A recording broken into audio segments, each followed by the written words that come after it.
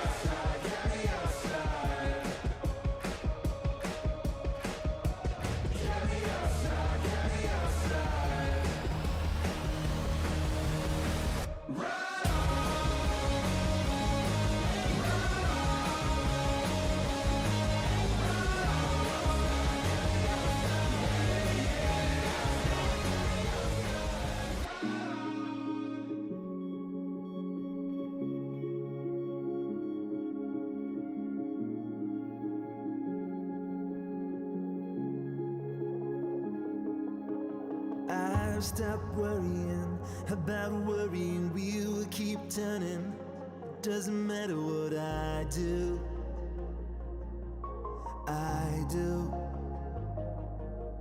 Trying to be open and keep my head up to words not spoken makes all the difference to me and you.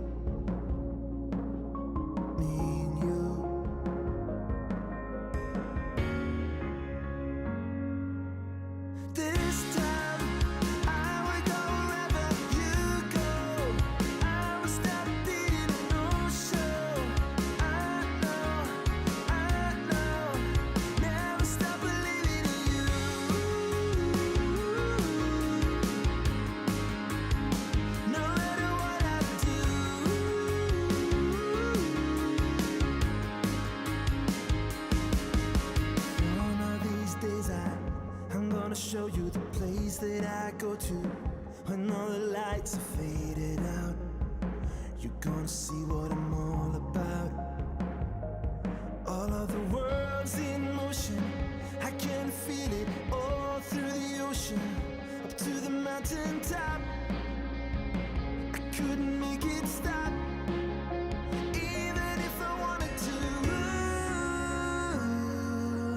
This time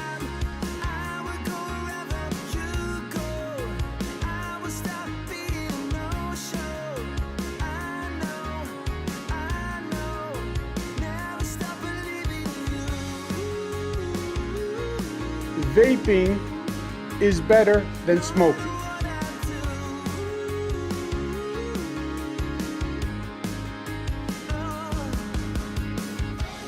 All of my life's been like a shotgun shell flying down in the dark. Never meaning to be as the heart. I stopped worrying about worrying. We will keep turning. It doesn't matter what I do. I do. This time I will go wherever you go. I will stop being no show. No, this time I will go wherever you go. I will stop being no show. I know, never stop believing in you.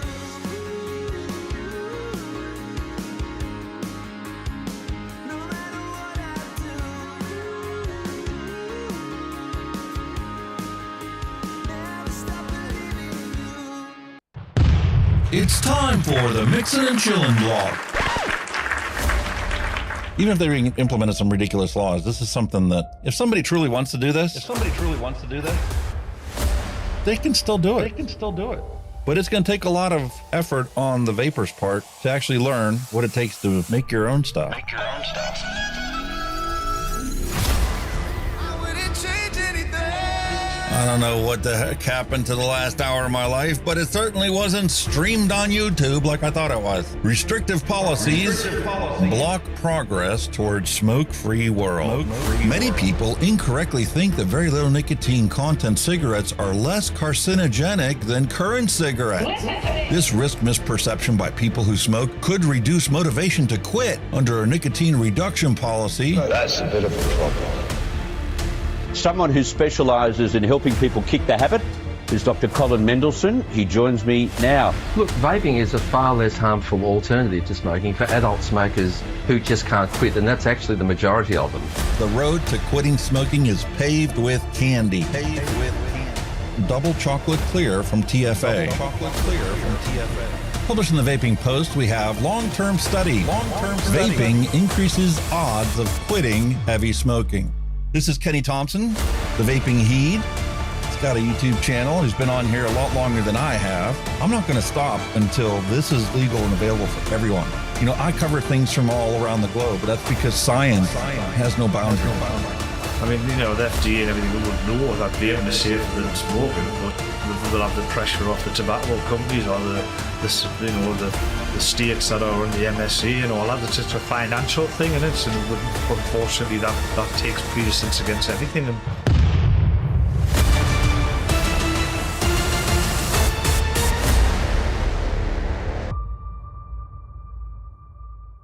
All of the things we went through. You just made my day.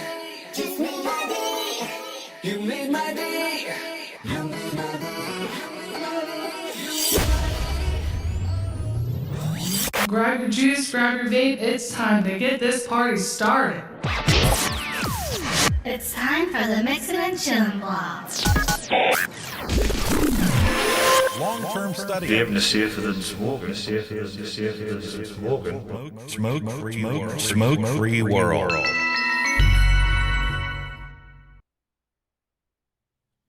Hello and welcome, everyone. Time for another episode of Mixing and Chilling.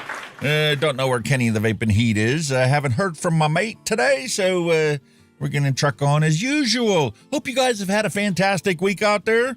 I finally got the Hellvape Dead Rabbit 4 RTA review up and published. And quite honestly, I was so impressed with it when I first toked on it. I was like, I'm done. There's no point in me, delaying this any longer. I mean, it's the best Dead Rabbit that's out there right now.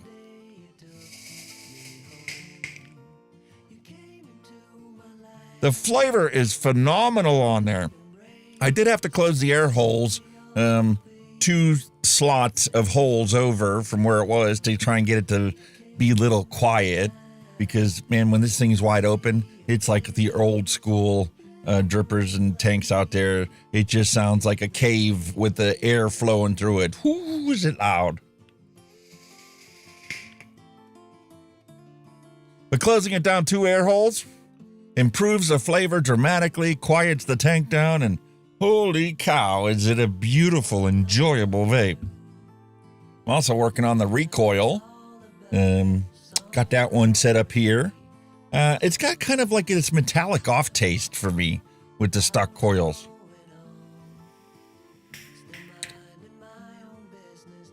It's a beautiful, flavorful vape, very restricted.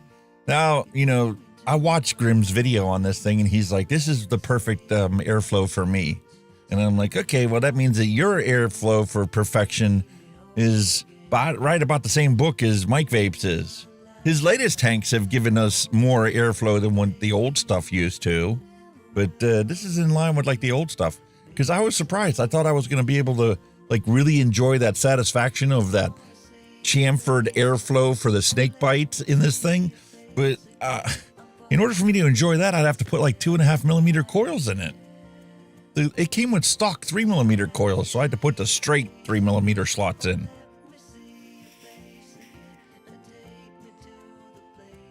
And I had to change the drip tip, put something a little taller on there. But it's a very enjoyable experience, nonetheless. Not quite what I thought it was going to be, but, you know, that's the way it goes sometimes. People design things based upon what their ideal is. And that's pretty much the same for everything in the world that we live in. I mean, everybody wants the best situation and circumstances for themselves. And if that means that other people are going to have to suffer, well, it's not a concern of anybody who gets what they want. We were having a conversation before the stream about, you know, economics, the laws of economics, and how, you know, anytime you have something out there, like perfect example is the automakers, right? You have the automakers in the United States, and they eventually whittled themselves down to just 3. It's a fundamental law of economics, you know, because of the way that the economics works. You know, you're rewarded for having the lowest prices and the most customers and satisfying the most customer needs, and when people can't keep up with you, so they end up closing. And then eventually, if it's allowed, you end up with a monopoly, and you get one choice, and you have to be grateful for it because you don't have any other choices. Amazon's working its way doing that by providing online customer service and online everything that you could possibly imagine wanting to buy. You search for it and they have it, and it shows up at your door the next day or 2 days later at the latest. Who can compete with that? Nobody can compete with that. Not even Walmart can compete with that model because, well, they only have so much retail space in their stores, and, you know, they play the retail game and they play the online game, and you can't be good at everything. You have to pick something and stick with it. You know, kind of like the old adage, you got to dance with the girl you brought. You can't be out there shopping around and trying to like make a bunch of people happy, because then nobody's going to be happy. And it's the same thing when you develop these tanks. You have to create a tank that is designed for a certain group of people. And Grimm did that with his recoil, his R3. And because there's no real airflow adjustment capability on this thing, you're stuck with that. And if you don't like it, well, it might not be for you.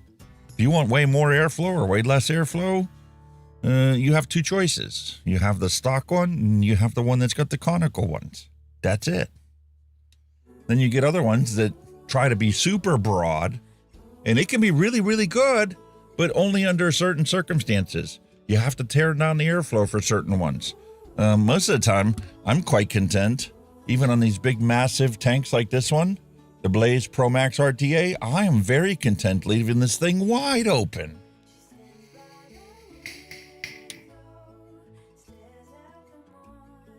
And I enjoy that more than I do these other ones. Just like the Steam Crave. When they came out with this one, you have massive adjustability in your airflow. But because you have that, you're never going to be the best flavor tank out there.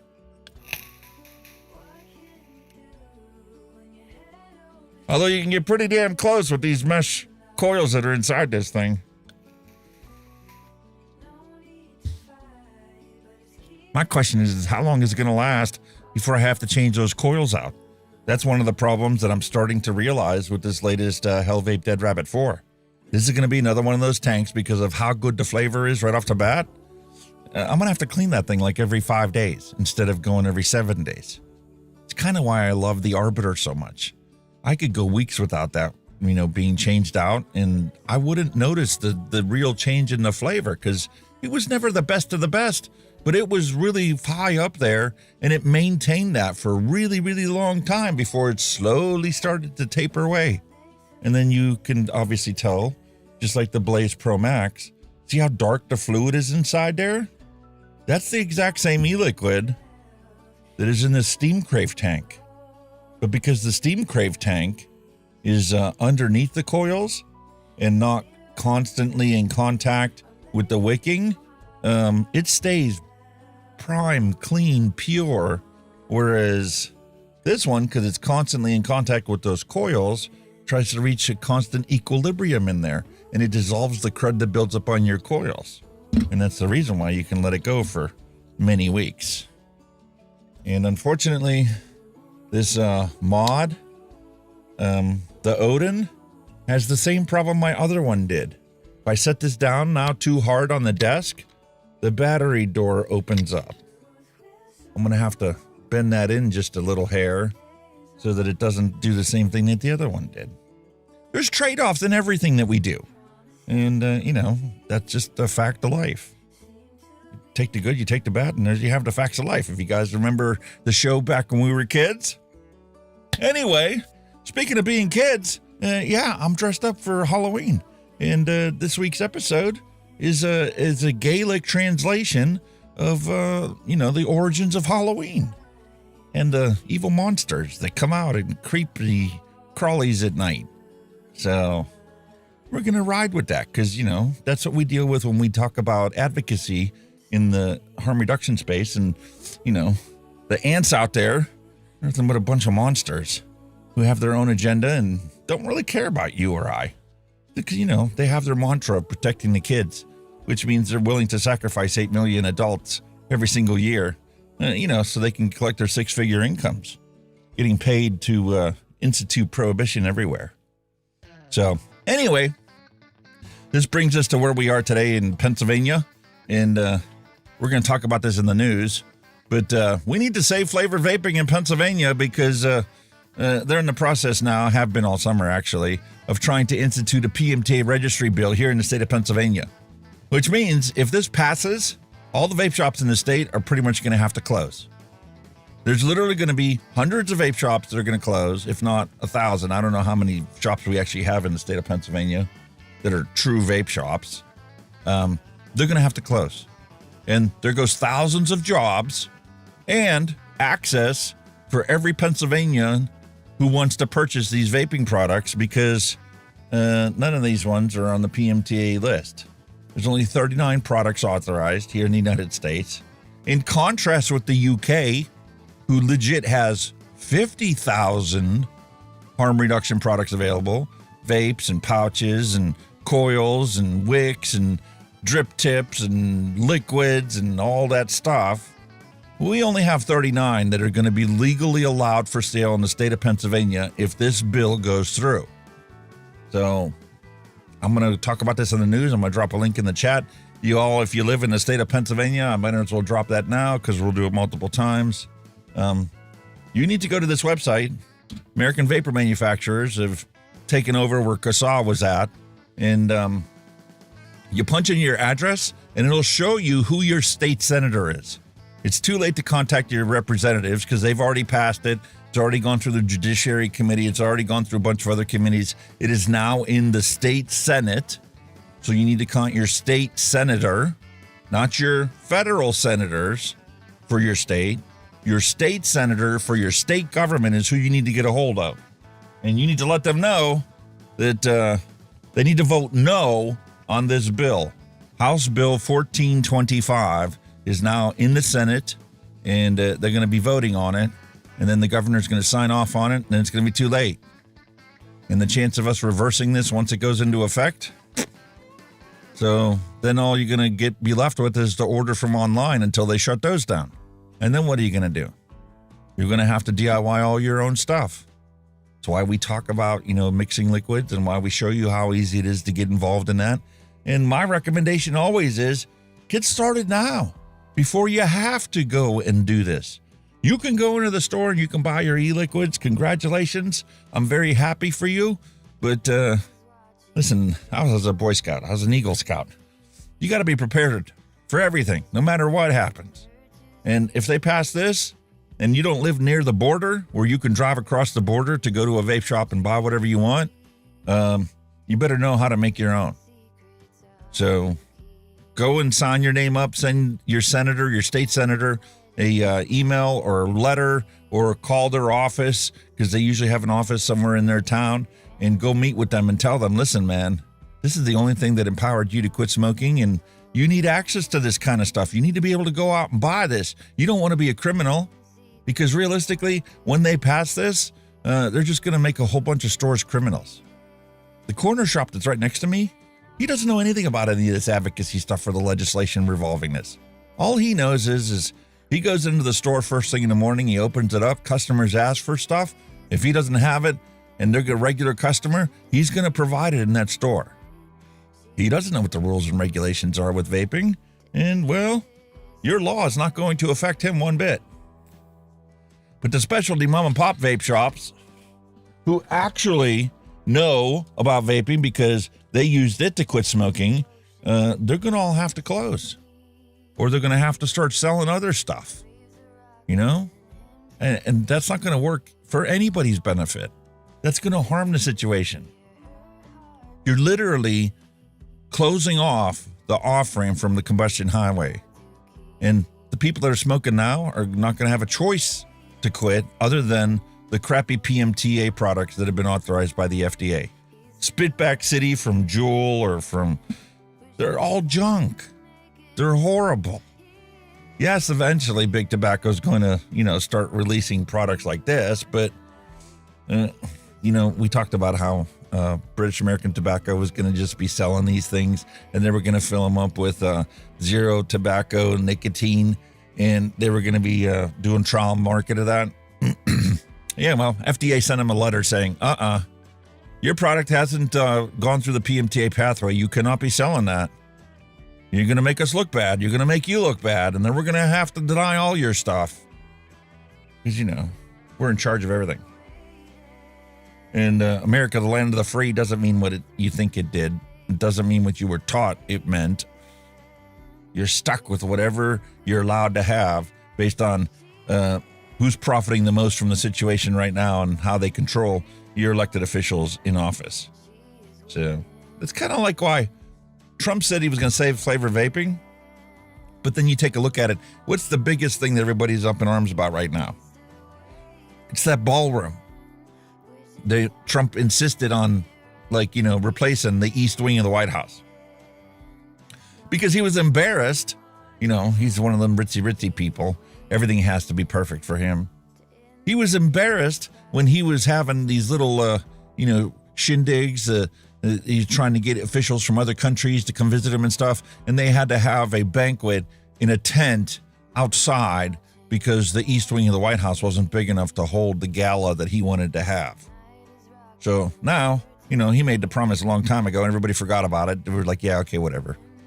Well, now he has the thing all completely torn down. He has numerous corporations that have donated to this cause to build a beautiful new East Wing of the White House, costing the taxpayers nothing except the fact that Trump's doing their bidding.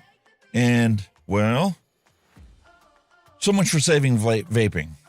Big Tobacco donated to have this ballroom built, and there goes you and my access to be able to obtain these things from local sources. We now have to order them directly from China, which is not illegal for you to do.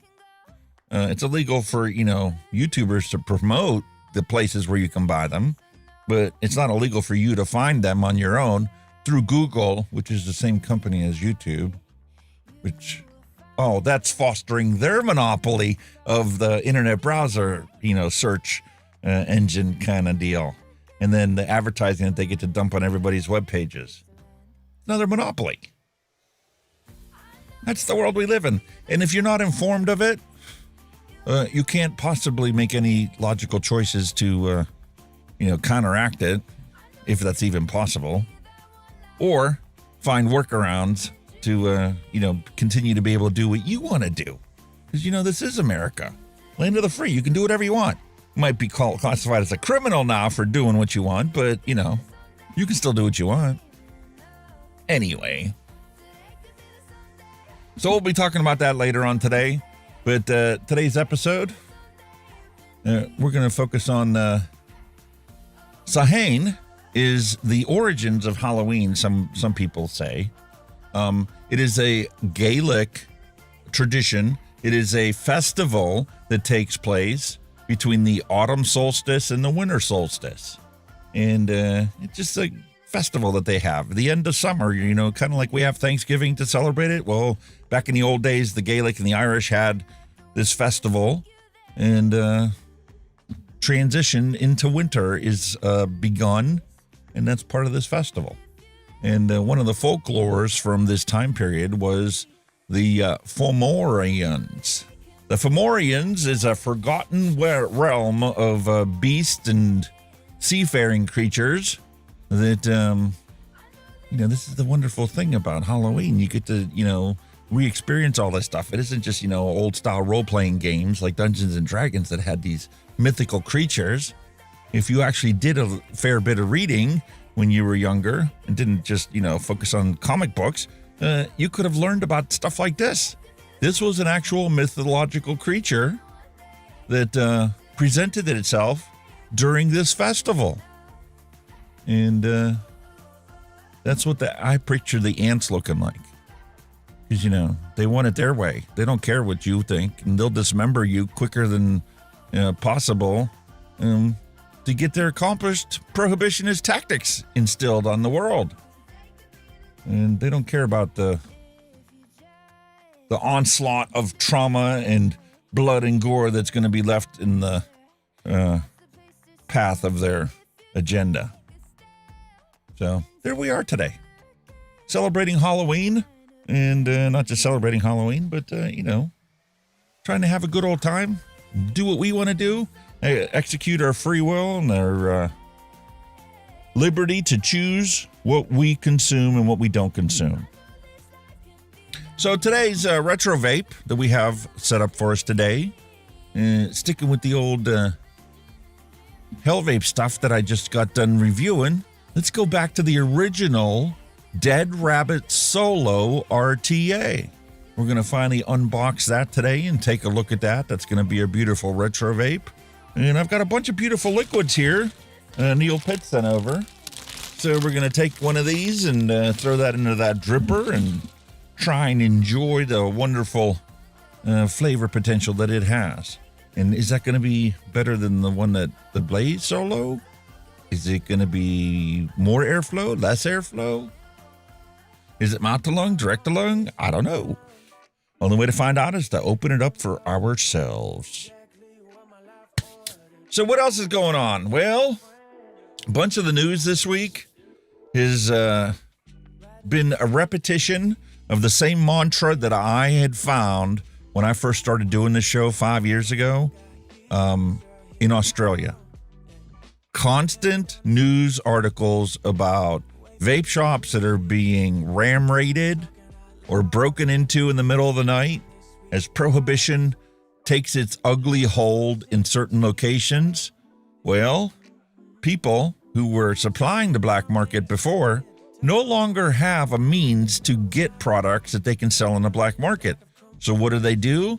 Well, they just simply, since they're already criminals, break into an existing vape shop and take all of their inventory for themselves, one by one, whittling them down into nothing and fostering this whole idea that, vape shops, we don't want them in our city, because no matter where you have a vape shop, man, there's always break-ins and criminal activity and gang activity And it won't be long before we're going to start seeing tobacconist firebombings here in the United States, just like there are in Australia. And I think they lost count of how many tobacco shops have been firebombed over there. I heard somebody say that there's up to like 300 of them now. But the Vape Advocacy website over there only has 250 listed. And I did find the post that they put up there that said that they were on 255 was the last count that they had published, but they didn't update their website with it. So what's it actually up to? I don't think anybody really knows. Because once things go into the black market, well, how are you going to keep track of it? Huh? It becomes impossible. No regulations apply to the black market products.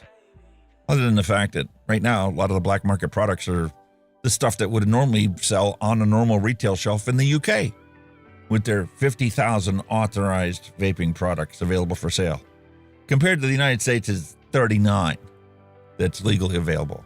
Meanwhile, the United States has, the FDA has authorized 16,974 combustible tobacco products available for sale. There's like 4,000 cigarette products, like 3,980 or something. There's cigars, there's hookah, there's pipe tobacco. That totals 16,000, over 16,000 combustible tobacco products that are authorized versus 39 vapes. I mean, they don't want to get rid of smoking. How can anybody that's a logical, reasonable, factual-based person come up with the conclusion that they actually want to eliminate smoking in this country? It's a lie, like a lot of the other stuff that we expose ourselves to every single day. But it is what it is. So anyway, I think it's time for us to roll the news bumper and take a look at some of this shenanigans that are going on out there.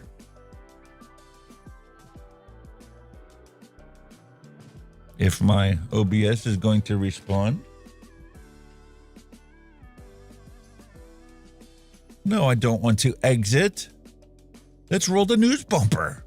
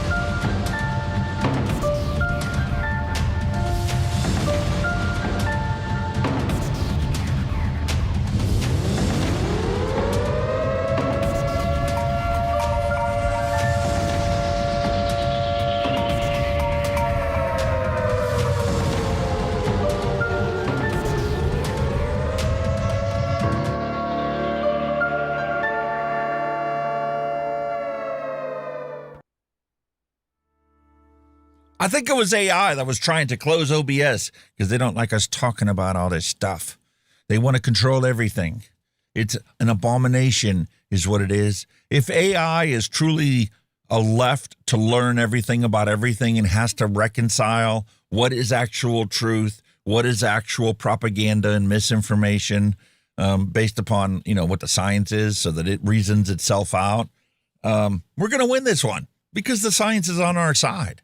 And it's easy to determine that the junk science that's out there, the fear-mongering science that's out there was purposely created for the propaganda agenda of the scary headlines that go into the news to foster the agenda of the prohibitionists. Meanwhile, the science is actually done to look at this and go, let's do this in an actual, realistic, recreatable, translatable scientific study.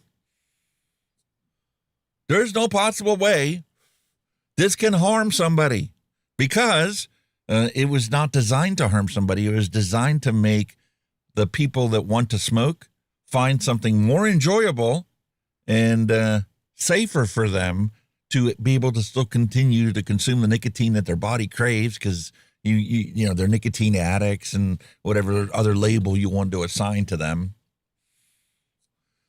But realistically, the science is on our side. We're going to win this one. If you strictly look at it from a logical perspective, this whole House Bill 1425 is part of the economic monopolization of the state of Pennsylvania and handing the entire harm reduction market over to big tobacco. You can't prove it any other way. This is not about protecting the children. This is not simply about tax money. This is about handing the entire market over to big tobacco. And if you trace the money, I'm sure you're going to find the lobbyist, because this is the same type of language they're doing in 26 other states in the United States this year. And it's the same that they did the last year and the year before. And see, the problem is, advocates like me are far and few in between. We're a rare breed. We literally sacrifice our own money. 20 grand I've invested into the studio so far, into the advocacy and the cost of operating this for the last 5 years. And I have no desire to get any of that back. Would it be nice? Yes. But I have no expectation of that because I know I am, in the David and Goliath scenario, the little guy that's going to be squashed away. At least that's what they're trying to do. And I'm keeping my neutrality by not opening or operating my own vape shop. I would love to, but you're a fool if you open up a vape shop in the regulatory environment that we live in today. They legit want to stomp out every vape shop that there is out there and only sell the 39 PMTA authorized products in the state of Pennsylvania. Now, how is any shop supposed to be able to compete when those 39 products are sold at every gas station and convenience store across the entire state? There's no way to compete. There's no way for you to have a viable business model unless you diversify and sell a bunch of other stuff. But then, are you really even a vape shop? Are you really even an old school vape shop?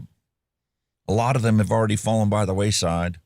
And I need you guys, if you live in the state of Pennsylvania, to contact your state senator and tell them, vote no on House Bill 1425. Attention everyone.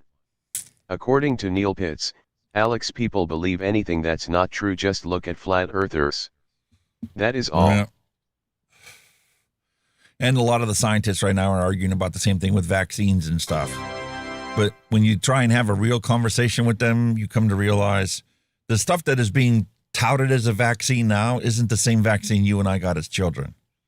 You can argue about the safety and efficacy of the vaccines we used to have versus the efficacy of the vaccines that they're pushing nowadays, and how, well, the vaccine that we got to prevent polio actually stopped you from getting polio versus the vaccines that you get nowadays that don't actually do anything.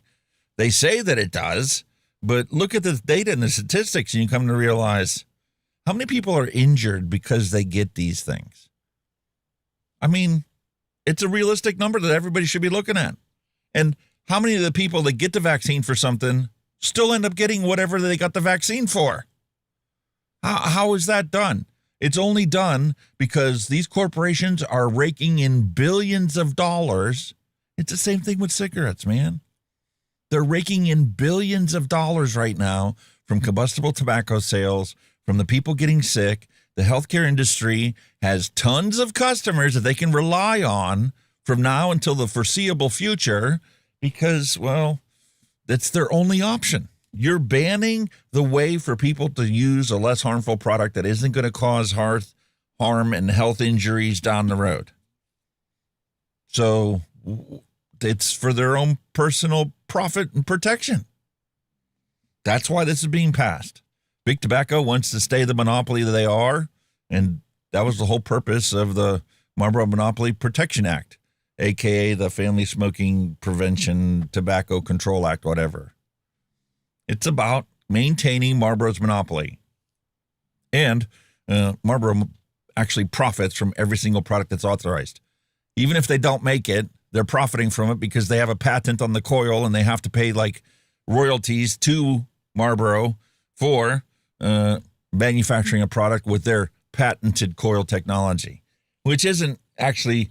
I was watching a review or a advocacy program from Steve, who does computer reviews and stuff, and he was talking about how the whole thing is a shady deal right now in the technology industry and sphere, because what you're doing is you're legit having people like IBM and AMD and NVIDIA and all the tech companies legit buying shares of each other and doing services for each other, which is, he equated the example as in you have somebody like NVIDIA who basically is tasked with digging a hole, and AMD is tasked with filling that hole, and they pay each other money to make their books look really good, that they're having all this economic activity and all this revenue, right?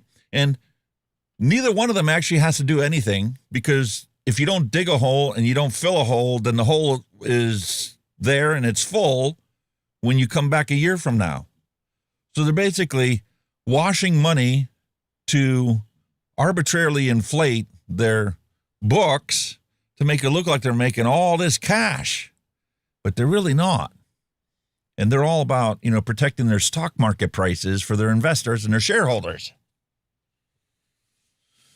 Oh, what a world we live in. But there's my advocacy bit for state of Pennsylvania. If you live here, contact your state senator and tell them to vote no on this House bill. Otherwise, you're not going to be able to buy vaping products from a vape store in the state of Pennsylvania. You're only going to be allowed to buy PMTA authorized products, or you're going to have to shop online. And, eventually they're going to crack down on that too. They already banned it, but it's ridiculous. We were having a conversation before the show started about AI and about how they can't even get autocorrect to work the way it's supposed to work, right? Autocorrect is supposed to correct errors and check your grammar and stuff like that. Cloud Chucker, hello and welcome. But here, after all these decades, I'd still say that autocorrect makes more mistakes than it could possibly have ever fixed. AI is no different. AI that's controlled by Google is what's actually determining what is harmful and dangerous content on YouTube.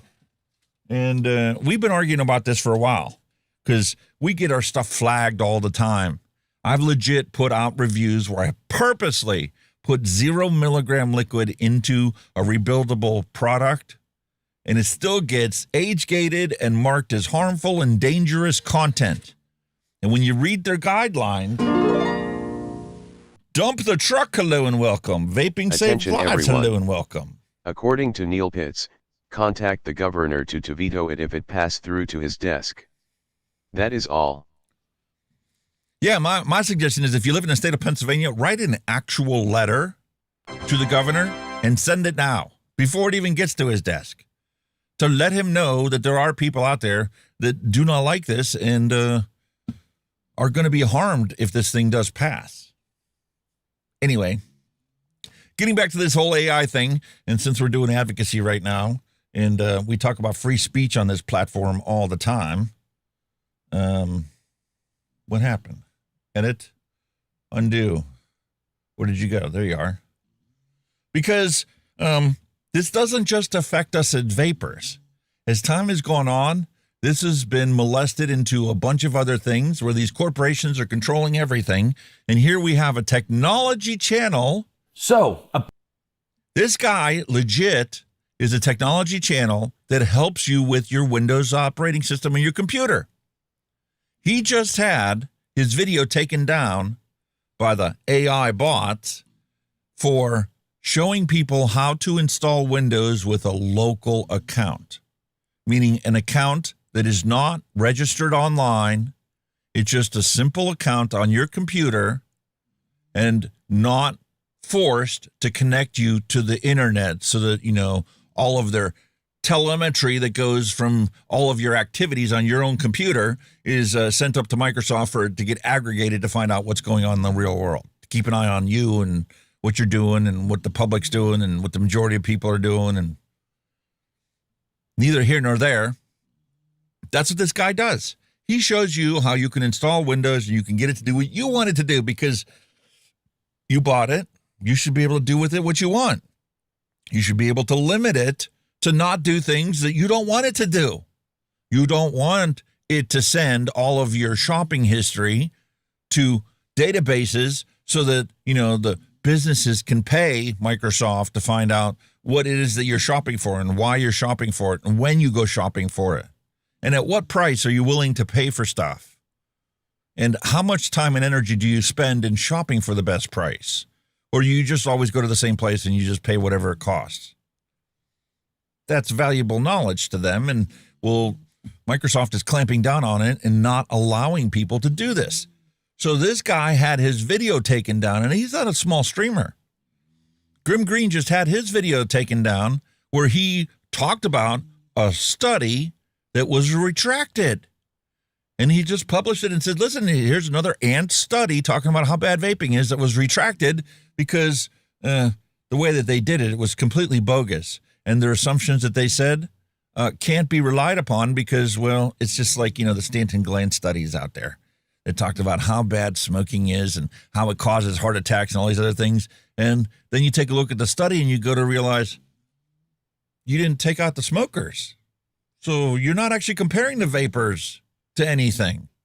You're just including all the harm in one group that the vapors are a part of, and you took the vapors out of the other part, and there's more people in this group, so therefore there's going to be more people that get heart attacks and strokes. People smoke for, decades upon decades. And, they're not going to be able to completely reverse the harm that they did in 3, 4, 5 decades of smoking just because, they were vaping for a year and they still had a heart attack. You can't blame it on the vape. So the study was retracted and Grimm's video was taken down. And fortunately, Nick was able to get a hold of a real person and it was able to get his overturned and his videos back up and, perfectly fine. But this guy hasn't been able to get a hold of anybody to actually talk to. The people that he talked to is just like the people that I talk to whenever something gets age-gated or whatever done on my channel. It's an AI bot that replies and gets the content creator to feel good that they actually got a hold of somebody to talk to about it. Even though that, you put up a 40-minute content and they're able to reply to you in 2.5 seconds with a, no, sorry, the AI was right and your content is removed. What? How could you even looked and watched what I did, even if you know exactly when I did what I did, that you won't tell me what I did? How am I supposed to change my behavior if you won't tell me what I did or where I did it? How can I prevent from making the same mistake if you don't tell me what the mistake was that got it removed? Welcome to AI, folks.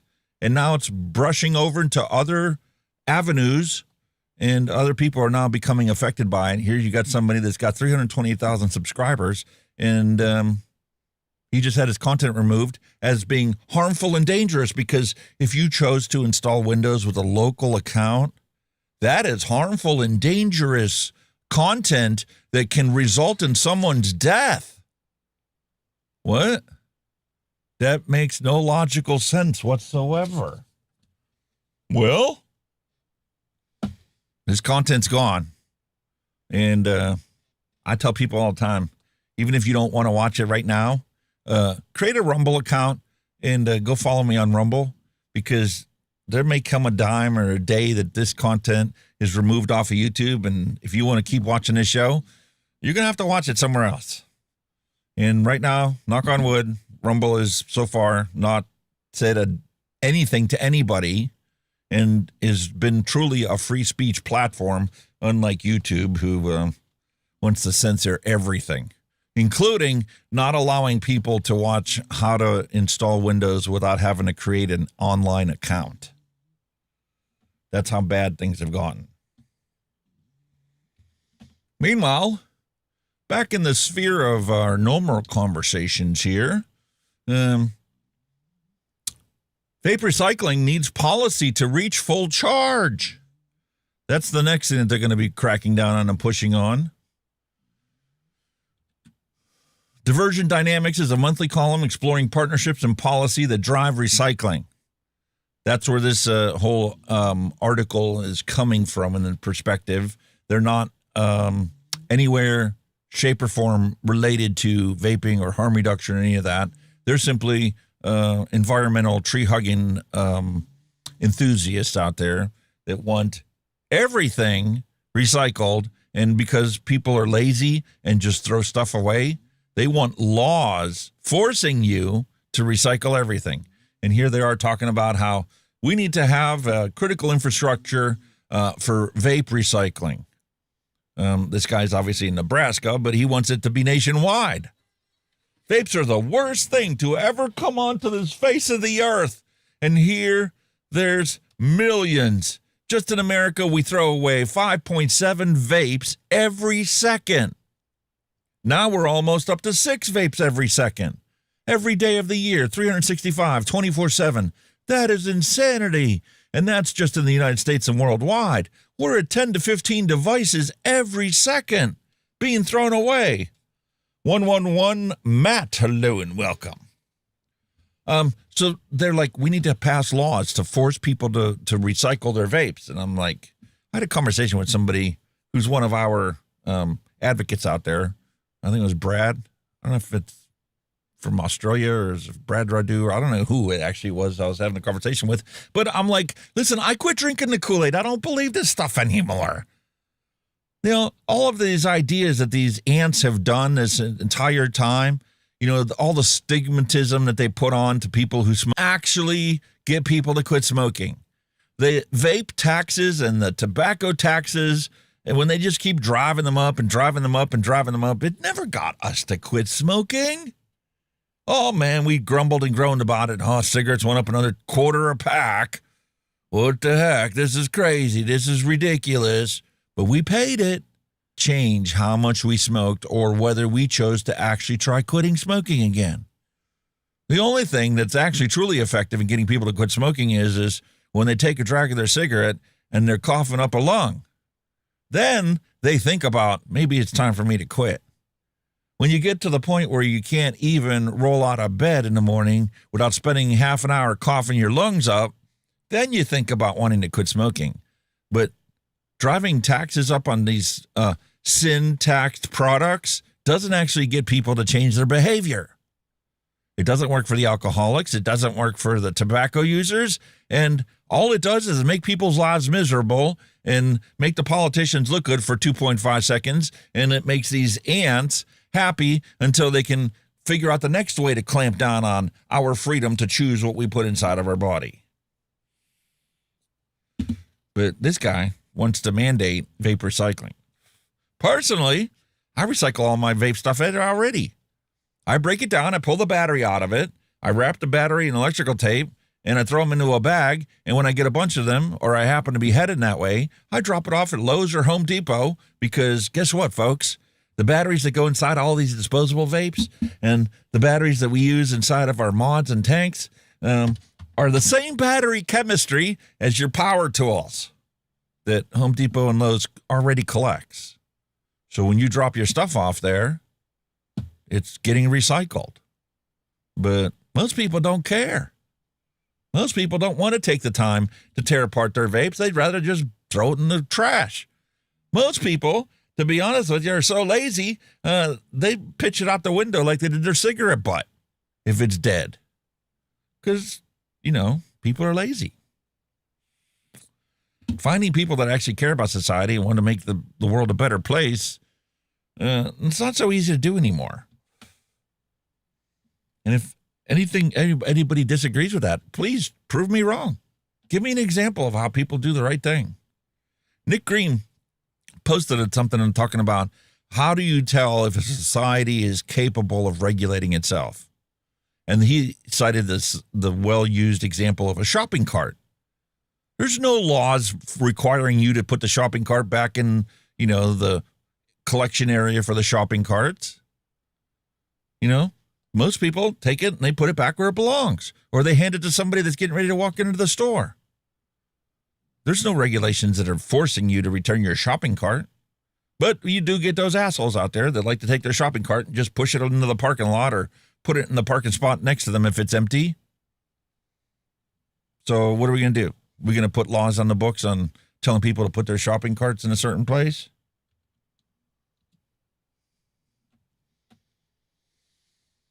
Poor Wisconsin. Wisconsin already passed their PMTA registry bill, and the fallout is starting to become a reality for a lot of the people that are living there. Behind Wisconsin's vape ban, lobbying, lawsuits, and lost sales. From Madison, Wisconsin, vape shop owners in Wisconsin are facing challenges due to the state law that bans most products from their shelves. Yeah, you're limited to the 39 FDA-authorized products. That's it. Have a nice day. They don't care how many people are going to continue smoking, how many people that quit smoking are going to go back to smoking. That wasn't part of their agenda, and that's not part of their narrative, and you're not allowed to talk about it. This has resulted in a loss of customers and forced some shops to close.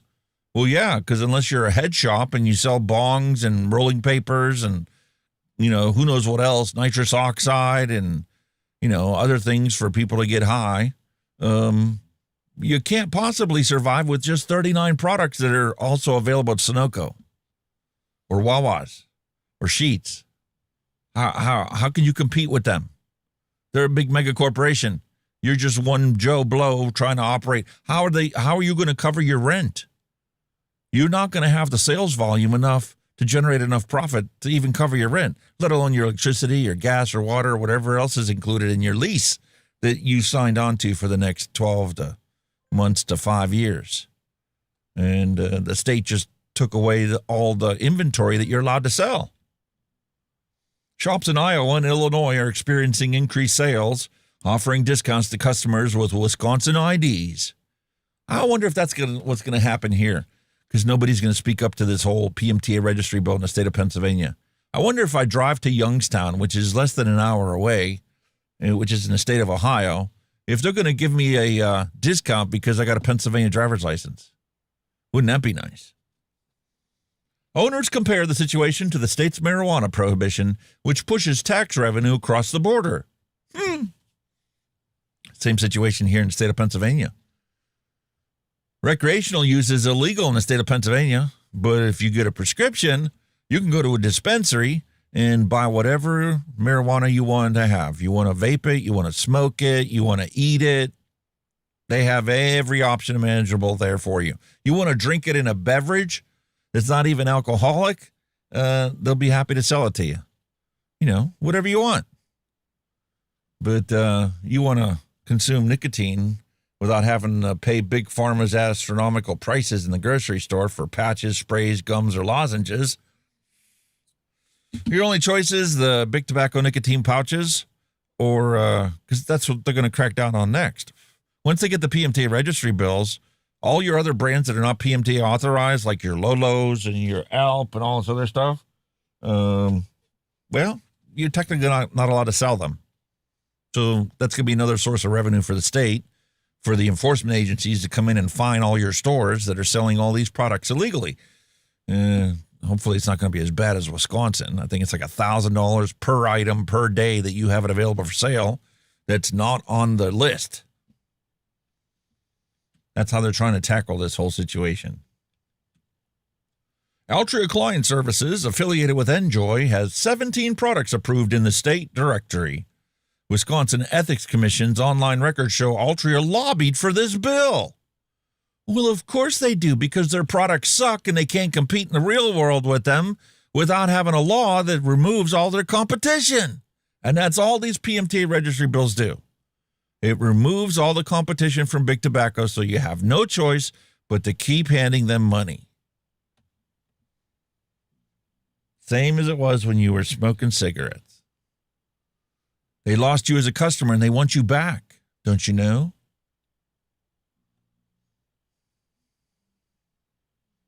Here's our obligatory commercial. Are you ready?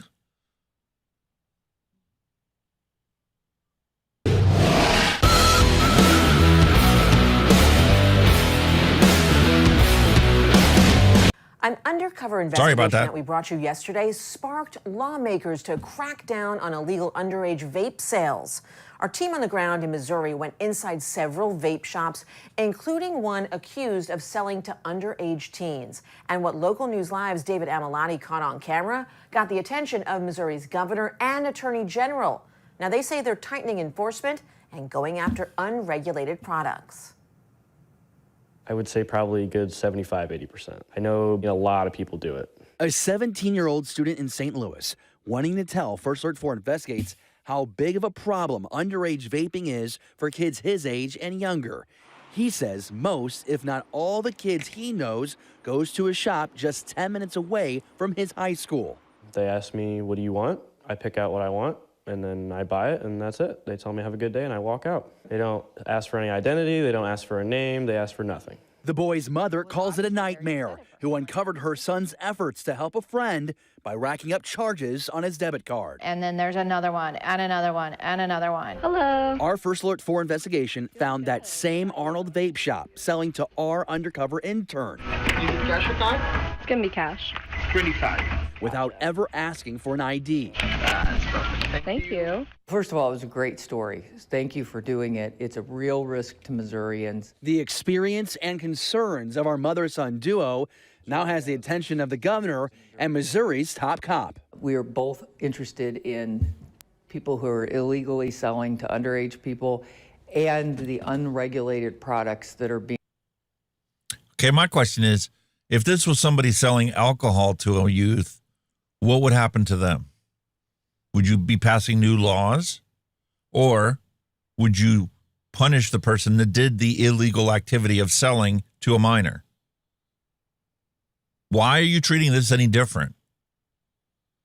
being sold in convenience stores. Attorney General Catherine Hanaway says her office is now preparing a statewide initiative to go after unregulated and illegal sales, including vape products and other substances being sold to minors. Delta 8, THCA, it's a real threat because they aren't tested, they aren't regulated, they aren't taxed, and they're getting sold to minors. Well, actually, I watched your interview and you did a great The only thing she's worried about is her tax money. job on that piece, because I think most people don't realize it was that easy. We need to make sure the enforcement is there so that if people are selling those products, they understand you can't sell it to a minor. Governor Mike Kehoe says these are the same consequences as selling alcohol underage: fines and license removal. A lot of police departments don't want to be responsible for it, so they pass the buck to the ATC. The ATC passes you on to the FDA call line. A mother's called 3 times trying to get answers, gets ignored. You're right, we're short manpower, but reporting, not just your reporting, but parents letting us know what's going on so that we can go and target the shops. The governor says he supports the attorney general working on policy to step up inspections and hold shops accountable statewide, changes that could have national impacts. A lot of shops doing the right thing. You found that out in your own investigative reporting. We need to make sure we find the bad shops that aren't adhering, make sure they know that they're going to lose their license and their business is up for grabs if this happens. For the mother and son who first came forward, it's the first sign their story is making a difference. You need cash or card? It's gonna be cash. 25. It comes down to money. It's these shop owners want to make money. They know that that is where the population of the sales are going to come from, so they're going to allow it until they get in trouble. Penalties for a shop selling to minors increase with each offense. $25 for the first. How is that a deterrent for a shop? $25 fine for your first offense where you're caught selling to a child. Right? That's not going to stop any shop. Let's be realistic about it. It's 100 for the second, and Then it goes to 100? What? They could probably profit that from 5 more sales. That's not a deterrent. How is that a penalty? third and following offenses brings a $250 fine. What? That's it? $250? You could multiply those fines by 10 and maybe get people to think about following the law. The seller could also face fines. And on top of those, a retailer could get banned from doing business and face federal penalties. David Amilati, First Alert 4 Investigates. The owner of the vape shop in David's investigation says he's communicated with his employee that all customers must show ID and says his store is committed to following all federal laws, except if you technically follow the federal regulations, none of those products have marketing authorization in the United States. Oops. They make it so hard that if you actually wanted to follow the laws, to actually know what the laws are that you're supposed to follow. Go ask Grok how many regulations apply to somebody that wants to open up a shop. And they're going to tell you he doesn't know, and it's not possible to know them all. Because every single location's different. Your city might have an ordinance, your state, your county, your federal government has regulations, and the language is ambiguous on purpose. And you can thank lawyers for that, because lawyers are one of the biggest lobbies in Washington, D.C. No, I don't want your newsletter. Marin supervisors approve price hike for cigarettes and a ban on selling vapes in the county. What? You're banning the safer way to consume nicotine, but you're just jacking up the price on the products that are known to kill half of the people who use them? How does this make any sense to you whatsoever? After reviewing research, I'd love to see this research that you keep talking about that never are shown in your articles. After reviewing research on the use of tobacco products among Martin County youth, the county supervisors unanimously voted Tuesday to authorize an ordinance that would increase the price of cigarettes and ban the sales of vaping devices. Wait a minute. Youth cigarette smoking is now at a historic low. Like 1% of the kids nowadays actually smoke cigarettes. But you're going to ban the safer product from everyone in order to what? Make yourself feel good for 5 minutes? Or to hide the fact that somebody just gave you a wad of cash and they're now changing your agenda to include banning the less harmful products. It's crazy, dude. If given final approval by the board at its meeting November 18th, which was 10 days ago, the new law will allow cities and towns in Martin County to pass individual ordinances by July 1st. The countywide enforcement will start September 1 of next year. That would be followed by consent enforcement through existing agreements with the county sheriff's office to ensure compliance among retailers. Right. Because you really care about your residents. Not. Moving over to Tennessee. If the page will load. We have Tennessee also moving forward with vape shop regulations.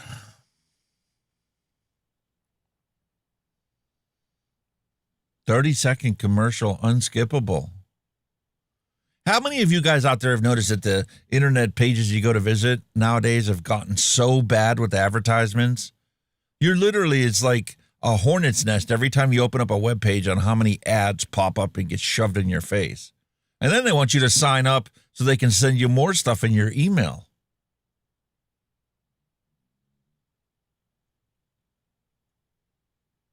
Oakland city leaders are moving forward with new regulations on vape shops. The Planning Commission voted Thursday to restrict where new shops can be built.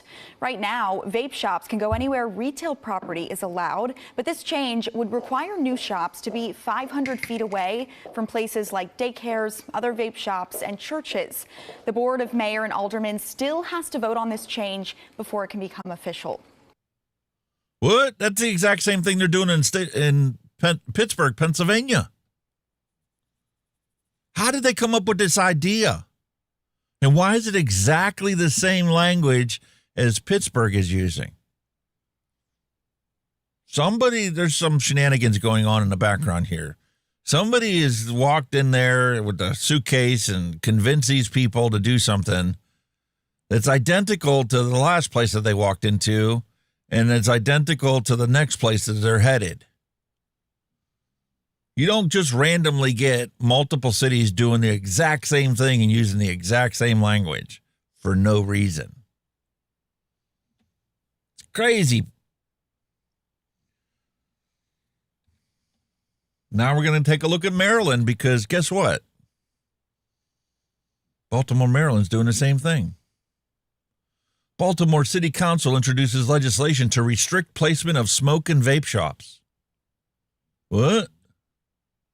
Following complaints from residents, sure, I bet there was a lot of people that complained, huh? In Baltimore City, members of Baltimore City Council unveiled a series of legislative measures on Monday to restrict placement of smoke and vape shops. One proposed bill would enforce stricter zoning rules on smoke shops, keeping them at least 1,500 feet apart. Another would restrict how bright store signage can be. It is not good for the neighborhoods. It is not good for the communities. It is not good for the children. And frankly, it is not good for business, Baltimore City Council President Zeke Cohen said. Well, Zeke, we know your number and we know who paid you to say that. It wasn't your own brilliant idea. You didn't pick up the newspaper and go, oh, look what Pittsburgh's doing. We got to do the same thing. Somebody walked in and said, here's what you need to enact, and here's why. Aiken County Council gives first reading approval of ordinance that would restrict vape shop locations. Isn't that just lovely? And don't you know the reason why that we need to have all these new regulations in every city across the state and across the country is because, well, vape shops are bad. Vape shops, they just lead to crime and violence.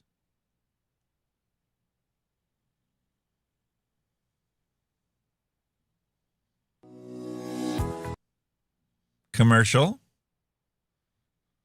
Fortunately, I was able to actually turn the volume off on this one. An argument over a vape price turns violent, and now federal. Hold on, that's too quiet. Try it again. An argument over a vape price turns violent, and now federal agents have joined the search for the suspect. Here's Alexa Ashwell with Maryland's Most Wanted. Betty Jean Smith is accused of attempting to stab a store owner, then slashing his tires. Records show she in fact has 2 open warrants out for her arrest, and now the U.S. Marshal Service needs your help tracking her down. July 8th, 2025, East Baltimore. Dispatch receives a 911 call from a convenience store here on North Charles Street. I have 25th and Charles for a common assault in progress at the tobacco store. Officers respond to Queen of Sheba Tobacco. Inside, the owner recounts how he says an argument with a female customer over payment of a vape turned violent. The suspect reportedly attempted to stab him. Investigators say during the argument, the woman attempted to run out of the store, and when the owner followed, she pulled out a knife and attempted to stab him. The owner reported that he was able to close the front door as the woman was lunging at him with the knife. Investigators say the knife hit the front door, and once closed, she then turned her attention to the owner's car, reportedly slashing his tires. The owner told police that that's when he went back outside. This time armed with pepper spray. The woman, he says, ran away, and that's when he called police. Responding officers reported CCTV footage, and the store's surveillance cameras corroborated the owner's story. I love how they're putting this Halloween music in the background of this robbery that took place at this store. It was at this point that investigators were tasked with identifying the female suspect. Investigators say they were able to track down a man who knew the woman, and detectives were even able to talk with her over the phone. The woman, they say, identifying herself as 35-year-old Betty Jean Smith. Investigators say Smith agreed to come talk with detectives, but failed to show up. This prompting detectives to do more digging. This prompting detectives to do more digging. Detectives, but failed to. 5-year-old Betty. Investigators say Smith agreed to. Wait a minute. Didn't we just read about how Baltimore wants to put these new regulations on the books to prevent vape shops from being so close together or near schools or all these other places? And now all of a sudden we have reports on the news in Baltimore about all these violent crimes that are taking place at vape shops? That can't possibly be a coordinated effort. To come talk with detectives, but failed to show up. this prompting detectives to do more digging. This prompted detectives to look more into her background. Investigators ran Smith's name through a database and found she was charged with theft from a Marshall's here on East Pratt Street at the Inner Harbor back in June, and a warrant had been issued for her arrest in September after records show she failed to appear in court. Investigators reviewed the body-worn camera footage from that theft and were able to obtain a clear visual of Smith in the video. Investigators say they compared Smith and the officer's body-worn camera footage with the suspect caught on surveillance in the tobacco shop attack and determined it was in fact Smith. Subsequently, a warrant was issued for Smith's arrest. Online record shows Smith has prior arrests involving drug possession and assault. The 35-year-old now with 2 open warrants for her arrest, including the alleged assault with a knife on a tobacco store owner. It's important that we locate and apprehend Smith. This is a situation where she's wanted for a violent crime. She previously agreed to meet with detectives regarding charges of another crime, and she failed to show up. It's because of this that we're asking the public's help to locate and apprehend her. Investigators say it's likely Smith is still in the greater Baltimore region, so take a good look. She's described as standing at about 5'6" and weighing approximately 160 pounds. Investigators warn she is known to have violent tendencies. If you have any information regarding Smith's whereabouts, you're asked to contact the U.S. Marshals Service. The number right here, 202-819-5058. It has been ages since I've watched a local news report. I refuse to actually watch this type of stuff because of the constant barrage of pharmaceutical advertisements. 90% of the advertisements I get to watch anytime that like my wife is like even watching a football game and we have to watch it on local TV instead of being able to stream it is all pharmaceutical advertisements. Turns my stomach to see all those ads. So I don't watch it.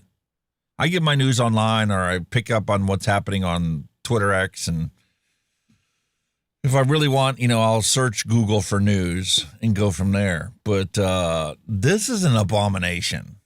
They are legit making it look like a crime show that my wife loves to watch. Just to promote their propaganda so that city council can get, the public's interest into, oh, yeah, we need to ban these vape shops.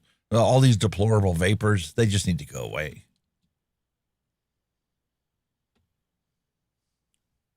How many times have we seen this picture? That girl's probably applying for Social Security next year. As many times as we've seen her. Findlay considers a halt on vape shops. Findlay Council has been asked to put a temporary halt on the establishment of new vape, smoke, and hemp retail stores in the city. Because, Findlay, Ohio, they legalized it for recreational purposes. Legislation to enact a 12-month moratorium on the retailers was introduced to City Council at its regular meeting on Tuesday at the request of Eric Adams, the zoning administrator for the city. Oh, so we need to look at Eric Adams' personal financial history to determine who gave him the suitcase of cash that City Council is now going to introduce a brand new ordinance. Is that what you're saying? The stay would not affect licensed marijuana dispensaries. Of course. Why would it? Just, the places where people can find an off-ramp from the combustible tobacco highway. Those are the shops we got to ban. You can still, consume combustible marijuana anywhere because, we're making a boatload of cash off of that, so it's okay. But we're not making any money on the vapes, so we need to ban them. That's what this boils down to, right? Prove me wrong. Please, somebody prove me wrong. I would love to be proven wrong.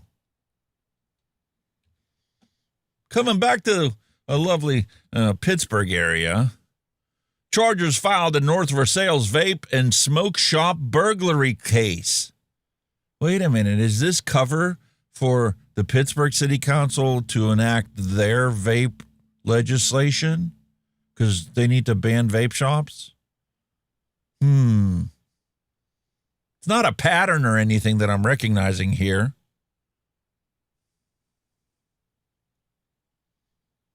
See how loud CBS is.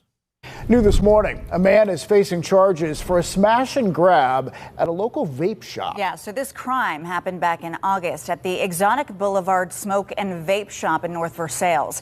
While police now say 19-year-old Sean Stitt stole from that store and got away in a stolen car. A month later, Stitt was arrested when police say he was found inside another stolen car. Now, authorities were able to connect him to the incident in North Versailles because he was allegedly bragging about what he did over text messages. He is in the Allegheny County Jail right now. Beautiful. Your perfect style is more than a... Beautiful. Just what we need to encourage the councilman to pass more ridiculous ordinances against the single best way to quit smoking. For it to happen again, Cedar Park vape shop owner speaks out after repeated break-ins. Surveillance footage shows at least 4 masked individuals crashing a car into the shop's entrance before fleeing on foot from the scene.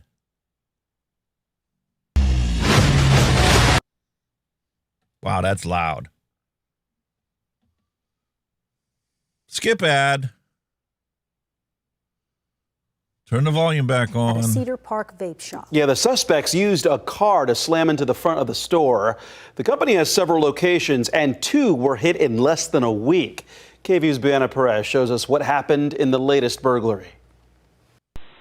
They went from using rocks to throw through our window to cars, so. Surveillance video shows the moment at least 4 masked suspects rammed a car into Drip and Rip Vape's shop in Cedar Park early Tuesday morning. We just restocked these, but they took every one of those. Co-owner Lacey Hobble still reeling from the incident, saying the 2-minute ordeal left extensive damages to the building. Seeing the damage, you know, that's somebody's taking food out of your mouth. They're taking everything from you. I mean, we're constantly growing. We haven't stopped growing since we opened in 2014. Every bit of our money goes back into our business so we can continue to grow the business. Shop owners say this kind of break-in is becoming too familiar. Just over a week ago, another one of their shops, this one located in Pflugerville, was hit the exact same way. They say it's a pattern that's becoming too common for them.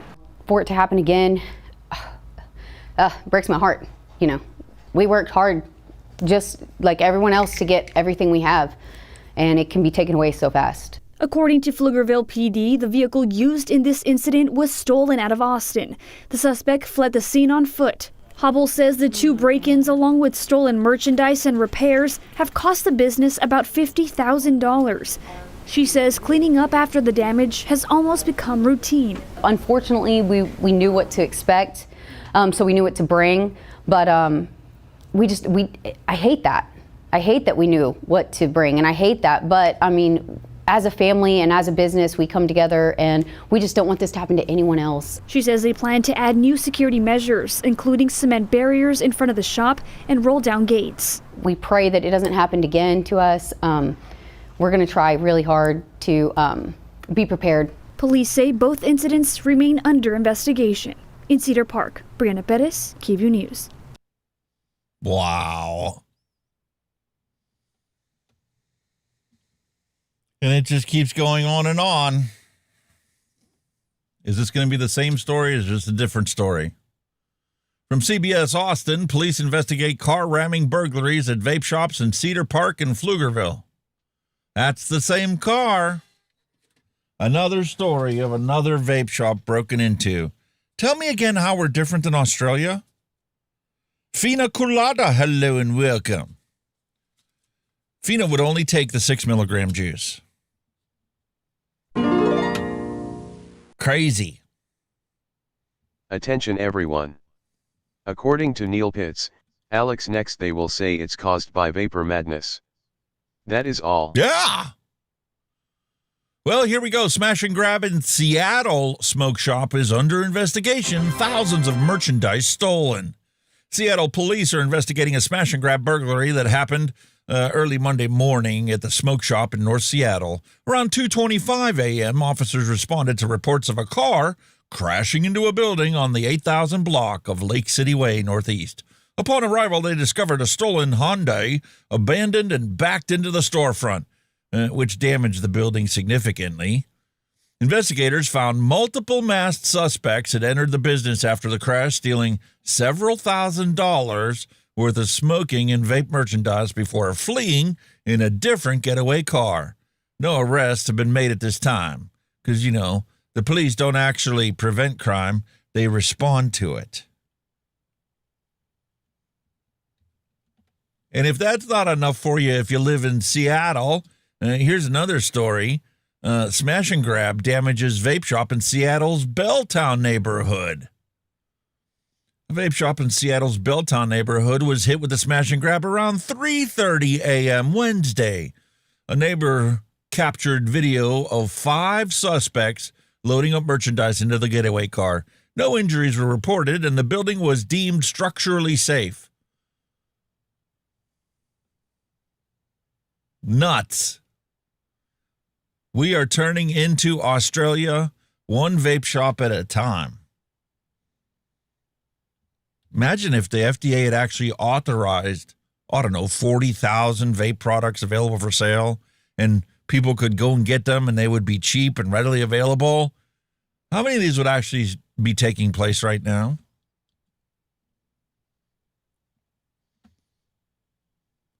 Co-op staff told the Boost promotion. Now we're jumping over to the UK, if you haven't figured out. Co-op staff told the Boost promotion of vapes after costly cyber attack, document shows.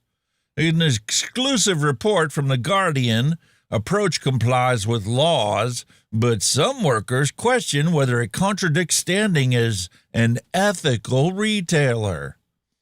The co-op has quietly told staff to boost promotion of vapes in an effort to win back customers and sales after a devastating cyber attack. The ethical retailer is making vapes more prominent in stores via new displays and additional advertising, according to an internal document seen by The Guardian. It is also stocking a bigger range of vapes and nicotine pouches.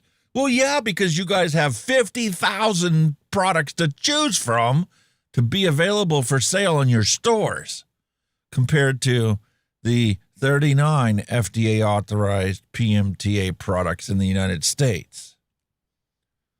Calling Power Up, Focus Sprint, cigs, tobacco, and vape, the document says sales haven't recovered compared to pre-cyber attack. In the section headed, Why do we need to focus on this category? It says there are 1 million pounds of missing sales per week and 100,000 fewer transactions because you didn't protect yourself against cybercrime. We know at least 40% of this is customers forming a new habit, shopping elsewhere as they wouldn't go without their cigarettes, tobacco, or vapes. This means we've also lost sales from what would have been in their basket besides their vape. The co-op's approach to selling vape products in its more than 2,000 grocery stores complies with UK legislation and government guidelines, but staff raised concerns about whether it is contrary to its standing as an ethical retailer.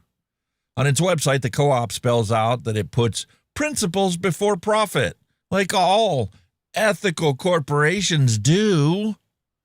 It says, as well as having a clear financial and operational objective and employing 54,000 people, we're a recognized leader from our social goals and community-led programs. Okay, well, selling vapes is actually a very ethical thing to do as long as your goal is to stop the people dying from smoking cigarettes. Why does nobody ever talk about that? Even Juul, who's taken the bad rap this whole time, is coming out and finally pushing for Juul 2 to be sold everywhere. Because, the whole problem with Juul is all the kids are using Juuls. They're Juulin. It's a new language that was formed by somebody creating a product that actually eliminated cigarette smoking. And, well, kids decided that, why should I kill myself with a cigarette if I can just get a nick buzz off of a vape? And with Juul having 59 milligram cartridges, of course you're going to get a buzz from that. And it doesn't take very many tokes before you feel it. After being heavily implicated in the teen vaping crisis, including years of legal battles and agreeing to pay out over $1.7 billion in claims of misleading advertising. Many assume Juul Labs was a relic of the past. Now the company is trying to rise from the ashes of controversy and get back to its original mission, with its original founders buying back Juul from Big Tobacco. I was kind of shocked about that. Juka posted something as a reply to somebody else talking about Juul, and I'm like, what?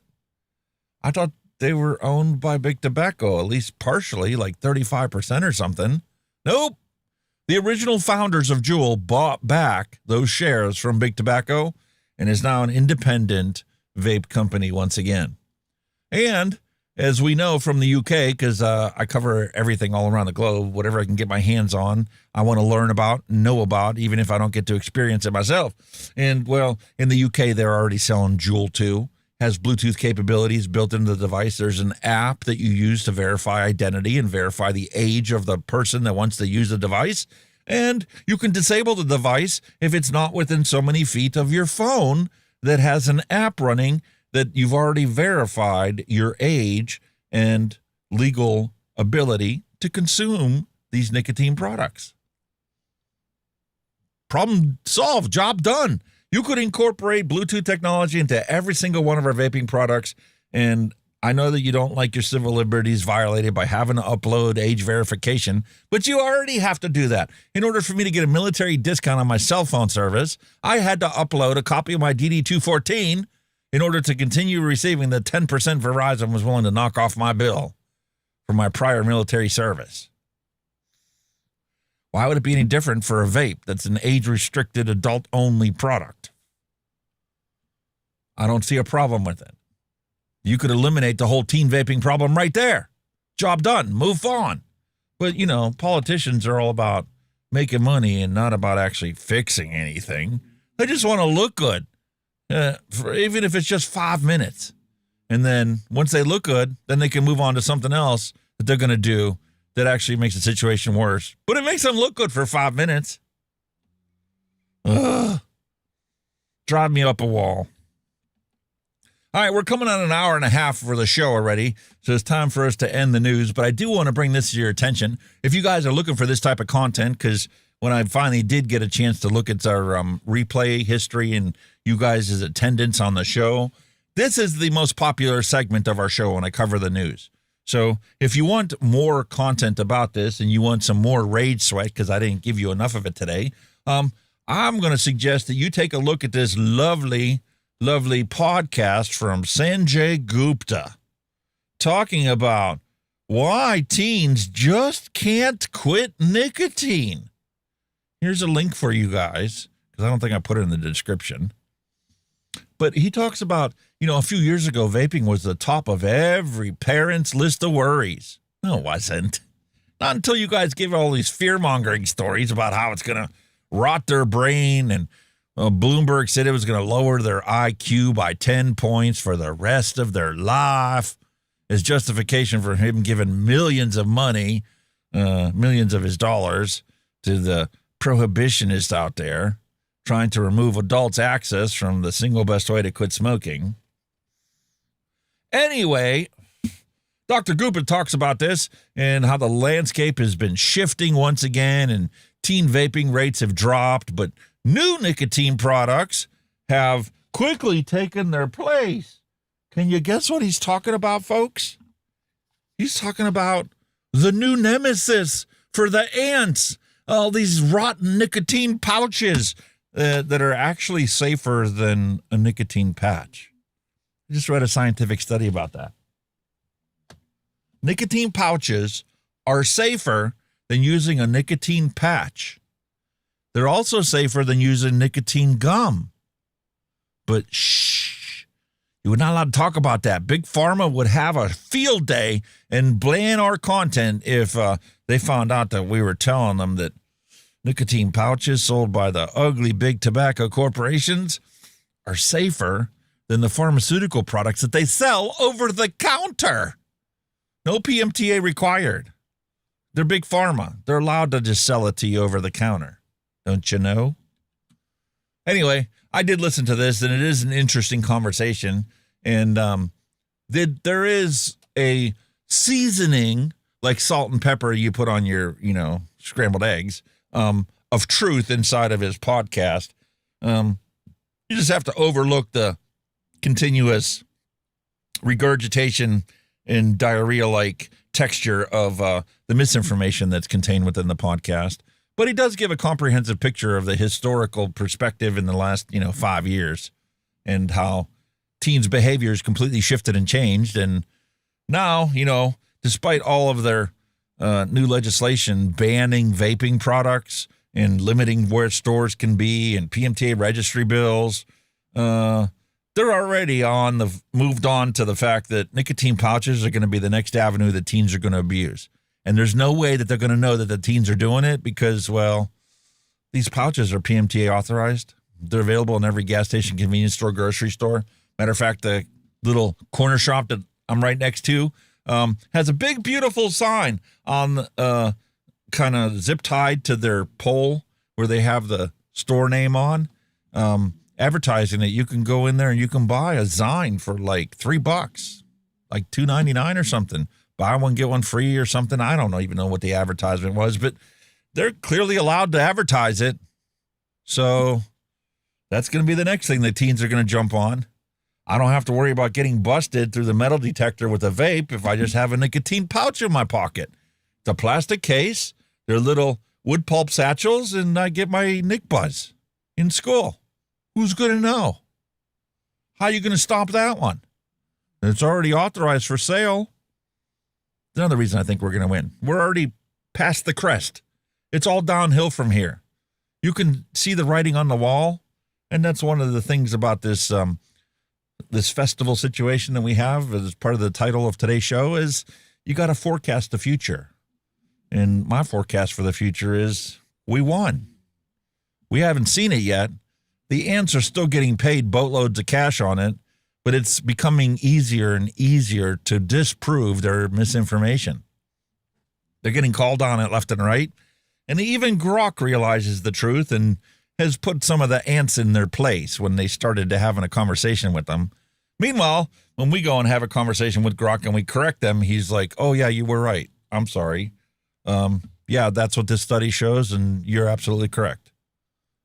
Because, see, they keep blaming us for saying that it's a totally safe product. Listen, it's not safe for you to walk outside your front door and try and cross the street. Nobody ever thinks anything is 100% safe. That's a fact. And that wraps up our news for today. And Kenny's still not here. I don't know what's going on with that dude. Hope he's all right. Probably just having a late bus run. But man, was there a definitive pattern in the news this week. Nothing but constant stories of vape shops that have been getting broken into, cities that are now passing these vape regulations, and no coverage about the Pennsylvania PMTA registry bill that's been sitting in legislation all year long. Nor did I hear anything about it passing into the Senate. If it wasn't for Vapor Technology Association, I wouldn't know anything about it. And I actually came across that as a advertisement on Facebook when I was scrolling. But I had to do it as Hunky Vape, not as myself, to come across it. I don't understand this stuff. The world that we live in is just so backwards. Unlike this Caliburn. Thank you, Neil. I really appreciate you sending this over. My wife hated the lemon pie that's in this as the liquid, but she really loved the hand feel of this. And she was reminded because I also used that Freemax Max Pod and filled it up. I'm like, what do you think of these two? Don't they feel like pretty much similar? She was like, yeah, this one's fatter. This one is bigger. I like the other one because it fits within the actual palm of my hand. It doesn't stick out like this one. She's like, I'm going to keep that Max Pod one. I'm like, oh, okay. It was yours to begin with. You handed it over to me after I bought 2 cases of pods to go in it. You decided that you would rather have your disposables. Free Ride Vapor, hello and welcome. All right, folks, time for us to move on to our adult beverage review. So without further ado,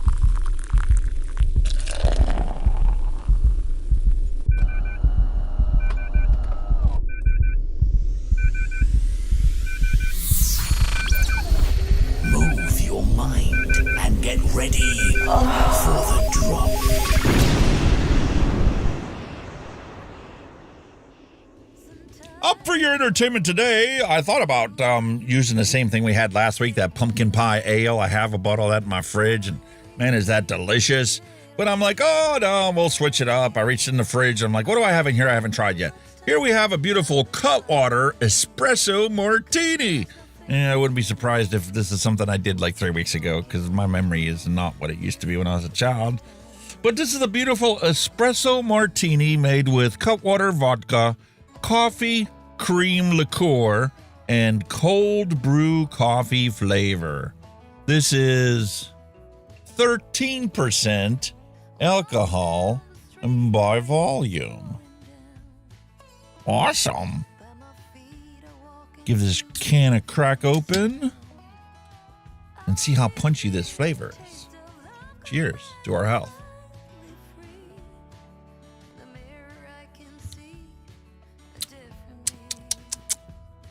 Wow, that's actually really good. I expected that to be as punchy alcohol as the White Russian that we had a while back. This one, that coffee flavor is very paramount in there. It does have a very creamy texture to it. You can tell that it's an alcoholic beverage, but the alcohol in there is not overwhelming. And it kind of leaves like this chocolate finish as the mouthfeel to it, as your saliva washes those creams off of your palate. Very interesting.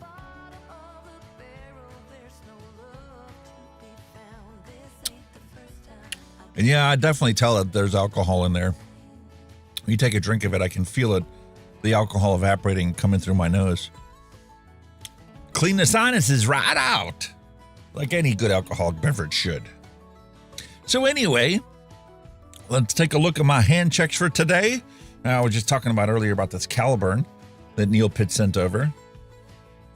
I'm really, really loving this. I totally see why this was such a popular device and why so many people for so long were talking about the Caliburn. Kind of makes me wish I would have had it way back when. But then again, I've got so many different devices and I've had them over time that right now it's just another piece of PodMod technology in my arsenal to compare them side by side with other devices. Kind of like this VC Now. This is the new PodMod system that was just released by Hellvape. This is our VC Now series to follow the VC1. The VC1 was basically a basic model PodMod system. The hand feel, it was the construction material was all plastic. This one is now a beautiful, heavy, metallic feeling, like your old school Motorola phones. And the styling on this is definitely high end. Fit and finish on here is like primo class. And the display is much better than the other one too. And I like how it doesn't constantly light up every time you use it. And it uses the same VC pods the other one does. Which is right here. See, this one's just a plastic body device. Okay. Why is it not working? Airflow, open. Oh, because it's a brand new pod. Let me swap pods.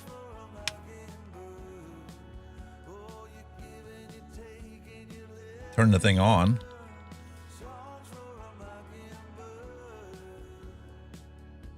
See how that one's got an animation on it?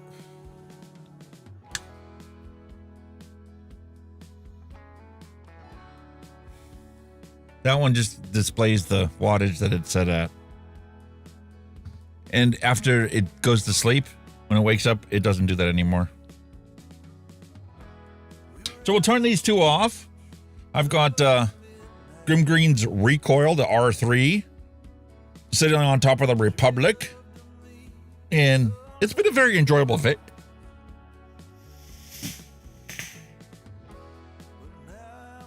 And I really love the Squonk mod.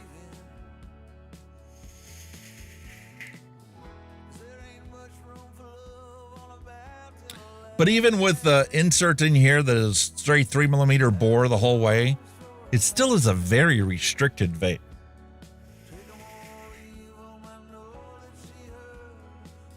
Flavor's really good, probably about an 8 out of a 10. I honestly think that the new Hellvape Dead Rabbit 4 has better flavor than that dripper.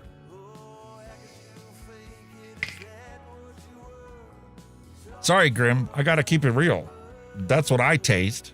You may taste differently because you're used to turning the airflow way down on this one. And that one, you have yours is set at your perfect airflow restriction.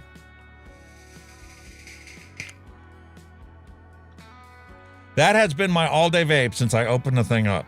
I carry it with me. I even put up a hand check on Twitter the other day when my wife and I were going out and about.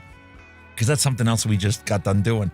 We took our dog. She's like, what are you doing Sunday? I'm like, I don't know. I got a bunch of stuff I still need to edit. But is Sunday your day off this week? She's like, yeah. I'm like, okay, well, I'm spending it with you. Whatever you want to do, we'll go do. I don't care what it is. She's like, I want to take the dogs trick-or-treating. I'm like, you want to what? Take the dogs trick-or-treating. I'm like, all right, where are we doing this at? She's like, PetSmart, where else? I'm like, oh, okay. Yeah, sure, let's take the dogs trick-or-treating. I don't care.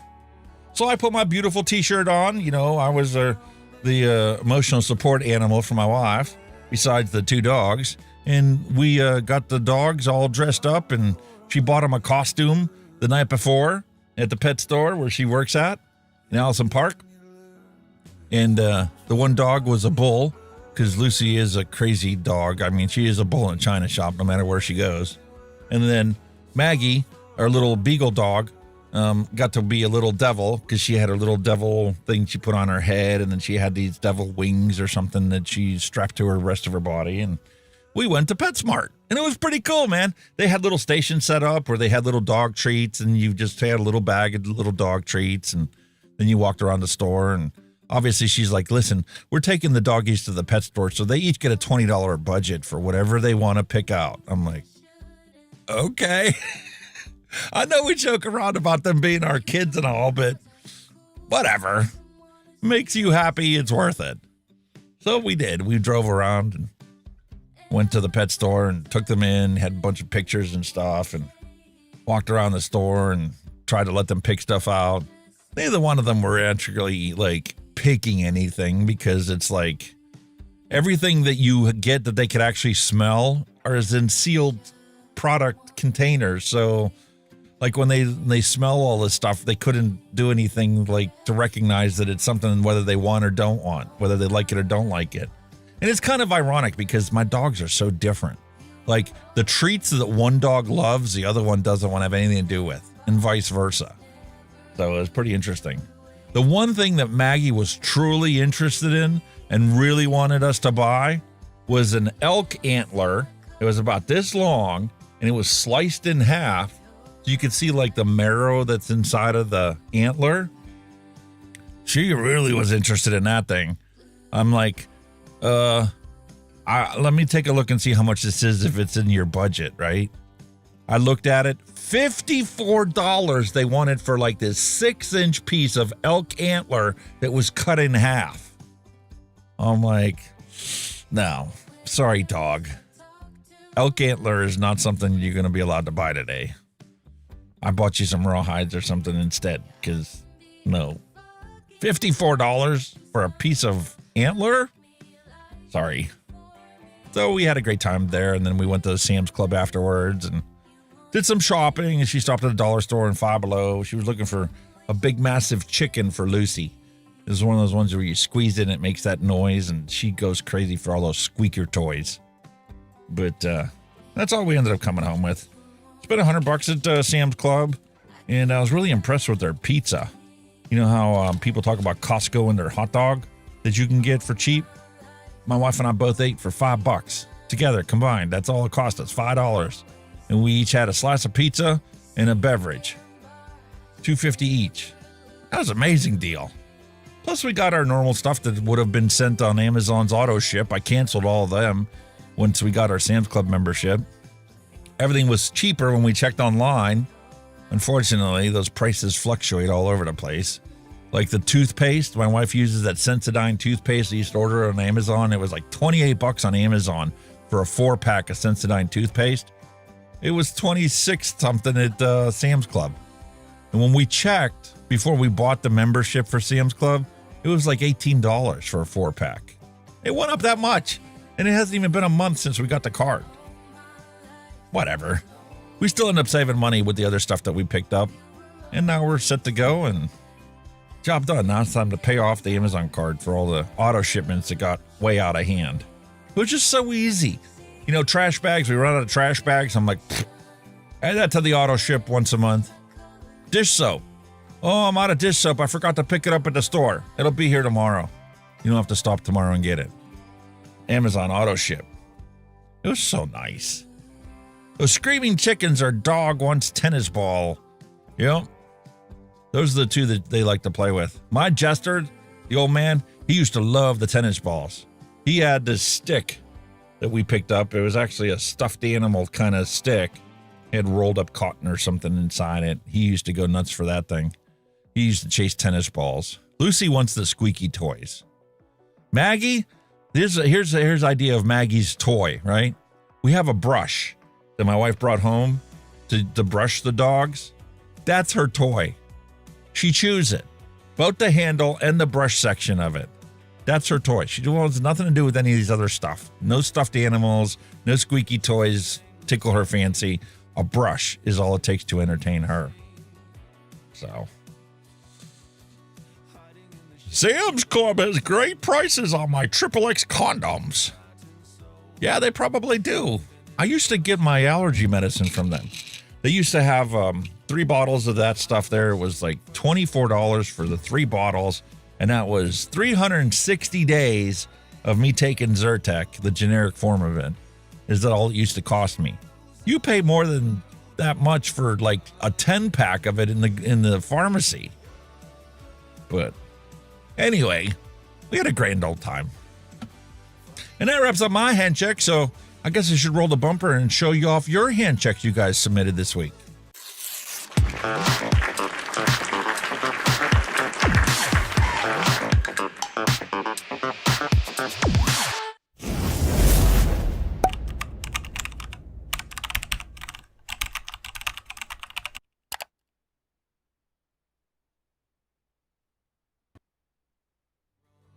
All right, I'm confused here because I downloaded a bunch of hand checks and they're not in the hand checks folder. Because I posted it on X. I showed off my hand check. We'll have to go find them. These are the ones that were posted to the Discord server. Here's Robert Lawyer's beautiful setup on there. He's got pumpkin spice.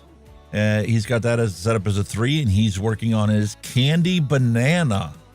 These are single flavor testings that he's using as a one-shot to create his single flavor e-liquid. Then we got a beautiful Lost Vape with an Arbiter on top. And we've got a V-God mod there. And what is that? Marin RDA on top of there. Very nice. Six Pack Kid. He has been working through trying to get his set up. Oh, where'd it go? Trying to get everything customized and matchy-matchy. That's pretty cool, man. Look at the intricate work on that side panel. That is gorgeous. Every 27 years, and there he has his recoil on it.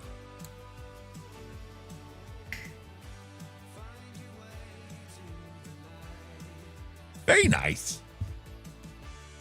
Cool. And look at that side-by-side. Side-by-sides are like, you know, a specialty that some people truly, truly love. Like, once they find a perfect side-by-side, that's all they want to use are side-by-sides.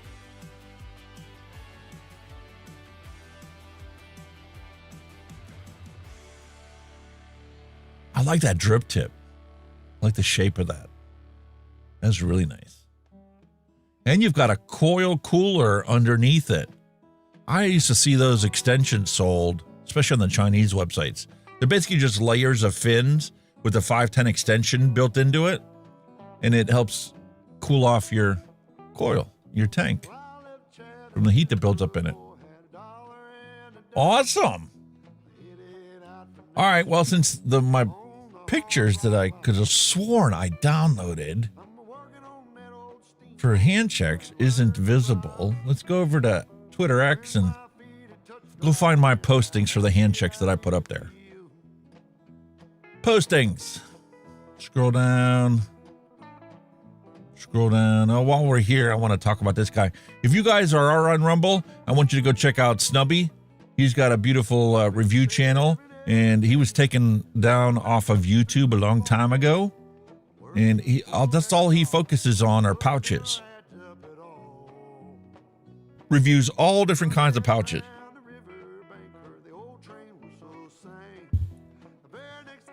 YouTube banned him for reviewing nicotine pouches. Meanwhile, Tucker Carlson can do a personal testimonial review of nicotine pouches, and his channel and his videos fully monetized. I'm not bitter or anything. All right, so there's my lovely hand check I submitted. And I asked everybody on Twitter X, I'm like, hey, where's your hand checks? What do you think? Show me what you got.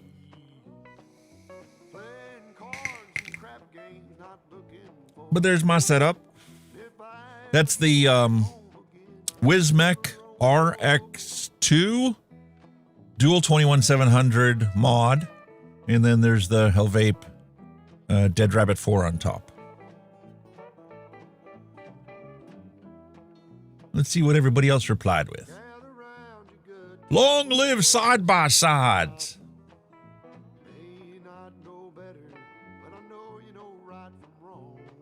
I totally get the hand feel. If you're happy with, something that's low wattage, like a 35 watt setup. Horizon Tech, that's a Falcon tank. We revisited that 2 months ago. That used to be my all-day vape for a while. Actually, my wife more so than me. And here's Miles Davis with a topside.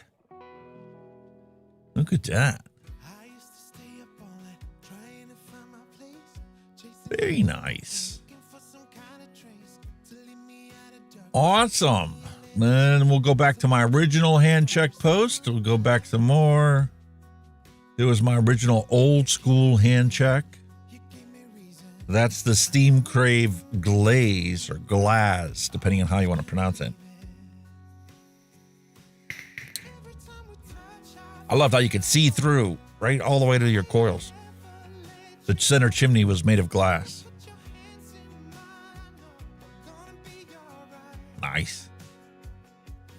Love it. Love it. Corporate Jason has Old Glory set up. America's energy drink. He's got Bottled Violence, Toffee Custard, and beautiful Mechamod. Nice. Anita Hollis submitted this.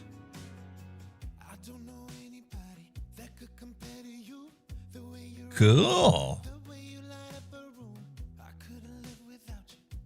Old school RDTA there.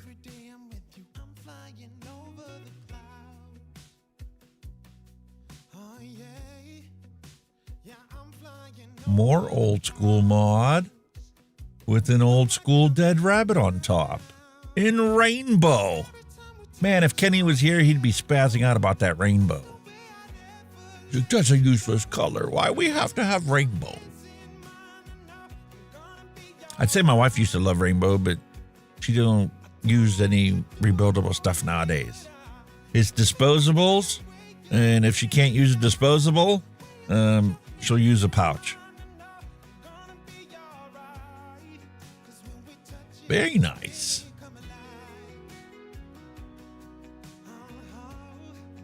Love it, love it, love it.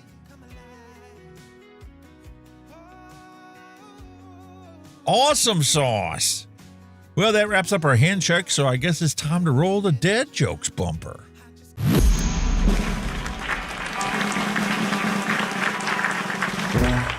No more despair. I have paid more than I owe. Now what you see is what I give you. If a vapor's been robbed, which detectives are assigned to the case? Sherlock Holmes and Dr. Watson. Yo, what is a vapor's favorite fantasy film? Cloud Wars, Episode 1, The Phantom Line. Hey man, what do you call advice from a vapor? Drip tips. Hey, is that a mechanical mod in your pocket? Or are you just happy to see me? Hey, don't throw your mod at people, or else it's battery.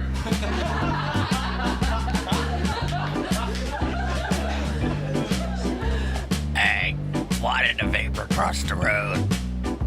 To chase them clouds. And they told me vaping was cheaper than smoking. Nope, I don't care. What are you talking about? Did you hear about the guy who doesn't pay more than 1 cent per mil for juice? Shut that baby up! Yeah, we get it. You DIY or die. Gotcha. What are you waiting for? Let's do this. It's go time! Military intelligence. It sounds way better on paper than in actuality. And thank you, Pina Colada, for reminding me of the Freemax Rexa series that I've got sitting here. I had them separated from my other ones. I got so many pod mods sitting on my desk right now. Half of them are on the left-hand side, and the Freemax Rexa devices are on the other side. So, yeah, that pod mod's still going. Although I'm not using it every single day anymore like I used to when I was trying to do the review for it. But they are sitting here, and that pod is still fully functional after 60 milliliters of e-liquid. Still works great. Awesome. So what else we got here for our dad jokes? Horsepower. That's a 10 PFC horsepower Humvee. Wow. That's not very good. Air Force, 45 degrees and light rain. No PT today. Army, minus 20 degrees and snowing. Let's go for a run. You all need to warm up. Ain't that the truth? Different branches of the government. I was in the Navy. When you tell Roomba to clean the room, but it autocorrects to clear the room, you got a 45 mag on top of there, huh? To clear the room? This is what AI is going to bring us in the future when we each have our, Rosie robotic home assistant. Red power, blue power, green power, band. That's the world we live in, folks. It's just a matter of time before AI takes over everything. Kind of like one of the reasons why we were like, listen, if we can get away from Amazon for the stuff that we don't absolutely need or can't easily access anywhere else, let's do that. Because their customer service, you used to actually get a human being that I was confident was a human being that you were chatting with when you had to resolve an issue. Like you get a package and the thing was broke as soon as you got it. Like this past week, our furnace igniter went bad, and I ordered one off of Amazon. Fortunately, I did find one that I had ordered the last time I replaced it.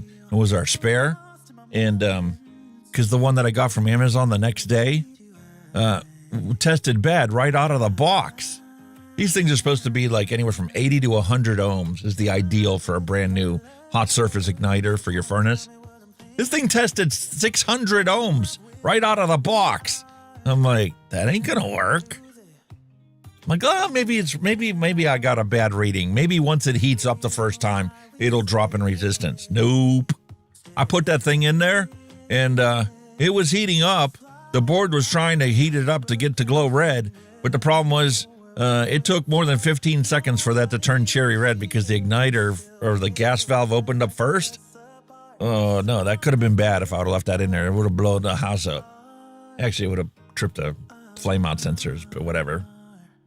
Fortunately, I had one that actually fit it. I went to try and return it to Amazon. Like, man, this thing tested bad right out of the box. And they were like, oh, that's a hazardous material item. We can't return that. But we can return your money if you want it. Put it on your account or back on your credit card. I'm like, okay. I'm like, what am I supposed to do with this old one? Throw it in the garbage. What? Well, of course, they don't want it back if it tested bad right out of the box. They can't resell it. Am I the yellow power? Attention everyone. According to Neil Pitts, Alex, are you yellow power? That is all. Nah, man, this is just the command structure. I actually watched or read an article about that this past week about how, there's basically three. There's the blue, the gold, and then your red shirts, right? And how Starfleet breaks down tasks and how people fall into different categories. Science is also medicine, and then your security personnel is your red shirts, and then administration is your gold shirts. So, I'm just your typical administrator. Deep thoughts of the day. When you clean out the vacuum cleaner, you become a vacuum cleaner. Yeah, you kind of do, don't you? I has your 6. What the hell is that? A little kitty? Protecting your 6? I wouldn't trust it. Sorry. In the Marines, they teach us to run towards the bullets. Well, that's nice. In the Army, they teach us to shoot back. That's the difference between your jarhead and your Army brat. Pain is weakness leaving the body. Unless you've served, then it's probably just arthritis. Listen, working as in the pre-hospital services all them years as a paramedic and being the guy that was always responsible for carrying somebody's ass all the way down from the 3rd floor when they call us at 3 o'clock in the morning. And believe me, I got plenty of that. Would you do it for 2 Scooby snacks? Root the rook up rural? 2 Scooby snacks. We need more than 2 Scooby snacks just to get out of bed in the morning. At least if my dogs do. Ruh-roh. That's disgusting. Snickles. Really satisfies no one. What? A Snickers inside a pickle? No, thank you.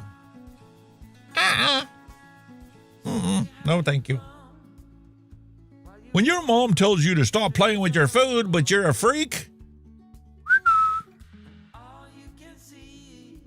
Where'd they have to spoon?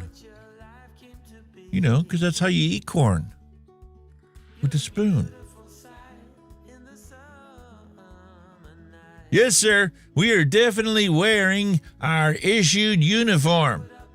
Yep, shaving too every day. Yes, sir. My son was telling me about a troop that was like that. You know, Navy SEALs can get away with it because they got to blend in with the area and the religion, the zone that they're being deployed in. And, well, there's just some people out there that do not follow military regulations. This is how safety briefs got started. I don't think the mortar works that way. You can't just drop a ball into a launcher and have it launch into a bat. You need rocket-powered propelled grenades to do that. Every soldier's face when a new female arrives at the barracks. Yeah, buddy. When someone is crying and you don't know what to do, hey man, you want a cigarette? How many of y'all got offered a cigarette or offered somebody a cigarette back in the day? When they were upset. Not me. Wife, are you still at Home Depot? Yeah, just looking at things I can't afford. That would be very expensive if you brought that home. For sure. How to interpret the woolly bear caterpillars. Winter weather predictions. Harsh winter has more black. The more black they have, the harsher the winter. If you got it split three ways, you got a moderate winter. If you just have a little tip in the black, then it's a mild winter, when it's more brown than black. And when you get a big black section near the head, and then it's a big brown section and a little tail, that means that winter begins very harsh and ends mild, and vice versa. That's cool. Been a long time since I've seen that. Be grateful for whatever food you eat. Some of us eat blankets for lunch. No. That's not why she's eating that blanket. But, you know, can't talk about that either. Some people might be offended to find out who's really eating in that picture.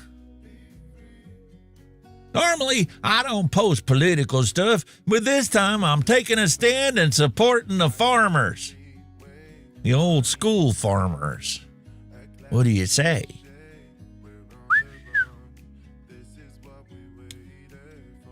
She must be an X-Men fan to have a big X in her bedroom.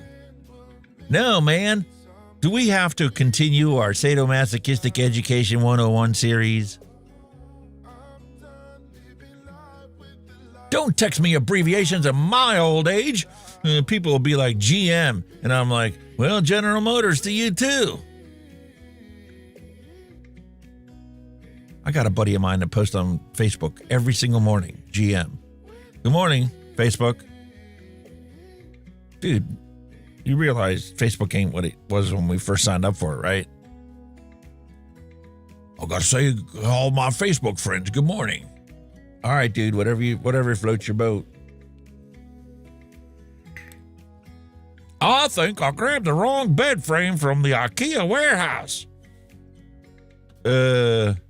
No, you didn't grab the wrong bed frame, dude. You just set yourself up in the wrong direction.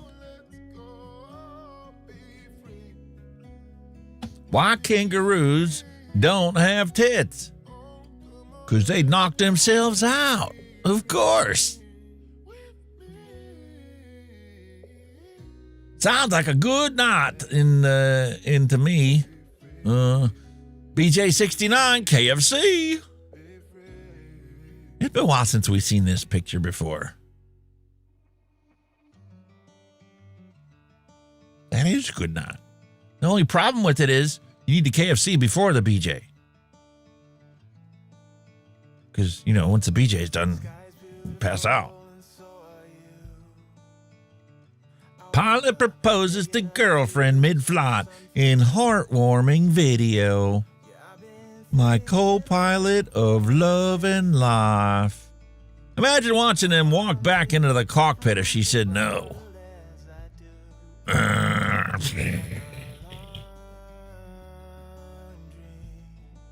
I look like a fox. I look like a wolf. I look like a bear. Oh, shut the fuck up. Don't tell me what I look like. I don't know what her terms of surrender are, but I'm willing to listen.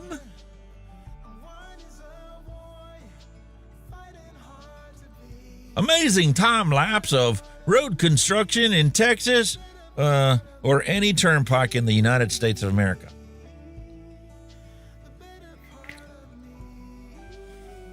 On the Ohio Turnpike, they're replacing the bridge, I think, over the Cuyahoga River. And, well, that's what it looked like 2 years ago. And last time I went to visit, that's what it looked like now. They've completed 2 more of the towers. That's it. That's it. I like the way they do road construction in California and like Japan and stuff. It's a traveling road construction. They only close down the part of the road that is actively being worked on. No more, no less. They tear it up, they lay the asphalt, they roll the asphalt, they seal the asphalt, they paint the new lines, and they continually keep moving forward.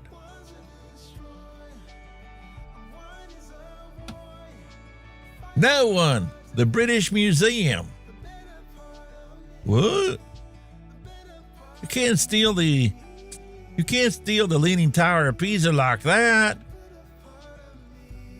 British Museum blocked you. Well, that's not right.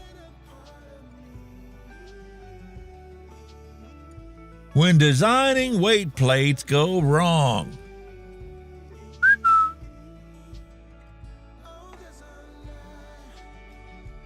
Uh-oh.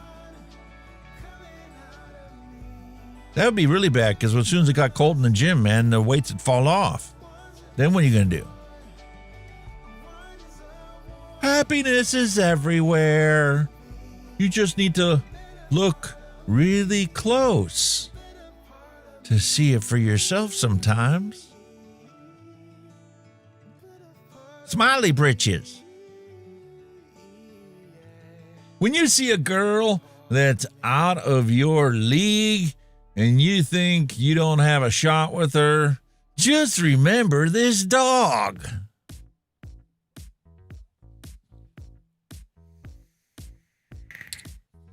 I would say rest in peace to that dog, because there ain't no way that dog made it out of that cage alive. I'm pretty confident in that. That would be some cream there. And I'm sure the coffee would be pretty good too.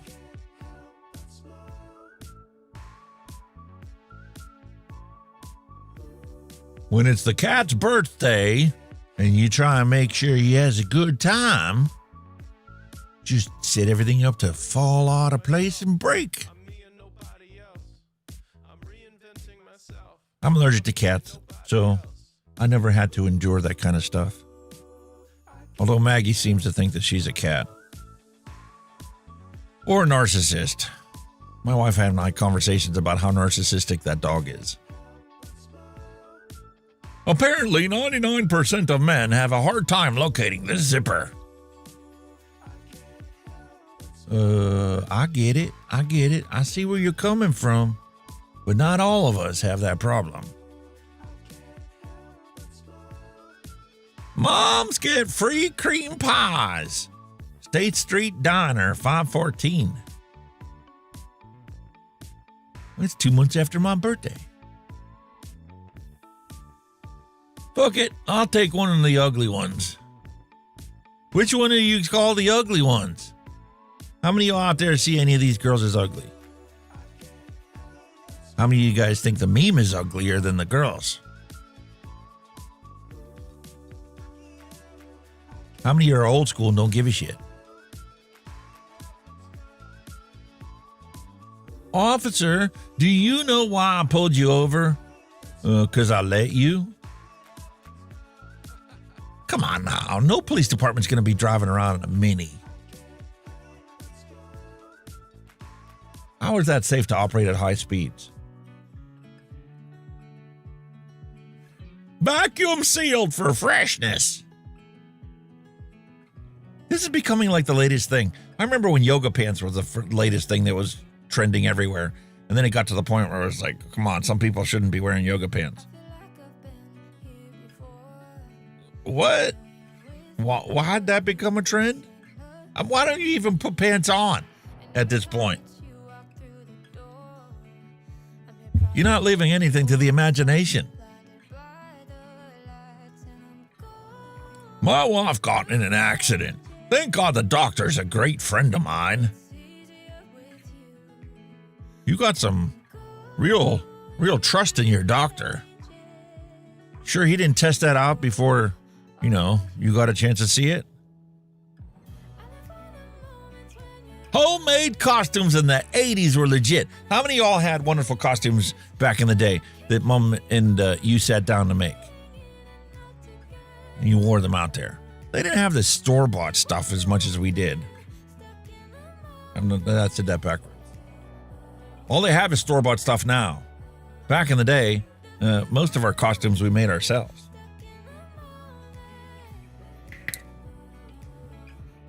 It's gift wrapping! We used to gift wrap our school books the first week of school. And I'm back. Some medical humor for you. Life can be so unfair sometimes. Yeah. Why is she hanging out next to Woody? That certainly ain't gonna fit. I've seen holes filled in better on Pornhub. What a crazy world we live in, man.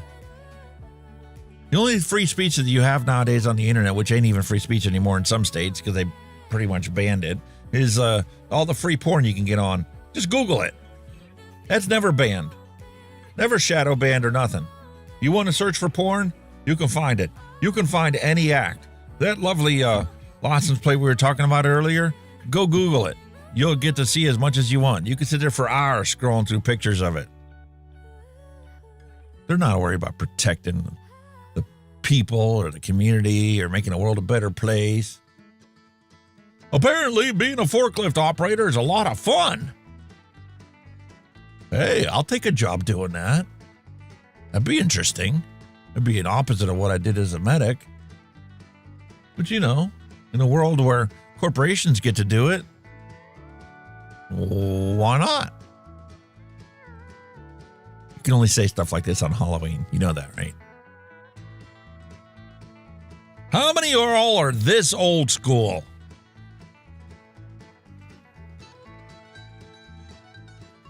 Back for Windows 3.1 and DOS, you actually had to install the mouse driver to get it to be recognized by your computer. It wasn't built into BIOS. The best part of hooking up with a MILF is leaving in the morning with a juice box and a bunch of roll-ups, fruit roll-ups. I remember programming in BASIC too. Who knows what this is? How many of y'all can recognize what this tool is for?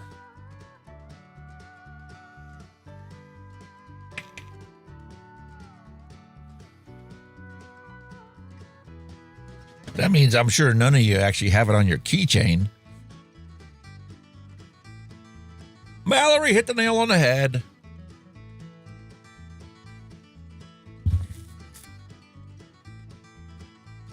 Very nice. A lot of people talk about Bob Ross and Mr. Rogers, but I don't think enough credit goes to LeVar Burton and the positive impact he had on so many of our lives. And I ain't even talking about his roles on Star Trek. How many of y'all remember him on Reading Rainbow? Encourage people to read. I'm beginning to think that our generation is the last of the true readers out there. Like, you could probably sell 5 books and get in the New York Times top selling list now. Nobody reads an actual book anymore. They just Google it. Mallory's like, me, I read. Here's a beautiful computer joke for you guys out there that know how to program. Programmer joke, not false.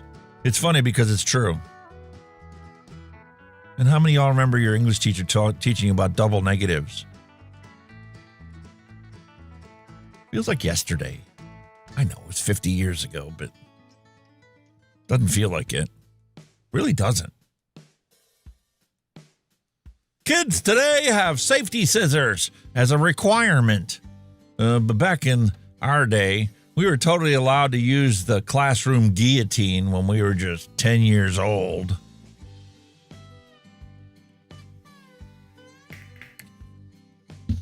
I miss those things. That was awesome. Homesick for a time that just doesn't exist anymore. That's the reality of the world we're living in. Promise of AI making everything better. Meanwhile, it adjusts the temperature thermostat whenever it feels like it. Doesn't follow the schedule you programmed for it. Settings that you have access to that don't actually do what it says it does. Like we were just talking about before the show started about how, you know, we subscribed to Paramount Plus. They gave us a great offer, so we canceled on Amazon, subscribed directly to Paramount Plus. And we're sitting there watching stuff on the app, and we have enabled the setting on the app that says, play next episode automatically, right? Guess what it doesn't do? It doesn't play the next episode. After the episode is over, it goes back to the main screen. Or if it does try to play the next episode, it's just a spinning wheel, and then you'll hear like the audio of the next episode, but there'll be no picture. What?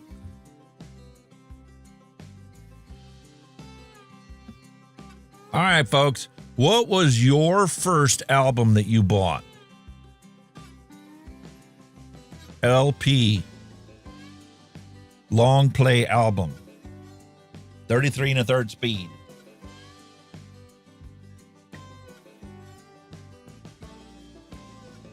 Or was your first music purchase on cassette tape? Or maybe, if you're old enough, was it an 8-track? Rat. Do you remember the name of the album? The Who, Tommy.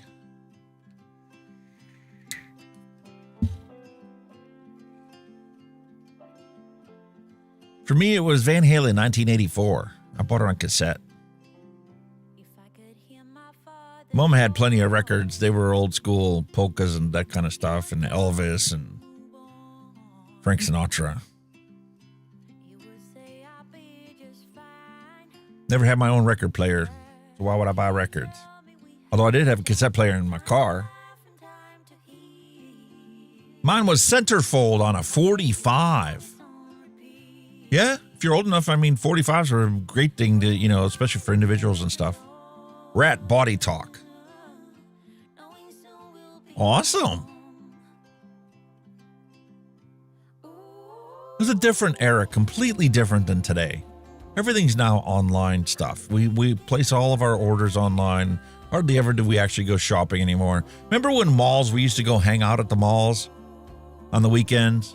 Go into the food court, just meet up with your friends. Maybe take a trip over to Spencer's or something.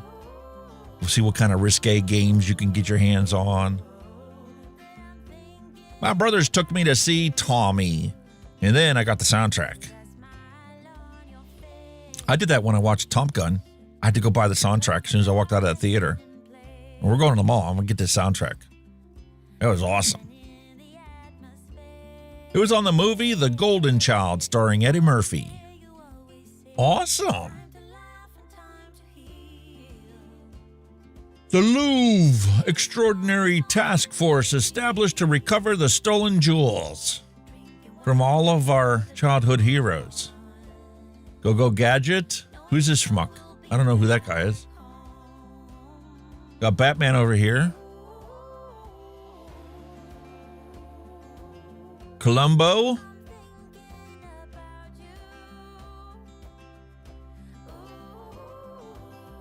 How many of you guys recognize any of these people?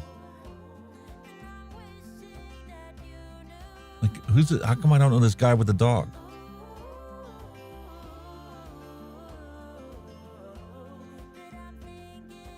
Oh, we got Scooby-Doo and Shaggy and them. Oh, we remember her. This is Inspector Caluso.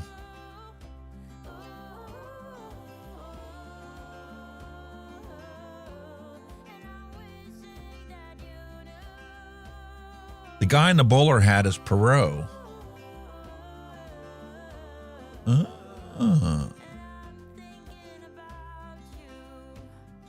Interesting.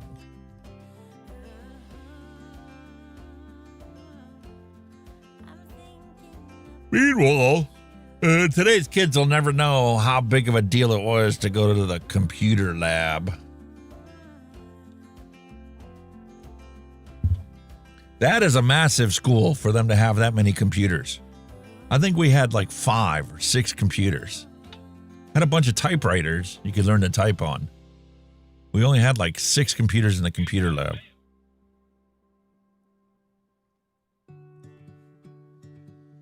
Slow ride, take it easy. See, now if that was actually the way they made the signs, people might actually slow down for the school district, for the school zones. That don't have cops sitting there with their lights on the whole time that kids are being picked up or dropped off. Trump! Has the Trump administration made the economy better or worse? Latest poll from Fox News shows 30% of you think he's made it better. 52% of you are experiencing worse economic conditions than today. And 18% of you said nothing's changed. Like, what kind of executive job do you have to say that nothing's changed? Like, do you not go grocery shopping? Do you have somebody buy them for you? You don't even realize it coming out of your account? Buta Squad, hello and welcome. Awesome to have you here, buddy.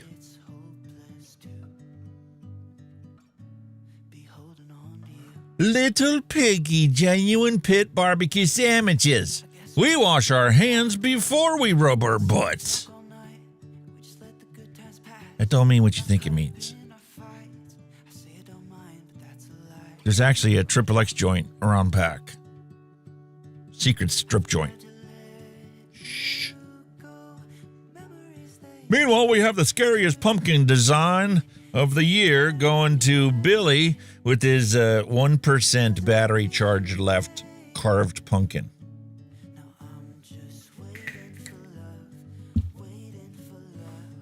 And realistically, man, that's not even that scary anymore. You could get your battery down to 1%, plug it into a fast charger, and in 15 minutes, you'd have a 3/4 charged battery.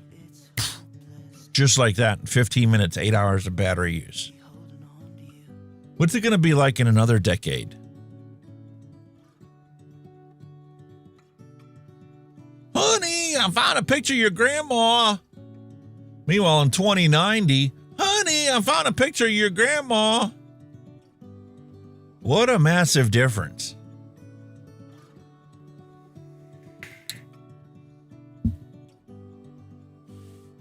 You know, people today would look at this picture and go, it's impossible to think that that person in that picture was like 16 to 18 years old.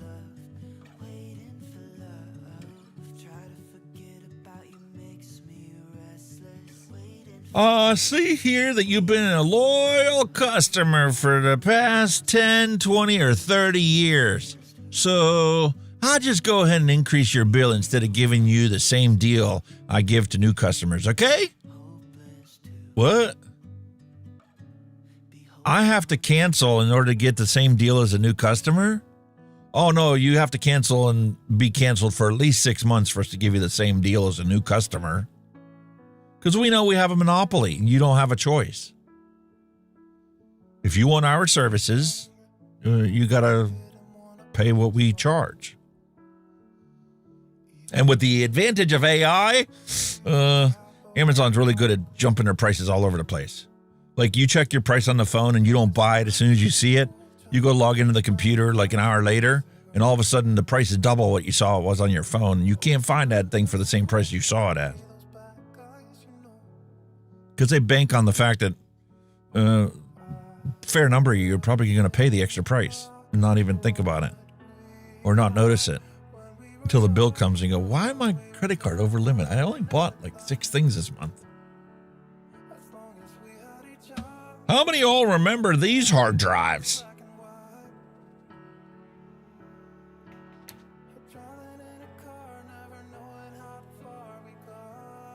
The old IDE cables you had to have, and then you had to put the pins on, whether it was a primary or a secondary drive, and in later half of it, you got an automatic pin you could set it on. It would automatically switch. Congratulations, Neil. Got notification of his new batteries that are being shipped. Damn it, Carl! You're not allowed to dress in a Halloween costume.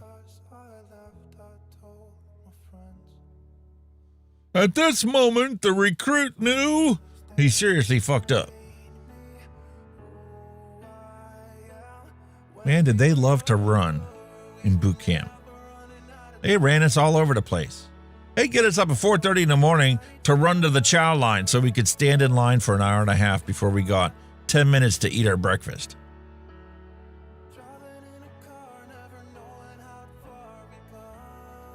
LCPL, I fuck my onion rings one more time. I will show you why they call me Mad Dog.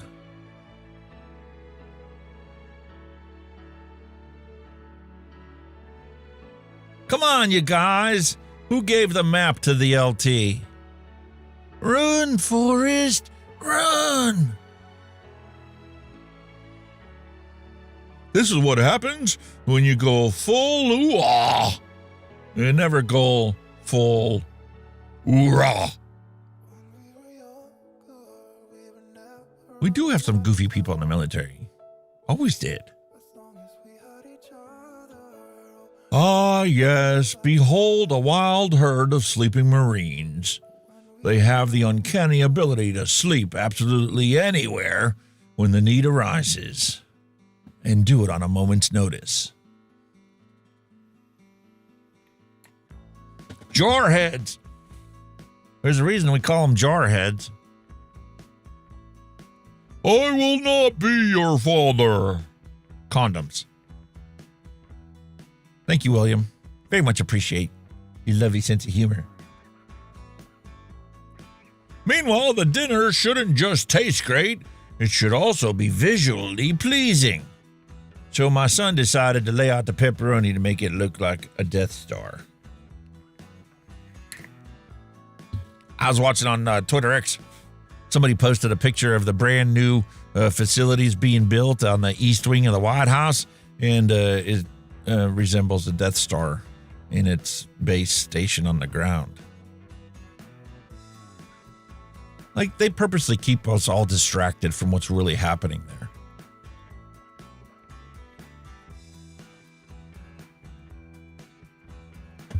I present to you from the vulgar chef, the Bean Key. Twinkies with no cream filling, but beans inside instead. What's wrong, babe? You haven't touched any of your candy corn melt. Ugh. Oh, yuck. Listen, I like candy corn right around Halloween, right? I'd like having maybe, a bag of it right before the Halloween season. Maybe if I get it early enough, I'll need a second bag before Halloween's over. But Oh, candy corn melt is disgusting. Darren D, I still have them on my shelves with pictures in there. Of course, now I can't get them off.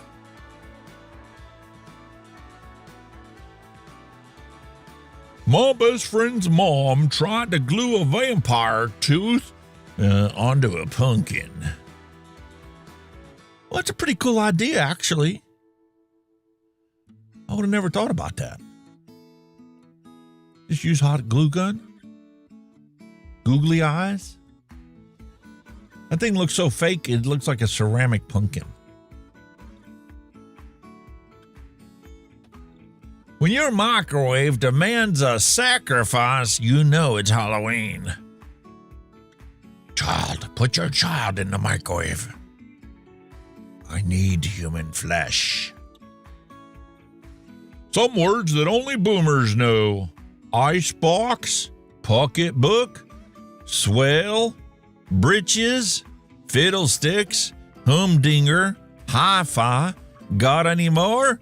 Yeah, bonehead, we ain't boomers. We're Gen X. And we still know those words. Just because you don't is not an indication of our generation. It's an indication of the lack of interest in learning things in your generation, because you refuse to learn from history and would rather repeat the mistakes of our forefathers. Dude, I'm literally a psychotic murderer, and even I'm not this mentally unstable. What the actual fuck are you doing? See, I don't know who that is. I don't get it. Doesn't ring a bell. Doesn't connect with me. Or my boomer mentality. Canadians! The only people who will kill you and then send a sorry note afterwards.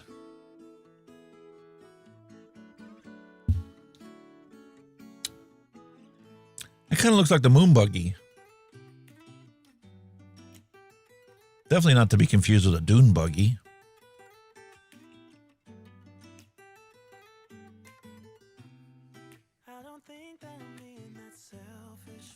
I'd tell you a vacuum joke, but you know what? They always suck. Not like your mama. Your mama don't suck. Hot diggity dog diggity. That wraps up the dad jokes. We're going pretty good for time today. I'm really enjoying this espresso martini. Nice and creamy. Alrighty. Moose Patrols. That's who that was, Moose Patrols? I missed out on that, man. I'm old school cartoons, you know? You had the Smurfs, you had Inspector Gadget, you had Flintstones. You know, all the ones we used to watch on a Saturday morning. Is that tuna with the candy corn? Well, I don't know, man. It's disgusting enough as just melted candy corn. Might as well add the tuna. All right. Time for us to hit the retro vape and take a look at this beautiful Hellvape Dead Rabbit Solo.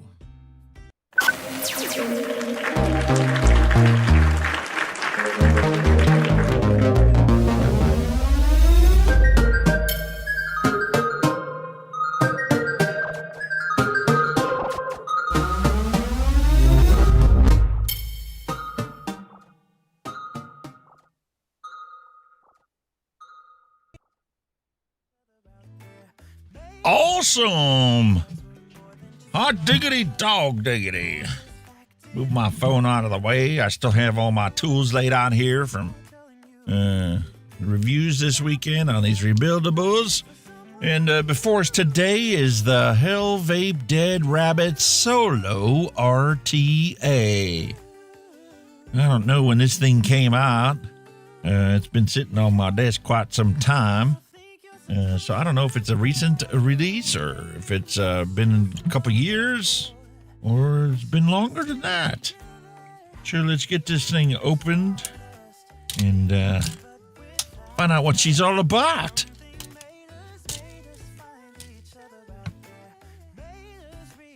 Sweet.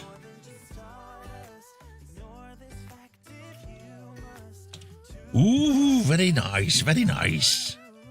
This is the Hellvape Dead Rabbit Solo. Carbon fiber design on the outside. This is not to be confused with the Mini that we looked at a little while back, although it's not that much bigger than the Mini. The drip tip obviously is.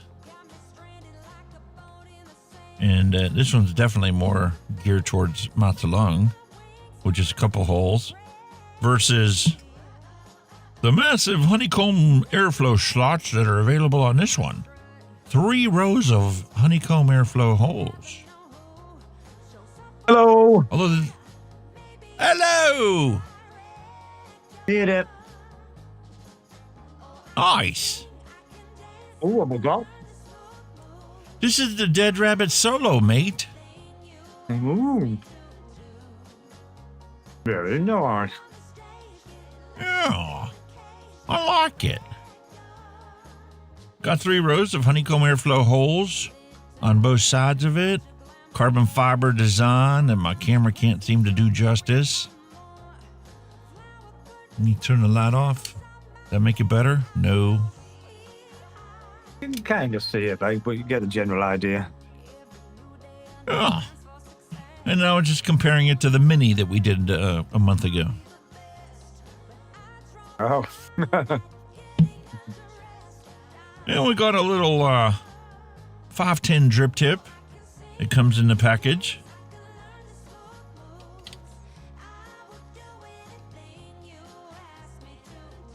How's your day going there, matey? Hey, busy, mate.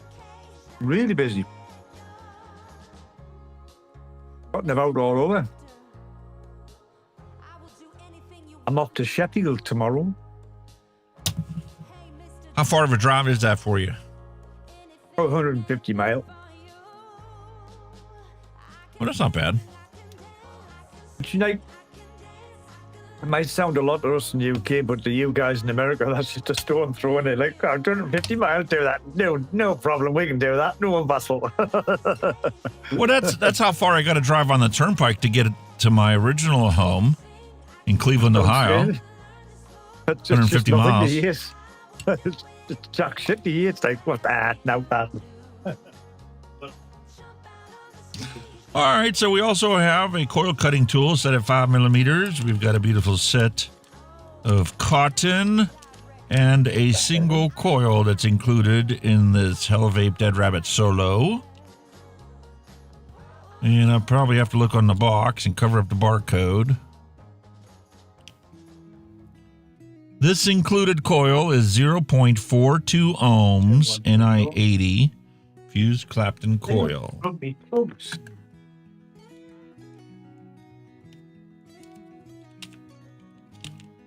There's a spare clear drip tip, and you've got a 810 to 510 drip tip adapter. I'm sorry, I just wish you'd unplugged all my plugs. Whatever. I'm just rushed in, so whatever. No worries, matey. Just glad to have you here. Like I said, it's a traveling time, and it's crazy. Absolutely crazy. My wife's dealing with the same situation. She has a meeting that she has to go to and be there in person for an 8 o'clock start. And it's clear on the other side of Pittsburgh, out by the airport. Now, the thing is, for her to get there by 8 o'clock, she's going to have to leave our house at 6 in the morning because of rush hour traffic through Pittsburgh.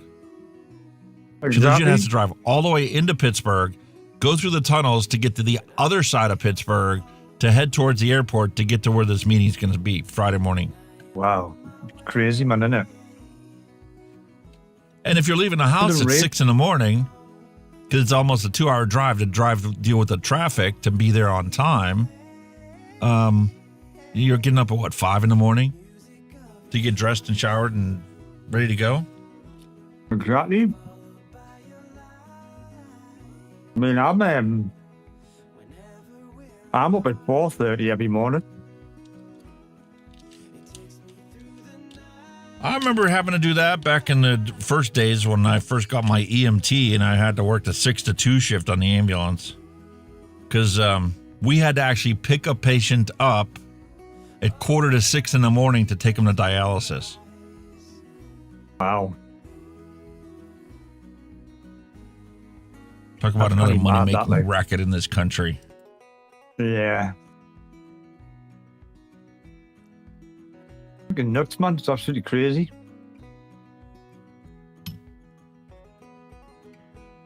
Oh. Yeah, it's been a longish day today, so we're home, we're back, everything's tickety-boo. Happy days. I made it. Hey. I wonder why they decided to put the screws in opposite directions. What's the advantage of that? Good question. You know what I mean? Why wouldn't you put them both facing the same way?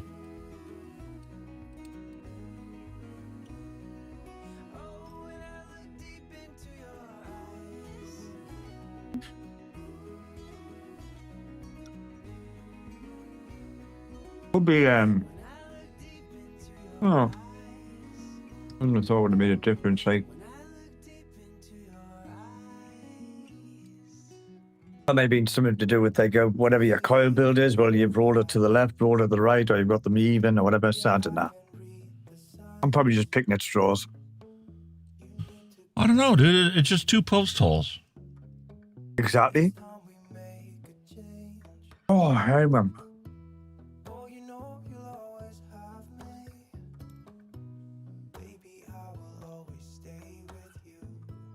Oh, one thing, I've been bloody cold today. Yeah, the temperatures have dropped. The furnace igniter went bad in my furnace. It's 5 or 6 years since I changed it out last time, so I mean, it was due to be replaced anyway. Yeah, good, man, is it? Yeah, bloody good. Right, I've done it, man. Get off. Bloody fern. Bloody fern. This is what it wants. Don't know if I've got a picture of it on here, but I might have. Where is it? I've got it here. Let's have a look.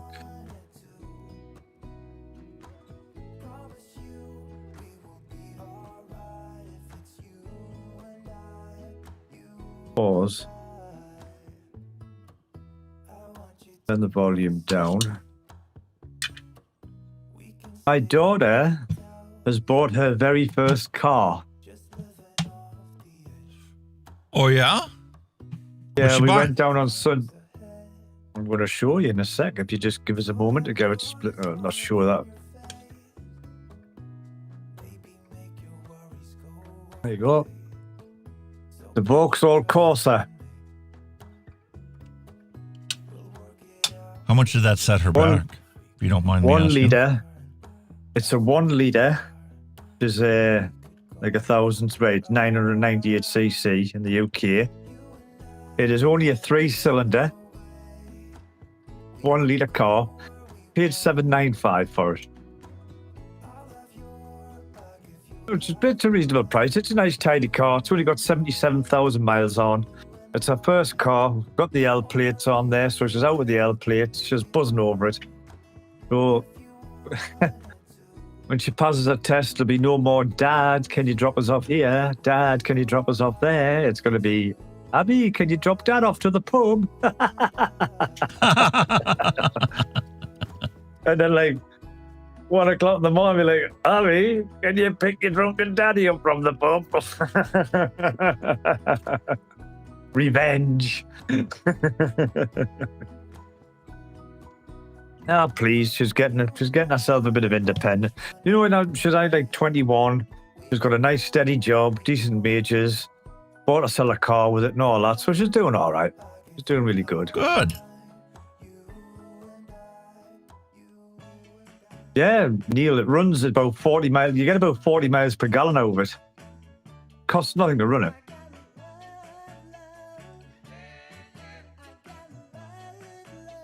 Ooh.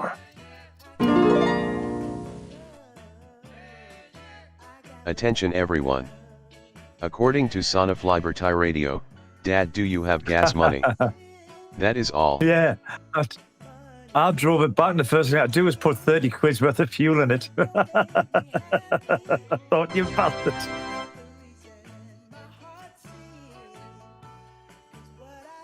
But you did give us that coil.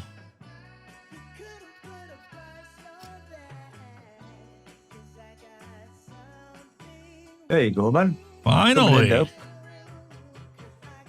Is that one of yours, or is that the one that came in the box? It came in the box. That's the one that's in the box.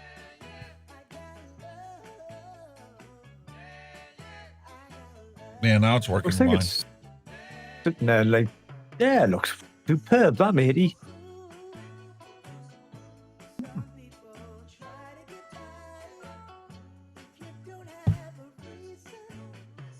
Where does it line up with the top cup? Oh, espresso martini, 13%. Oh, look at you pushing the produce. Oh. So the airflow cap has got these cutouts in it. They brought the channeled airflow all the way up against the coils, and it lines up with the deck. Right, yeah. Pardon me for noticing, but have you got your Trekkie top on? Sure do, mate. It's Halloween. I'm dressed as an old fawn. Ebenezer Scrooge with his dressing gown on. You're dressed as a boomer. A boomer, yeah. I was so cold when I come in. I just had to get wrapped up. I was freezing. Absolutely Baltic, man. I had a coach on the weekend, and the blowers for your heater, they didn't work. No demisters, nothing. It was ridiculous. I had to use one of them squeaks, just clean the window. You see how this lovely goes through there, right? So easily. The shoelace. All right. Let me show you a different one I got here.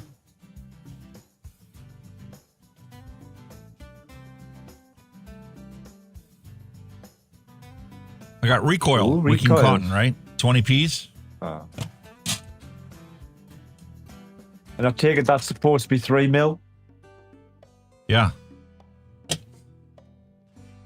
Look how beautiful, fluffy that is. That looks good, but it's very loose. So like every time you like rub it along here, pulling loads off. It just keeps pulling loads and loads off. That's the first problem. Second problem. Oh, this one actually fits through. The other ones I did when I tried to do the recoil, I tried to put it through here, and this thing was so bloody thick, it wouldn't fit through. I literally had to like wiggle it to get it to go fit through. That is way better than the one I did when I did the unboxing. I'm like, what the hell did they send me? Weird. I love the tin. I think you get them with some of them. Some of them do it really loose. So when you're like, you're shaping it, you're pulling half of it off, aren't you? And it's like, what the hell? You know what I mean? And then the length is obviously way different. But the length is obviously longer than the stuff I normally use. This is made to be just long enough to fit your coils. That's like whenever I use this stuff here, I want to pull it the whole way through and snip it off and have another section ready to go. Yeah. Yeah, you would think so.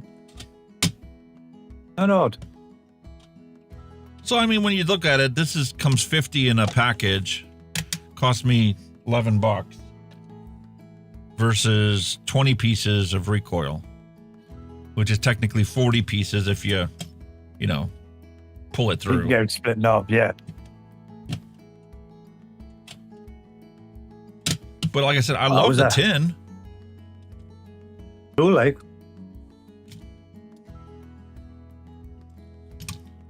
And then the nice thing about, any dripper is you just tuck it in, matey. Down under the deck. No funning about.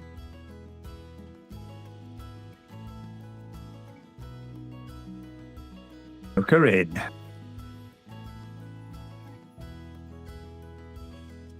All right, so here's a question.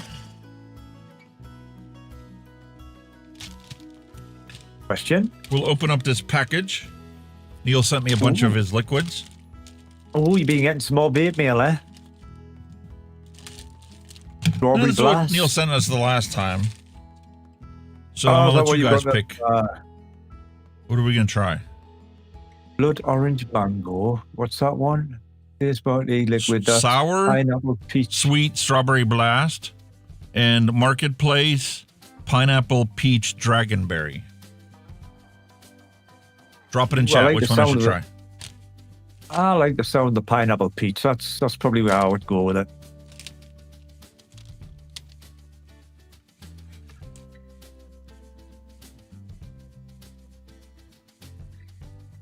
I would go with Patrick, that. which one should I try? He says I should be a red shirt. No, he's classic Star Trek. That's classic Star Trek. That is the original fucking Star Trek uniform. I'll have you boys and girls know. Classic Star Trek. Not right, sir. Are those VSO? No. VSO? Neil Pitts is going for the pineapple. Neil Pitts is going for the pineapple.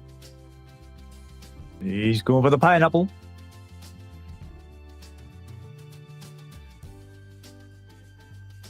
He's definitely going for the pineapple. I have to wonder how much of a delay is on the stream today. I don't know. There's nothing in your stats that tell you that, like.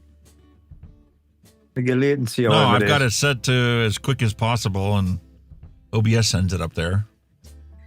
But sometimes you get delays if there's a buffering error or if OBS disconnects and it reconnects, then it'll automatically delay the stream like, 10, 20, 30 seconds to ensure that if the stream cuts out again, the connection's lost again, it can reconnect and I'll won't just leave pull Google up and people buffering. I'll pull Google up and see where we are. I'll drop that over there. YouTube. Mixin Chillin live. Dead Rabbit 4. Get that off. You like the Dead Rabbit series? Yeah, they're okay. Not a big. Did you like really the Mike Vape's Blaze deck with their airflow underneath the coil and in the middle? That same deck is in here. And look what they did. I didn't realize that was also available in the V2. Slide to fill top. I was so happy about that because there's so many times, I go to the bathroom and I'm sitting there vooping and I got to fill my tank up. So I take it off and I put it onto the bathtub and it leaves a ring of the juice when I put it down. I was so excited to have one that had a slide to fill top. I'm getting about 5-10 seconds delay. Fuck all. That's not bad.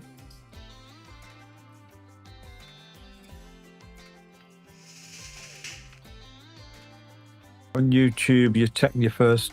You're taking the two up there now, so it's not far away. You're not far away, mate. Yeah, you sent a bunch of them. I got them sitting here on the desk. I just opened up one bag and gave people choice. Keep it simple. I don't want to make it like a menu where you have 12 things to choose from. Yeah. We're going to work our way through them all. All right, so we're going to do pineapple, peach, dragonberry between you and Neil. The strawberry is a candy. It's a sweet and sour strawberry blast. I'm looking forward to giving that a try. Plus, it's colored. It's red. Oh, it's red. Oh, yeah. Yeah.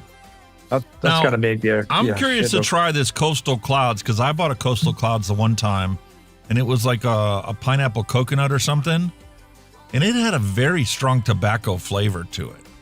I mean, is that something that's common with Coastal Clouds? Are they the tobacco-based juices? Are they tobacco flavor-based? Or did I just get a dud? Marketplace I've had before, and I really love Marketplace liquids.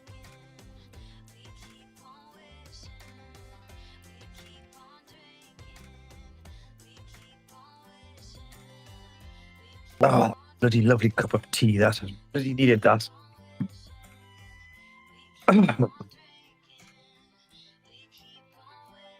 Does it smell like? Pineapple's the forefront flavor. And then I get a hint of peach. I have a feeling I'm going to really love this liquid.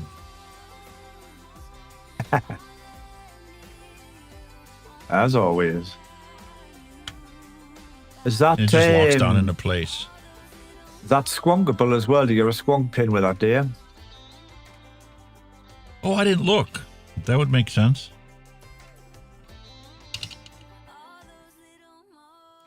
I have to look in the little baggie. I imagine it is. Would be squonkable. Yeah, I would have thought so. Most of them are now, aren't they?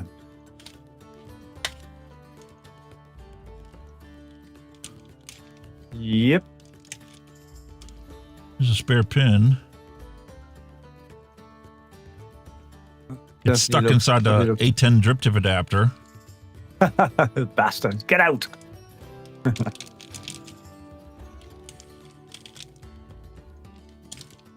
What a bummer. Whatever. I'll dump it on the...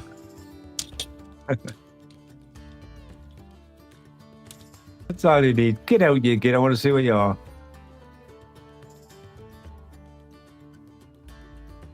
Well, wedged in and all in the little shit. Sure is. First time I've seen that. Hunky. Yeah, it's squonk pin. Yeah. I like how they give you an extra drip tip. Nice that, like. Never clear one. It's nice when they do that kind of thing in the accessories now, because some of them give you now, you know what I mean? Like you say, when you've done like retro vapes in the past and you've opened up like your spares bag, there's been all sorts in them, hasn't there? Yeah, the old school, they used to always give you extras. Because what's it really cost them? Another penny or two? Right, note. Because, you know, they have them made. They make like 10,000 of them. Of each of them. So what's it cost them to actually manufacture that? That's what I'm saying. When you make them in bulk, it's 100% cheaper, isn't it? So you think, you know, however, what you're paying for some of these devices, you think that, you know, get it in there. Yeah, because you're legit paying the same price for a dripper as you are a tank.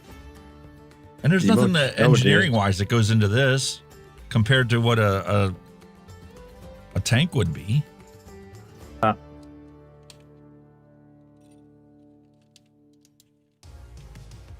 A couple of batteries on charge there.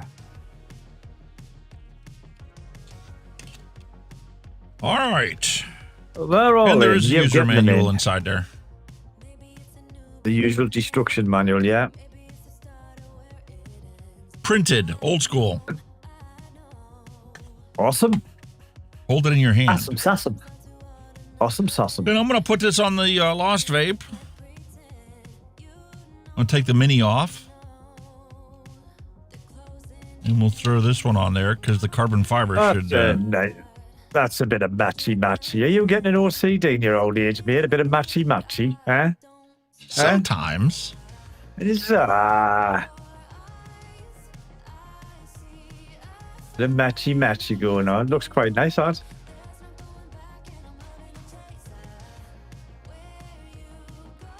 So there's our airflow adjustment.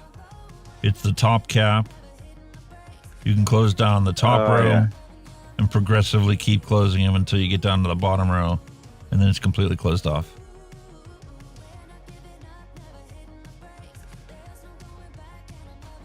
My preference for them All is right, normally so just... where are we at? I normally close the top row 0.15. down of the two bottom. No, where are we at? 0.42 is what it's reading. 45 is going to be too Single much. coil. Single coil.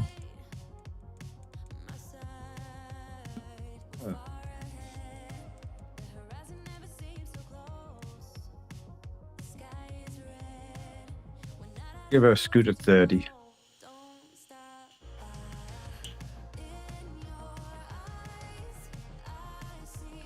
Too much airflow. Close the top row. That's how I normally like it, 2 bottom rows.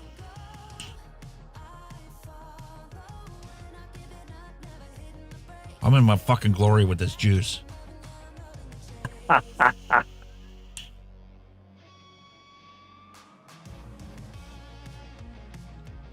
Holy cow. Is that sweet and delicious? The perfect blending of a juicy peach and a juicy pineapple. The pineapple, I thought the pineapple might have been a bit overpowering, but... Perfectly balanced between the two of them. And the sweetness is so awesome in this. It's not like a candy. It's actually as sweet as a pineapple would be if you were eating it. Really? It's got to be good then.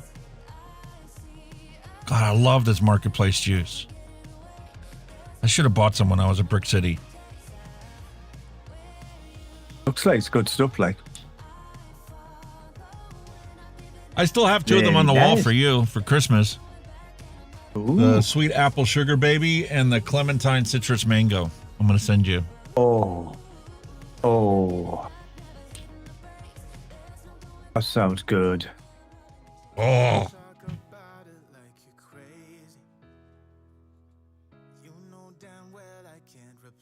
I'm in my heaven here. You're like an answer. Very much so. And closing that top row, man, what a difference. It went from being something I could literally breathe through to something that just got a hint of resistance.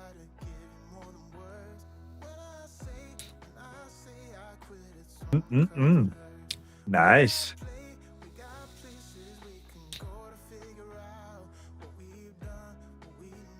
Tell you what Looks it needs, good, though. yeah. Oh, what does it need?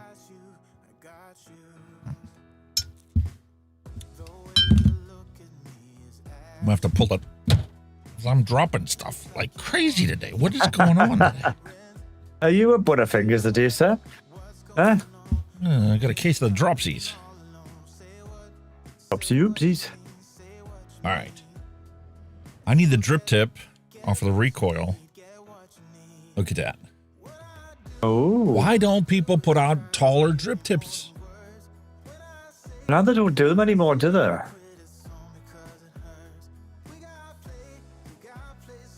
There you go, you're in. We're focused. I just like the taller drip tips, like. Much better.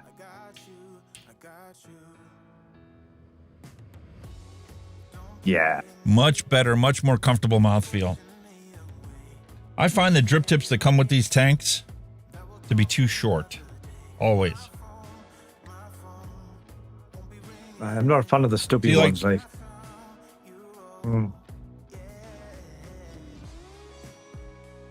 I said if that gets hot, taller drip tip. If that gets hot, that's Bernie lip syndrome in it, so it's just not good. Not good, Bernie lips. Yeah, just a half a centimeter longer is all it takes. Yeah, it doesn't take much.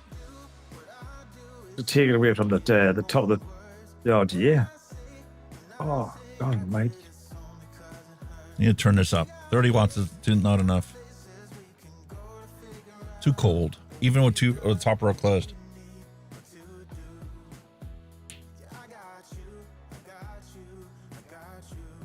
Bit more power.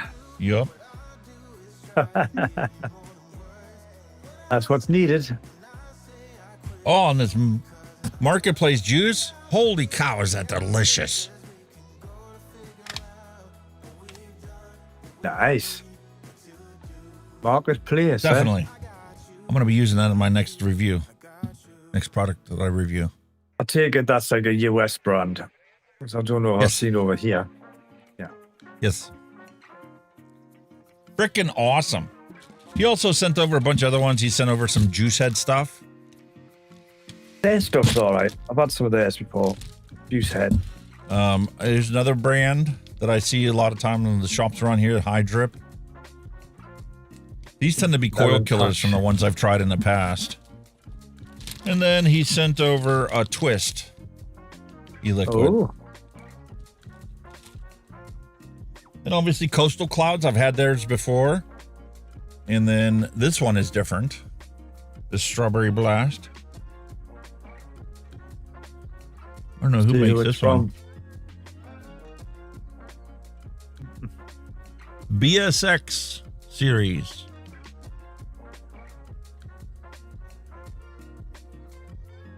I'll try He's nothing to me, that one. He's nothing to me, that one, Seth. Hi, mate. So what Very are you nice. vaping on? What's your... We missed the handshakes. I've got me little Hi80 Pro Ultra, and this one is Blueberry Raspberry. My little workhorse. There's this little fella here. Need a light up shit, about 36%. And of course, I've still got the old, you know what, on the you know what, the you know who on the you know who. And I've still got, I had this one out the other day. This is the Blaze. Just a duo, that's not the max. I had that out again the other day. And yeah, that's pretty much it for the moment. I don't really blame a lot, to be honest with you. I don't like mixing too many juices. I'm one of them ones that likes to finish a bottle before I go to the next bottle. You know what I mean? Yeah, well, that's why I've got 3 bottles of Mango Sunrise here. I keep plowing through them all. I've got 2 at 6 and 1 at 3. I just put them in everything. Because that way I can easily compare the flavor right off the bat. I don't have to guesstimate or go, wow, this is pretty close. This is pretty intense. Is it the liquid intense or is it that I'm tasting in the flavor? So, I mean, that's what I put in everything lately. Well, that's the best way to do, because if it's a flavor you know, then you know exactly how it's supposed to taste, and and how strong it is as far as revealing those flavors. Yeah. If I can distinguish the mango and the tangerine and the orange in there, then it's very good for flavor in my book.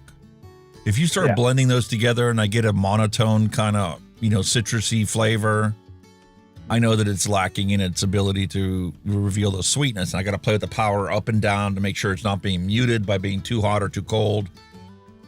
And then I also, like I did with the recoil, I start playing with the placement of the coils. I got in there and I squeezed them a little bit further away from the airflow, making the gap between the 2 center coils closer together. And then I'm like, okay, now the flavor's more intense than it was before. But I may end up having to do like Bic did. Vaping Bic. He actually raised them up and cut them at 7 millimeters, not 6. The 5 or 6 or whatever it recommends. Yeah. All right. So in order for me to finish the review on that, I'm going to have to swap the coils out a couple times and try them at 6.5, try them at 7, and find the ideal coil height in there. Yeah. No doubt. I mean, with RGAs, it's not too bad, because if you can take your top cap off, you can kind of see, where your air's coming in. But tanks, it's a different kettle of fish, isn't it? Yeah, and the thing is, he designed it so that you screw off the top cap. It's not meant for painting wicks. See where you are. You can paint it if you want to, but you got to unscrew it, and then trying to get the threads to line back up again. They're very fine threads. Be a bit of a pain.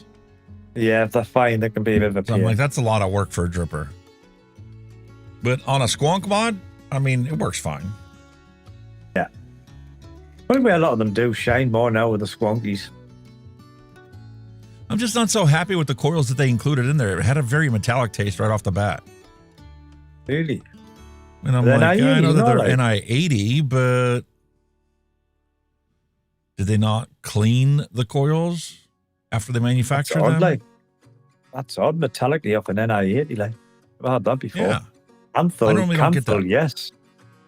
I'll get them on my coils after I dry burn them the first time. I get that metallic taste for like a tank of liquid or, 3 or 4 mils of liquid. Then it goes away. But new coils. I wasn't as excited as I thought I was going to be with it. Really? Because you've had too many good things lately, you've been spoiled. That's probably what the problem is. You've been for sure spoiled. And you're like, for sure. But it's like, I mean, I got to keep it realistic. I mean, if I'm not that excited about it, I'm not that excited about it. Yeah. And I've had that before where I've been so excited, like with the Blaze Pro Max.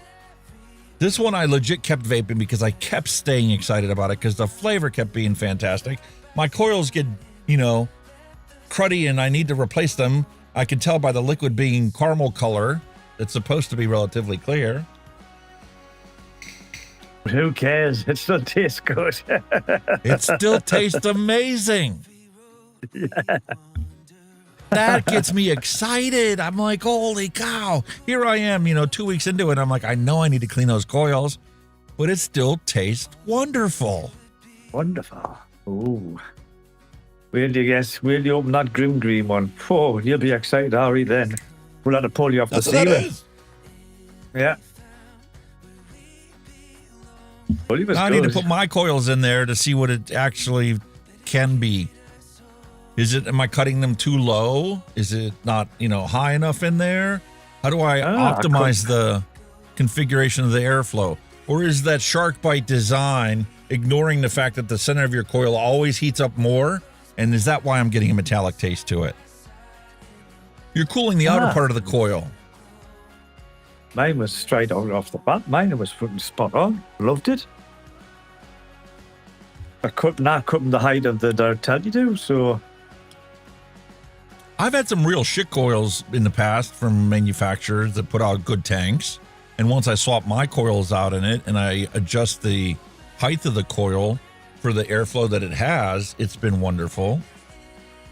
No, but when you look at the airflow on the top of this cap, they do kind of come together. So they're like literally side by side by the time you get them down the bottom and the cone in. They're literally side by side. But I dare say they're still cool on the coil. Everyone.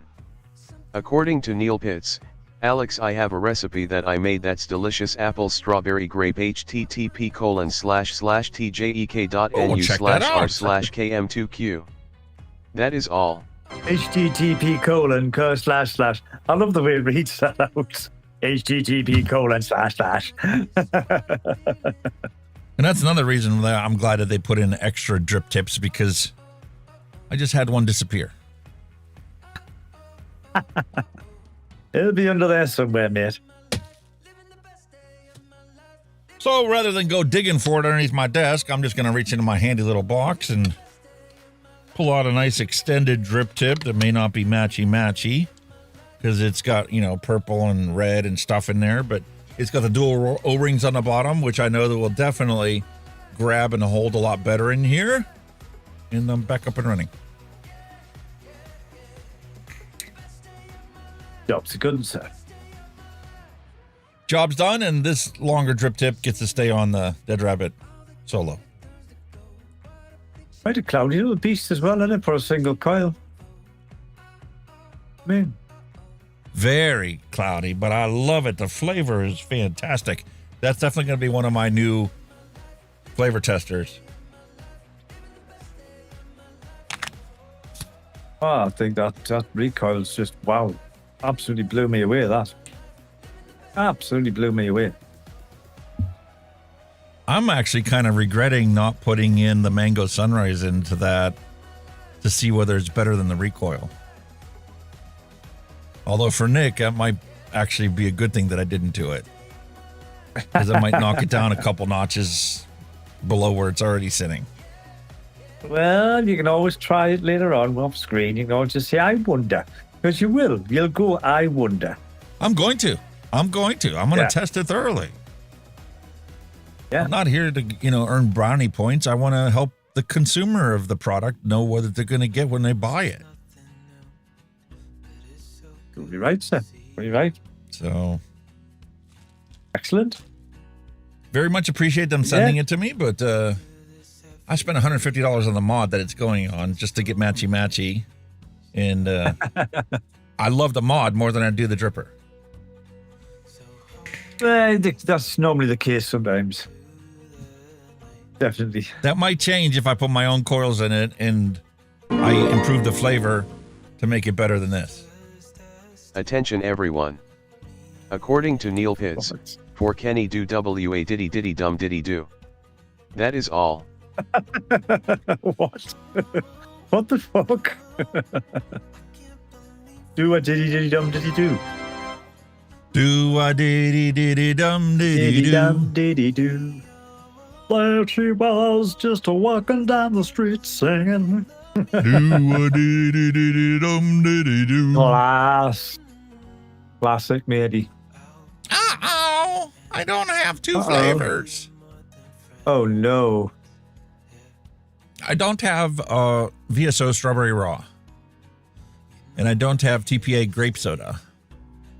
That is one of the few grapes I don't actually own. I didn't know there was a grape soda. I do have the rest of them, though. And you're only putting 0.5% of the Strawberry Raw in. Although 2.5% of the grape soda. That is a prominent flavor profile inside there. And you need a 5-day steep time. Ouch. All right. Well, let's roll the random recipe bumper. And we'll get into mixing. Sure does. It looks good. Yeah.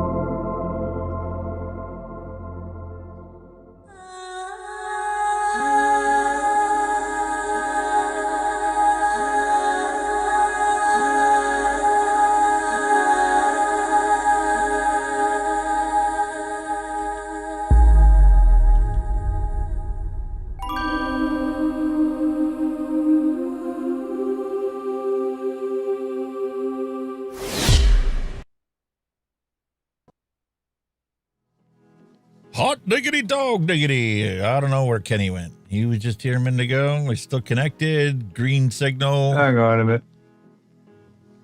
There we go. I was on the wrong scene. No worries.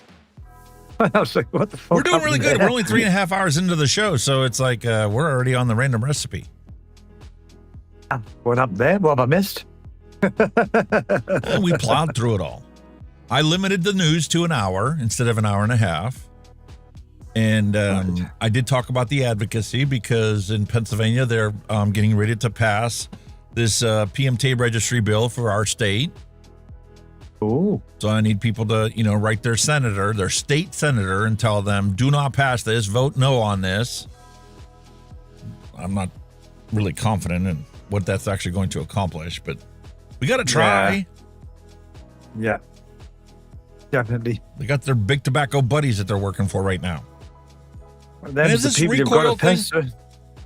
I'm getting like this. You know how when you get a coil that you dry burn it and it doesn't have any hot spots on it, but you put your wicking through and pulling the wicking through there created a hot spot that you didn't see, but you certainly tasted it because it just has that off characteristic of your coil when you're vaping it. That's what I feel like is going on with this recoil. That's odd. And honestly, because you had such a wonderful experience with it, I'm beginning to think it may be something I did and wicking that up that I'm getting that not fantastic flavor from it. Like I said, I had no issues. I cut the coils to length with the little coily cutter, drop it straight in. Bang, Same here. Wicked. It went in and it dry burned clean, really right off the bat. I didn't really have any issues with any hot spots. But I'm just the flavor's just okay. The only thing I could say, I could do done different, I used the BP cotton. So I don't know if that makes a huge difference, but that's what I used. Mine. I used the cotton that was in that tin that I just bought from them. Yeah, I used the Under BP. Clouds. It was a little loose going in there, but that shouldn't affect it for a dripper. Nah. Maybe you've got a dodgy coil. I'll try one of your own. Just stick it in, see what you get. Yeah. It's like, for me, it was no issues. Worked straight off the bat. The first day I had it, this was my all-day vape for the rest of the day. And then the next day I picked it up. I took a drag of this one. I took a drag of this one, and I'm like, yeah, that's the one I'm going to stick with today. Yeah. I just got a better experience out of it first thing in the morning. So I do that 4 or 5 more days in a row, and I'll get a better impression of it. And I'll try and swap those coils out and see if maybe that makes a difference. I would redo it, because like I said, and this one definitely needs clean, so that needs redone too. I think it's fantastic. Personally, I've got no qualms with it at all. Absolutely brilliant. Now, did you put the conical insert in, or did you use a straight 3mm insert? I've got the 2.5 in. Yeah, I got the 3, and the 2.5 was too restricted for me. I know, the 2.5's lovely. It's just the right for me. That's just spot on. The 3 was just too airy. Nah, that's surprising. It's not too airy for me. Oh, it was too airy for me. It was like breathing through the fucker. I've just got my batteries on charge at the minute. That's why I haven't vaped it yet. Because that cinnamon Danish swirl, it brought, oh god, that's the best thing I've ever poured in. It just made that taste Attention so everyone. fucking good. According to Neopits, there is a Bonza RTA coming soon. That is all. Cool. Another one. That'd be interesting. I don't think I've ever had the Bonza. Had the RTA. All right, so I can't do that one, so let me adapt this and save it. I'll add those 2 flavors to my orders, my pending orders. Although I need to single flavor test VSF flavors before I place another order from them. And let's go into our flavor stash. What can we make and see what we can come up with?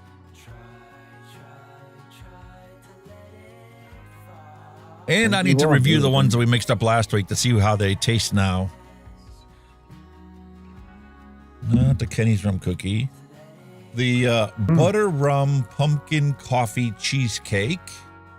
Oh, yes. The pumpkin cannoli. And where's the third one? The pumpkin spice coffee.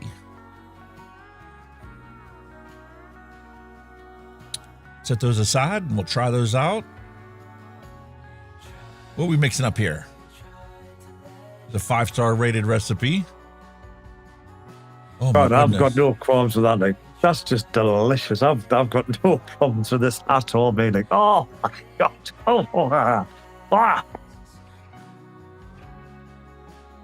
So I finally reached the destination. There have been several profiles that I've been chasing for years, attempting perfection, and a whipped vanilla cheesecake has easily been in the top 3. I love cheesecake crust. Attention everyone. According to Neil Pitts, the grape soda TPA is hard to find and BCF has a Halloween sale this weekend. That is all. Oh, cool. Ooh, I haven't seen that yet. Normally I get an email before the sale starts about that. So anyway, this guy's like, I love cheesecake crust, and I think that it's the reason that I have failed this profile in the past. Capella's New York cheesecake has some of the best cheesecake crust, but you have to use it high to get there. But also includes all the cheesecake notes that come with it. SSA, creme de la creme, and Flavor Arts Custard Premium is a match made in heaven. It is very tough to screw that combo up. In a where a shisha vanilla is a must for me in this recipe, because it's just perfect for a cheesecake. At 1%, it's slightly high in this recipe, but just makes everything jump out at you. SSA's Cornish cream, oh, I love SSA Cornish cream as a beautiful flavor, is new to me, and it's the missing something that I was looking for. And at only 0.5%, when I tasted it on the back of my hand, I knew it was going to be my favorite. It reminded me of all the good aspects of TPA Bavarian cream with everything else it didn't have. Now the TPA Bavarian cream, it's old, way overused, and people have been sick of it for a long while now. As an accent from 1 to 1.5% is what this recipe needed for that silky, authentic cream on the end.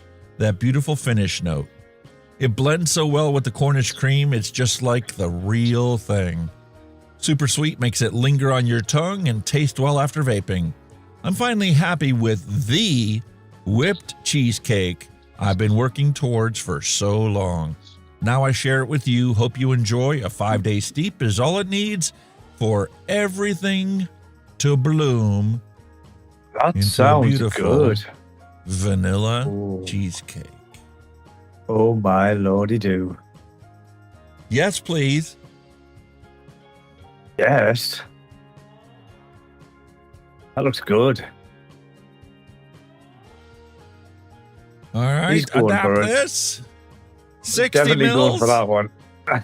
Definitely going for that one. And it's already got everything ready to go, so I'm going to hit save. We're going to mix this up today.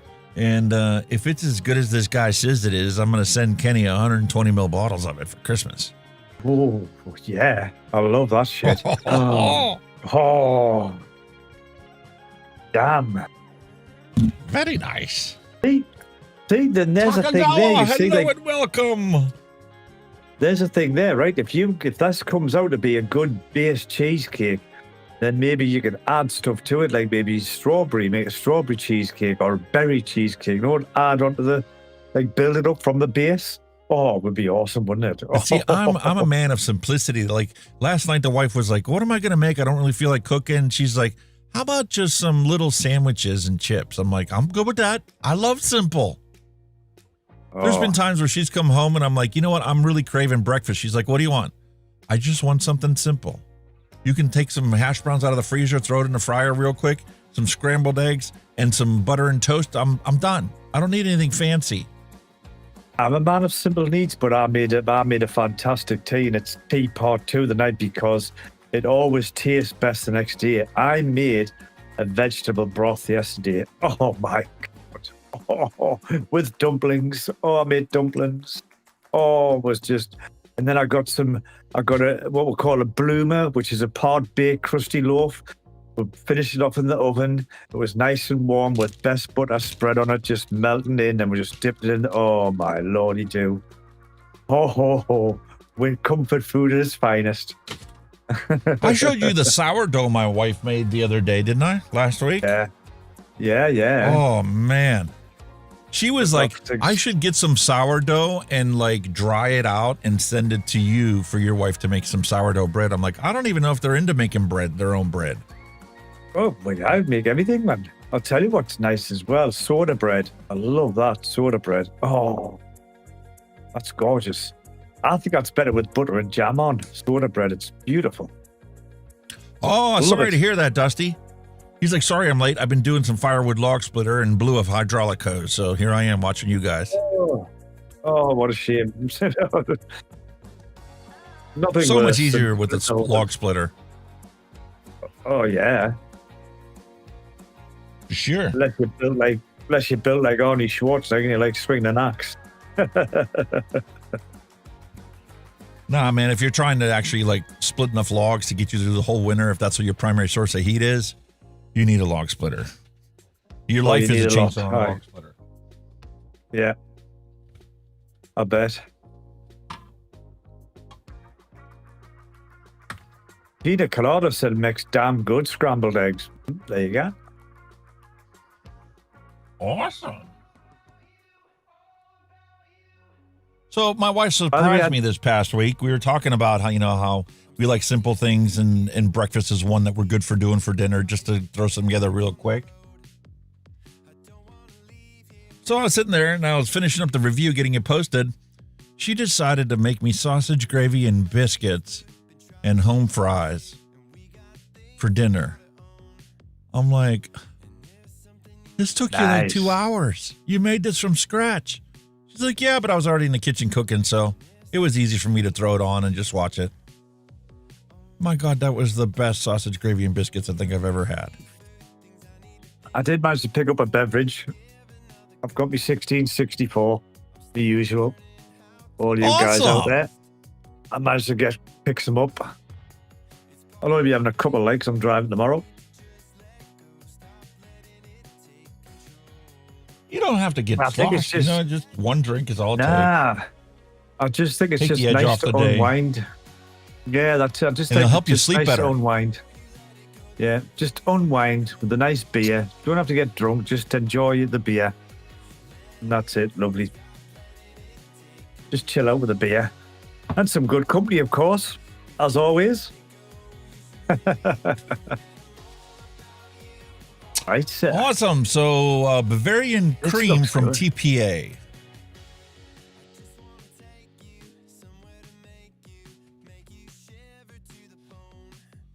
Good old-fashioned Bavarian cream.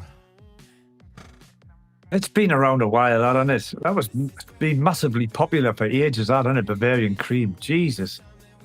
Yeah, but unfortunately, my Bavarian cream is already the diacetyl removed Bavarian cream. That's the DX that's on there. Oh, thanks. Thanks, Tagger. Just when I was so we got unwinding. that. Tatter punches. SSA, Cornish cream, and creme de la creme.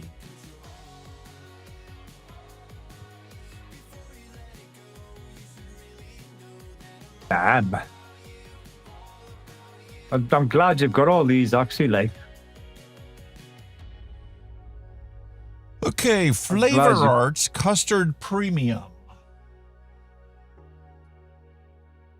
I'm glad you've got all this stuff here to make this stuff. Like, I'm well pleased. But that looks an absolute amazing recipe. It sure does. Capella's New York Cheesecake.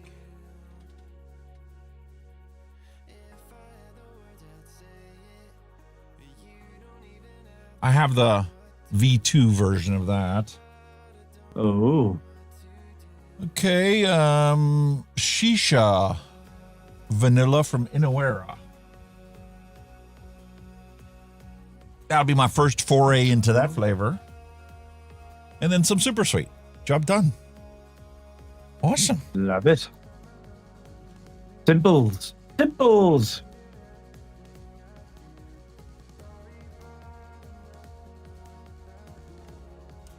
Awesome. Man, I thought I had some of them. 0.9. The vanilla is very heavy and prominent in this Bavarian cream. Oh, aye. Definitely. Let's see if my complaining to audio actually did any good.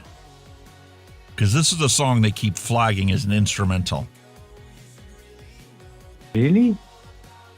But you can clearly hear the lyrics. You can clearly hear the lead singer. Yeah. They flag it as the instrumental of this song. Eh? How'd the work? It's clearly not the instrumental.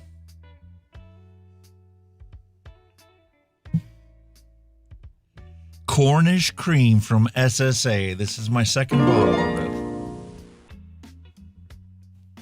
Attention everyone. According to Neil Pitts, Kenny, I am still vaping the musk candy juice I made. I let someone try it and they were like, what the hell is that? That is all. Oh, God, no, oh, shit. You dirty, I sent him some musk candy. Ah. From Flavors. No. Oh, no. God almighty, no. You cruel man. How would you send him stuff like that? He had it as a kid. Really? I can't understand how people like it. Well, I'm wondering about this creme de la creme. I can't believe that. It smells really dappy. Damn. 1.2. Oh, God.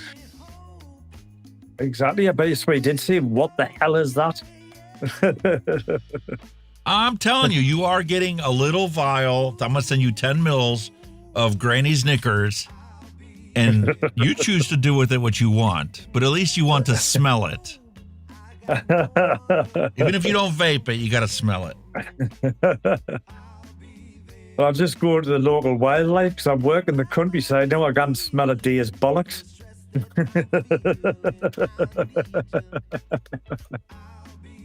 Oh my You Lord. can go visit the old folks home and hand it out. Yeah. I'm sure somebody there would want to put it in their atomizer. Probably wear it. Oh, that's new perfume, ladies. Oh my God.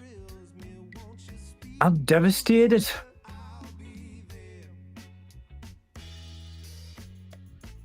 Why? I made some Halloween green screens and I don't know where the fuck they've gone. Yeah, I know. Mine was all screwed up too.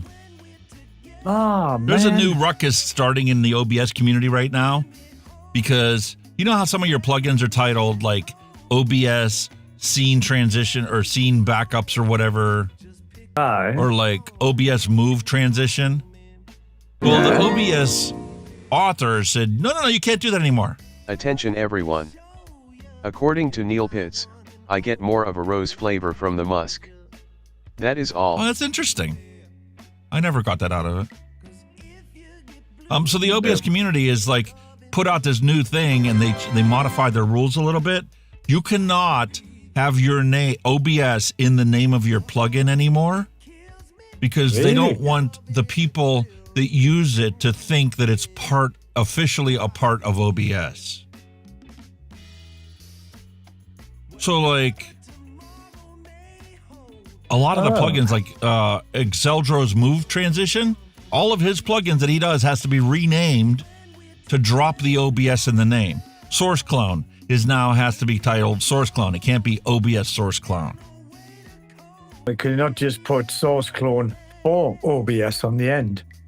That'd be a whip way around it, wouldn't it? Well, it's obviously for OBS, but the point is it's been this way the entire time since he released it like 8 years ago. And now all of a sudden somebody got a burr up their ass. So now all these people that create all these plugins have to rename their plugins to drop OBS from the name. Because they're not officially a part of OBS. They could have shot themselves in the foot with that then, because all the people that spring and make the plugins and say, well, fuck you, we'll not make them anymore. You know what I mean? Well, my worry is about the older plugins, that there's nothing wrong with them. They still function as properly, but they're no longer being developed. Because they work, essentially. So they just left them there, and it's been there forever. Are they just going to drop them from the OBS website now because they didn't comply with this new rule? What a load of shit.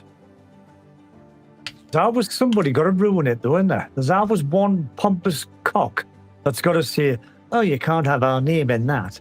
You know what I mean? Get a life, man. Jesus. Tosses. Like, what really shocks me is the smell of all these are very similar. They're not identical, but they all have like a really high dappy scent to it. Like this is supposed to be shisha vanilla, which would be like a tobacco vanilla, right? I don't get any tobacco smell out of it. I get that custardy New York cheesecake kind of smell off of it. Yeah. The scent that I associate with DAP flavors. Yeah. Buttery kind of creamy kind of flavors. Ah. Yeah, but when they'll blend, oh, it's going to be a belter, that. I've got high hopes for this one, matey. I do too. Very high hopes. Okay. Did I put this in already? No. New York cheesecake. I skipped over that one to shisha vanilla. So I need 3 grams of this.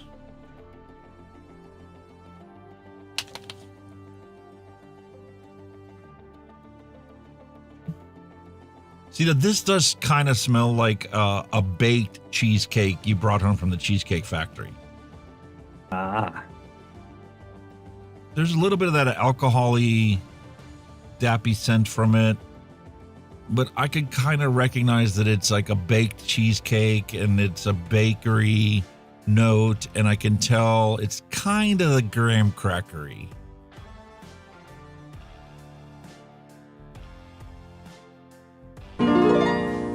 Three grams. Attention everyone. According to Neil Pitts, Alex, the next package I have, a AIO 18650 device I am going to send you. It has a single coil deck and a dual coil deck. It's from Mech Life. That is all. Oh, cool. Awesome. Thank you, mate. Really appreciate it. Cool. We'll give this thing a good stir. I'm going to add some PG to it, and then we'll give it a nice sniff.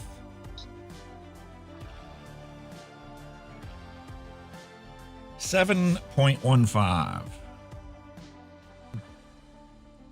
Give me a quick sec. I've just got to go to the little boys' room. I'll be right back.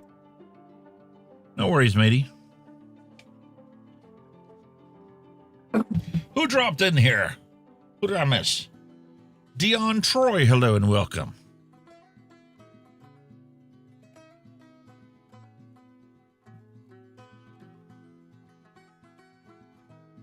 Oh, that's a really rich cheesecake. I hope that vanilla comes through as a beautiful cream. 5 days steep, that's all it requires. I find that hard to believe. That's going to be interesting. Okay, all we need left is 53 grams of VG, and our random recipe mixing is done. We can go try out the ones we made last week.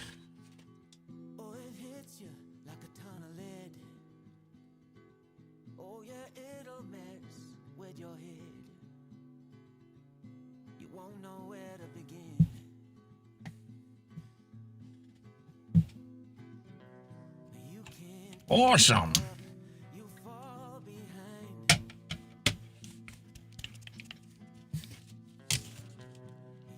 Malice Black Dagger, hello and welcome. And who dropped down?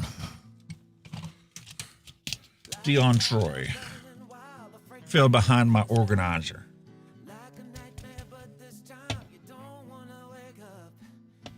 That's going to take a little while to steep. Here's our beautiful recipe. This is the recipe that we were mixing.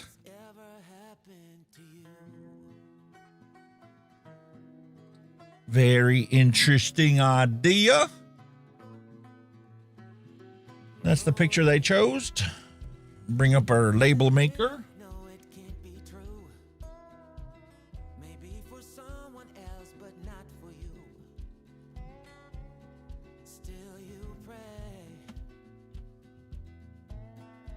A Journey's End.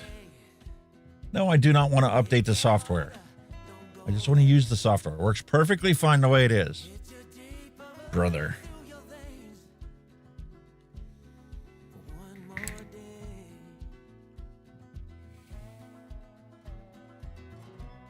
Hot diggity. Interesting name for a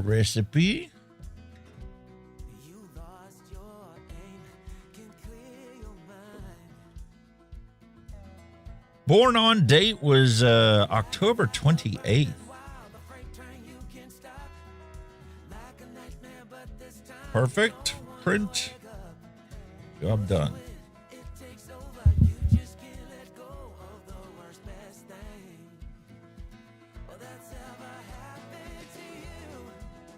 Hope this really comes out, man. That would be awesome to have a nice vanilla heavy, creamy cheesecake.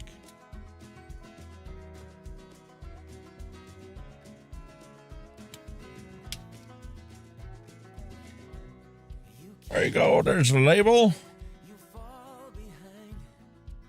Now it's time to give it a nice steep. So while that's giving it a steep, give it a good shake, set it off to the side.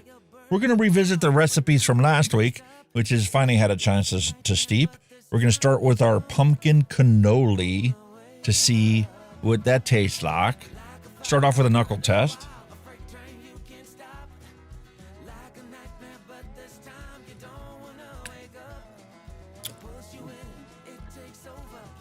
The knuckle test is very heavy on the pumpkin.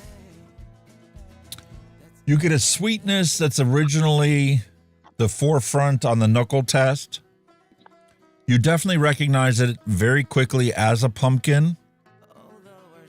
As it starts to wash off your tongue, it smells like pumpkin pie.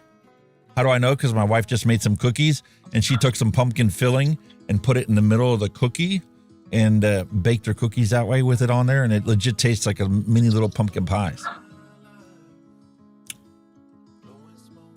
But I'm not getting any of the aspects of a cannoli. I don't taste any or recognize any shell flavor from this. I do kind of get that creamy vanilla filling in an odor form, but there's no mouthfeel to it. So we'll see.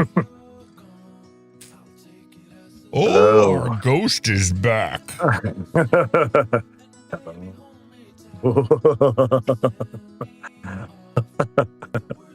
I couldn't resist, mate. Just book it. I love it. I love it.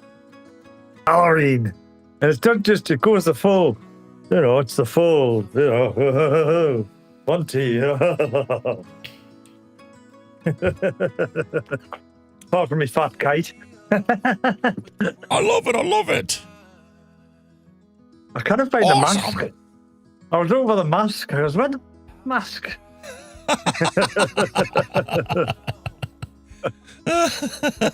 Buddha Squad's like, I thought Kenny looked like a condom. What's going on here? I am a bit of a knob. Yeah, but I don't think he knows what a condom looks like if he thinks you look like a condom in your white ghost outfit. Yeah, I'd be very worried, like. Very worried. I don't know about that, dude. Nice idea, though. Well, Want to bust his balls? That's a great idea, but you have to work a little harder than that. All right, what is this? What did we? Is this the one I tried it on? Do I have to re-wick it because I didn't like mark which one is which? Possibility.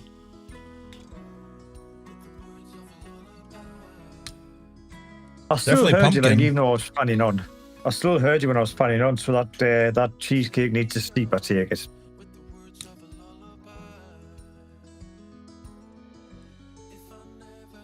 All right, I need to re-wick it. All right, let's get a mod. Let's throw a drop on it. Not matchy.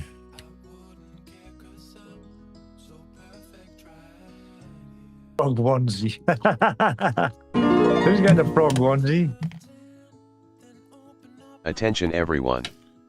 According to Neil Pitts, Kenny, with that costume you look like some people here in the southern states going for their weekly cross burning. That is all. Whatever do you mean?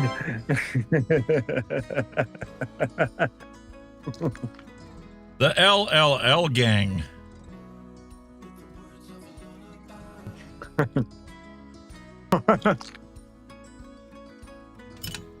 Could be in the KKK.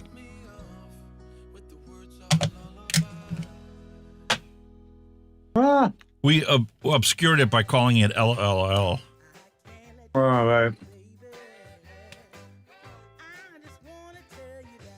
For political correctness.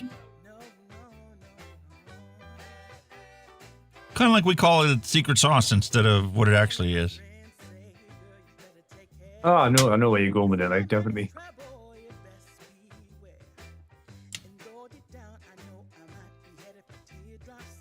There's my blinky lights that Kenny loves so much.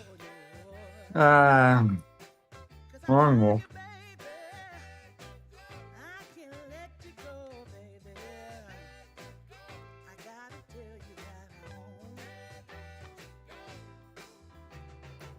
Nice color, that juice, like, I'll give you that. It's definitely punchy in the pumpkin characteristics. It was kind of so-so last week.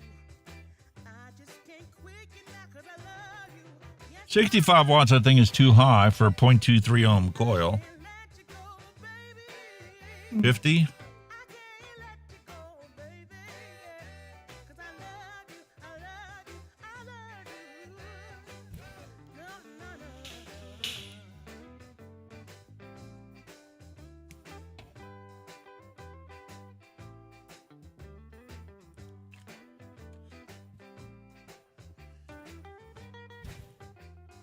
But you're not 100% happy with that one, no? It's kind of perfumey on the odor.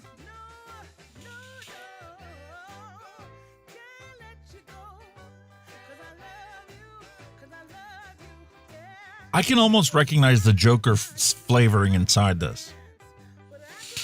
Really? You get a hint of sweetness. You get the pumpkin spice inside of it.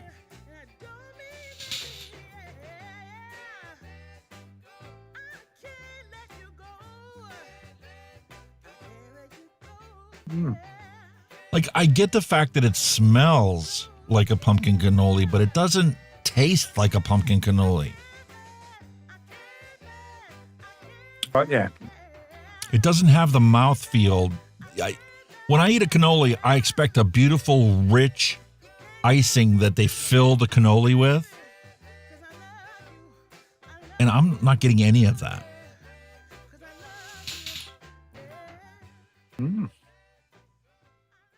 I do get the shell flavor as a finish. So, I mean, that's a bonus. But this may simply be an issue of it not steeping long enough. This might be one of those ones you got to let it steep a month before the shell, the pumpkin, and the filling reach a balance. Yeah. Because the odor of the profile is right for what it should smell like, in my impression. But it's lacking that mouthfeel. But Niels just said the perfume flavor is the clover spice from the pumpkin. Yes, it's definitely clove. I definitely can smell that.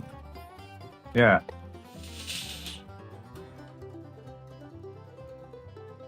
But I'm afraid to mess with it because I think everything's pretty well balanced. It's just the mouth feels wrong.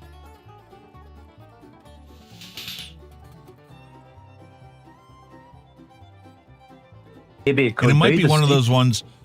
It might be one of those ones where I need to vape it for like an hour or so before it fully gives me the mouthfeel I'm expecting. Maybe my expectations are too high for the initial first vape of it. It's not like this marketplace. Like this marketplace one, right? I put that marketplace e-liquid in here, right? I've got pumpkin flavor in my mouth. I've got coffee flavor in my mouth from my beverages.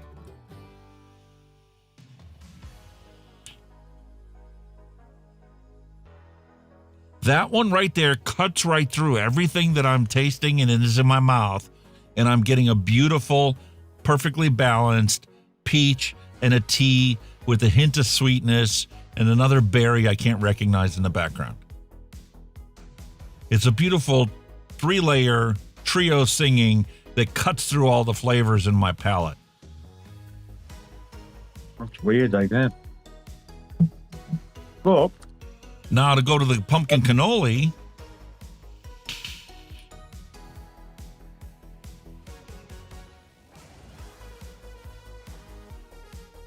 It's starting to cut through. The cream is barely visible.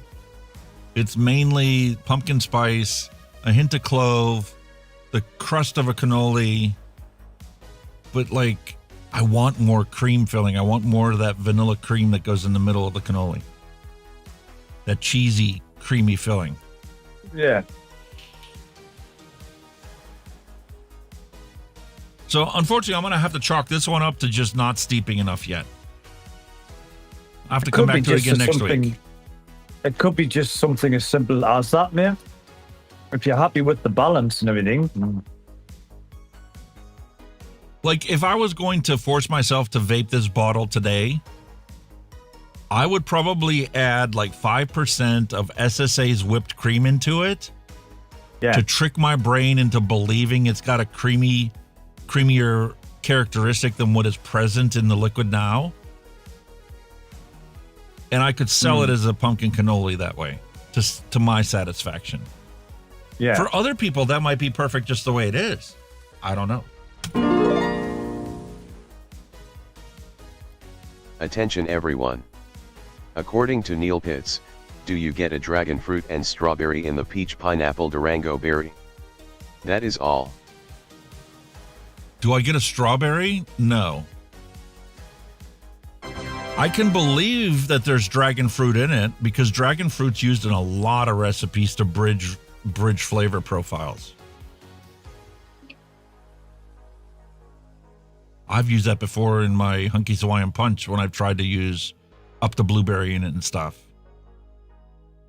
Because blueberry is one of those ones where it's like an underwhelming flavor. People have a certain expectation of blueberries and they never get it when they vape it. So they hate blueberry because of it, because they're always let down by the fact that there's no blueberry that they can relate to something they've had. If you have a blueberry cheesecake, you're biting into the cheesecake, you get a beautiful cheesecake, and once you bite into a real blueberry in that cheesecake, that juicy, sour blueberry flavor takes over your mouth for a brief moment. Yeah. And then the cream washes that blueberry off, and that's what you are expecting out of a vape, and it's not easy to do. So it's one of them flavors in the blueberry. It's an odd one. But see, it's like if your expectation of blueberry is an artificial blueberry like you get in a muffin you buy in the store, and you bite into that muffin, and that muffin is actually vegetable glycerin that was frozen and flavored with blueberry, then you're satisfied with blueberry vapes. My blue raspberry cotton candy was my all-day vape for the longest time because I never really had an expectation of blueberry from a blue raspberry vape. I expected the flavor I get out of blue cotton candy. Yeah. A general sweetness, a hint of that cherry-esque blue flavor. I wasn't expecting blueberry. Some people, when they get blue raspberry, they think they need to have a blueberry flavor, and that's not true. No. That's certainly not present in the Capella Blue Raspberry Cotton Candy flavor, nor most of the other blue raspberry cotton candy flavors that I have. I got like 8 of them, because that's what I was chasing for the longest time. And Liquid Barn really was the best. Attention everyone. Oh, that's addicting. According to Neil Pitts, I have gone through most of you Hawaiian Punch. You sent me great juice. That is all. Very heavy on the pineapple, but it needs that. And then you got so many different juicy characteristics underneath it, you can't identify them. But it's such a wet mouthfeel. I'm saving my one up for Christmas. That's the last bottle I can make because I'm out of flavors pineapple. And I haven't found one that's an exact replica of it. That's the last bottle of the original recipe, is it? Yeah. The original ingredients. Oh my God. I bet you've been itching to get into that. I'd love to, but it's like, no, that's going to have to be my Christmas special. All right, so let's get another drop ready, and we'll try this pumpkin spice coffee and see if that coffee's worked out in there. Man, it's a lot lighter than what it was when we first mixed it up. You remember how dark that coffee was when I put it in there? Oh, yeah. It was like fucking engine oil. Yeah, now it's it's actually lighter than the cannoli. Hopefully the wine blended nicely.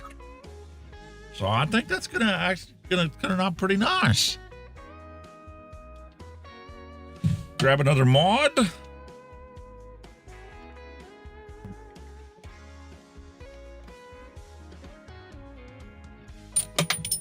Oh, the bloody O-ring always fell off on this drop from day one. Oh, it's a bloody dodgy O-ring. Now worse. It was always an issue. And then this thing just flops around. Okay. Back up and running. Might as well leave that out because I'm going to need it for the other one. Pardon me. Do you have anything on your agenda for this Halloween celebration? Attention everyone. According to Neil Pitts, there's a pineapple soda they sell at Mexican restaurants. That's what it reminds me of. That is all. Yeah.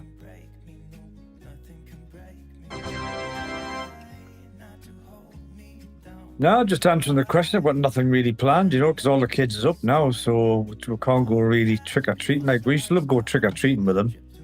But all them days are gone now because they're up, so... The wife do any decorating? Yeah, she gets a bit now and then done, but I think with her not being too well lately, she hasn't really had the motivation, you know what I mean?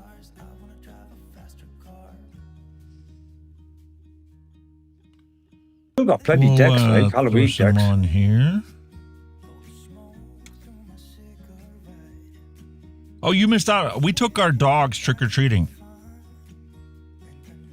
Your dogs? Took our dogs trick-or-treating. The local pet store, PetSmart, has trick-or-treating for your pets. You come into the store, they have a table set up with the little doggy treats and, treats for your pets. And they have multiple little tables, card tables set up around the store where you can treat your dog. It's like trick-or-treating with your dogs. Oh. Cool. All right, so the definite smell that I'm getting from this would be like a Starbucks pumpkin espresso latte kind of deal. Right. That sounds promises.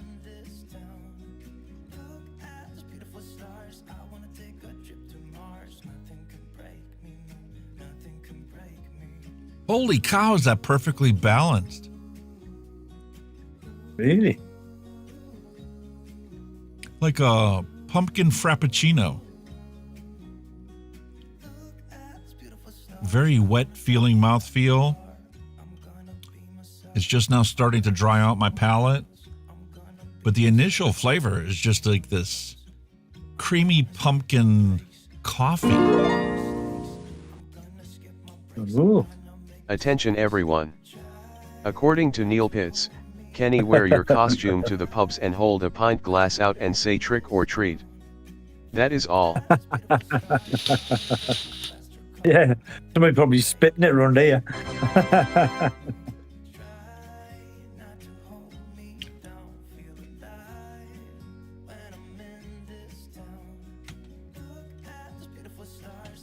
What she be, black boy?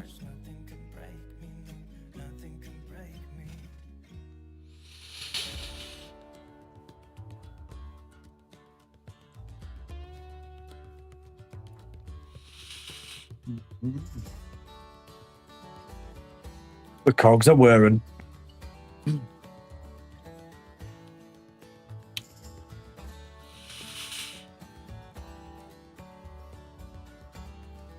Ah. The knuckle test is sweeter.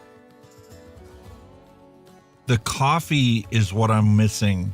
I wish the coffee was punchier and stronger in here. Really? But that's a common problem with that Brazilian coffee flavoring. You put it in there and it disappears, and then it comes back with a rage. This is another one of those ones where I think you need to have at least a 2-week steep on it. Mm.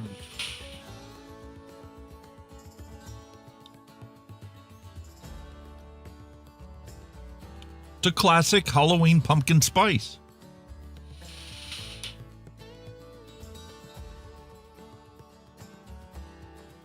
The cream characteristic is more paramount in this coffee than it is in the cannoli. I think that speaks more to the lack of creaminess in the cannoli than it does to the creaminess that's in this coffee.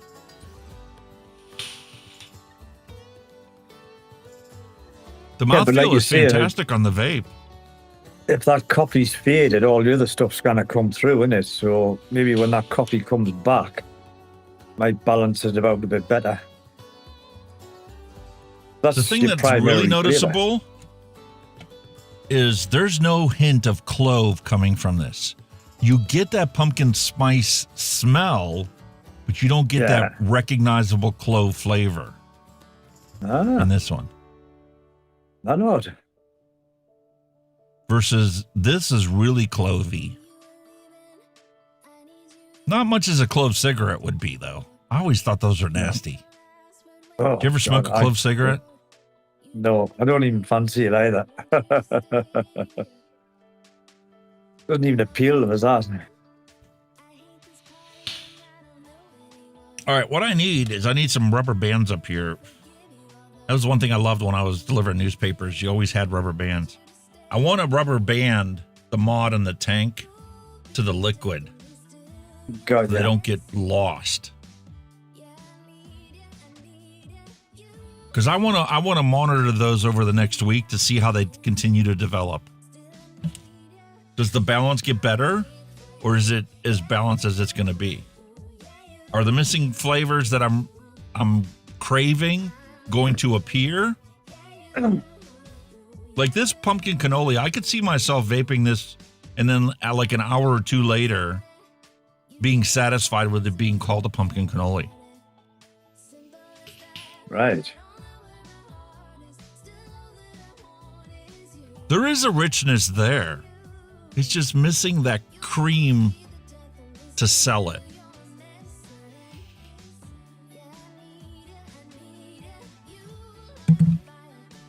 Shame. Like I said, maybe a bit more. And transitioning to the coffee sells it as a coffee, even though I don't recognize the coffee in the mix. But yeah. Drives me nuts. Drives me nuts.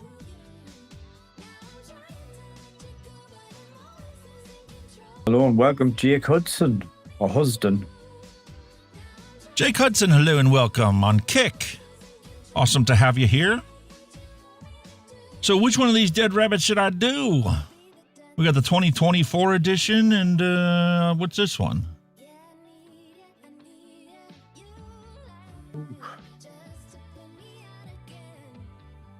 The more modern one? That's the Dead Rabbit 4. Ah. That was a really good one. We're going to throw that on there. What am I going to throw it on? You like that one? You like that Dead Rabbit 4, didn't you? Yes, I did. Batteries. We'll put it on my Stabwood mod. Grr.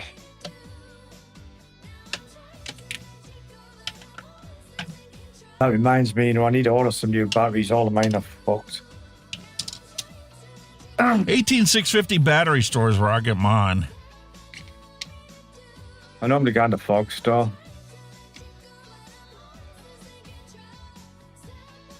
My Molly's from Fog Store. 90 watts! Whoa, get in.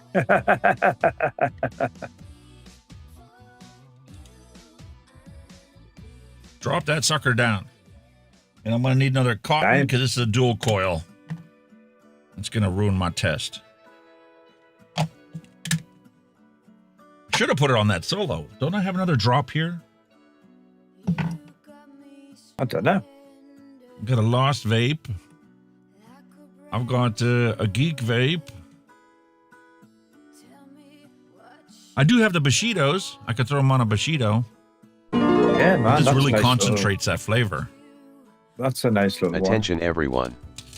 According to Wizzy247, I just heard Newcastle have been planting flowers so that way the team will have something to lift at the end of the season. That is all.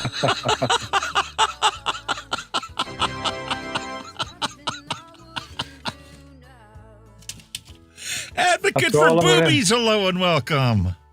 That's all I've got to say to you, mate. He's loving his Recoil 3 as well. Hey, everybody's got positive vibes on it, man. I need to clean this thing.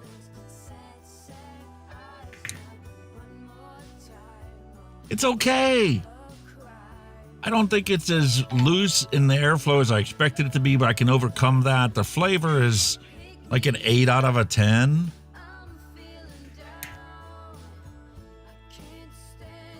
But I still have like that off metallic taste to it. I don't know why.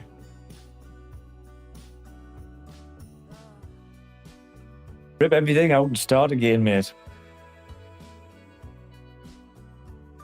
That's the way to do it. Rip it out, clean it, and then make sure I don't actually have a hotspot I can't see. Yep. Rip it up and start again. Because there's no reason for me to have a metallic taste to it. Nah. Not when I hear it. Definitely not when I hear it. What's that? Just clean up the ends a little.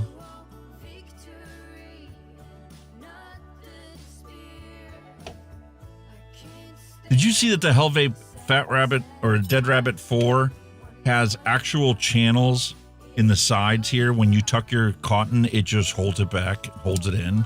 Evening.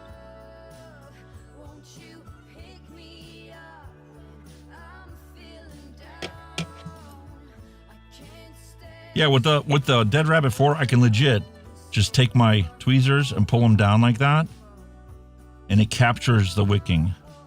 These are too long.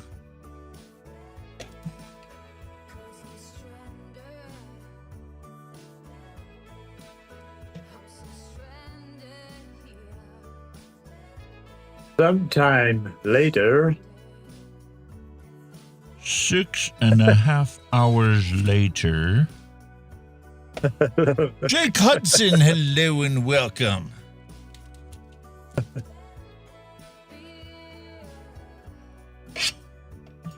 think it's more than 6.5 hours later, mate. Hello. I'm going to have to like gather up all these little tufts of cotton and send it over to Steve.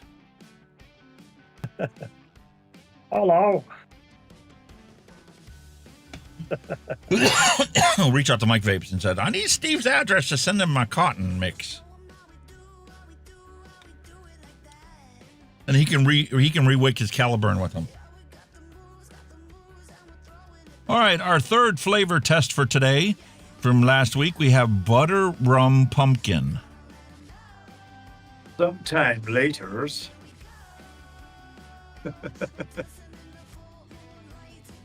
Is that actually one of our sound effects that I have hooked up to the chat command? Or is that one of my buttons?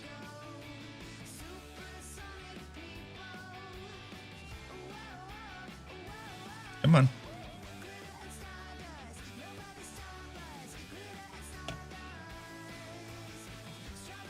I've died.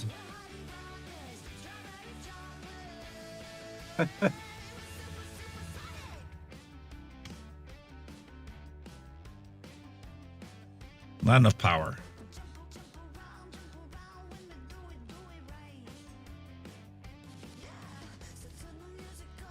Go to 65. So there's Dead Rabbit 4 on there.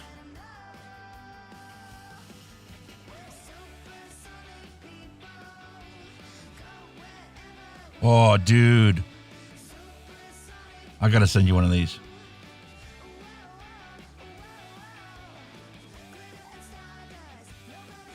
What a perfect combination. Butter, rum, pumpkin, coffee, cheesecake. Attention everyone. According to Neil Pitts, that's Kenny after vaping musk. That is all.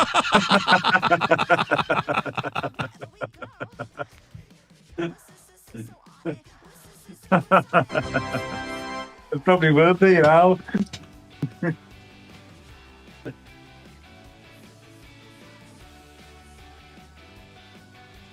Oh, he needs batteries.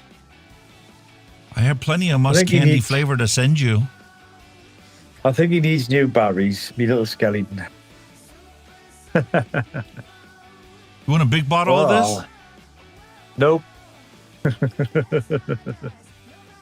You're quite welcome. I know you definitely want a big bottle of this. Oh, yeah. Butter, that rum, awesome. pumpkin, coffee, cheesecake. Oh, yeah, man. Is it good? Really, is it good? Holy shit.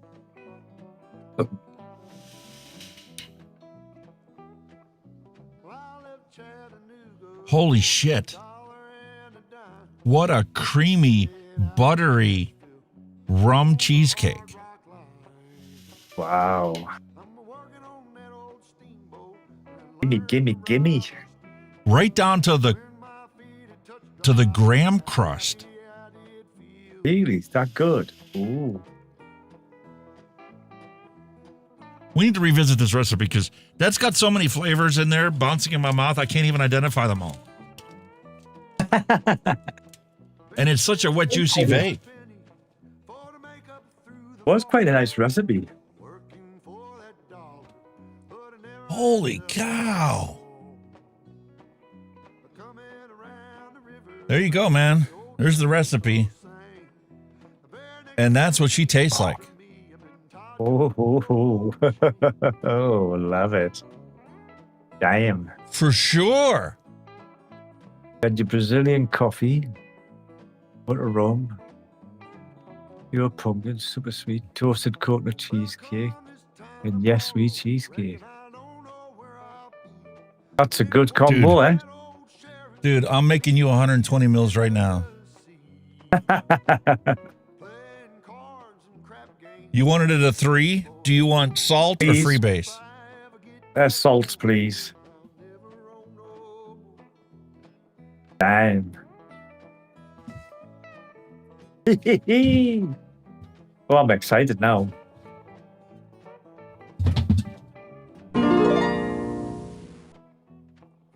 $100 milligram. Attention everyone. This is 50-50, According I to believe. Neil Pitts, yeah. Alex make Kenny a bourbon cream musk juice. That is all.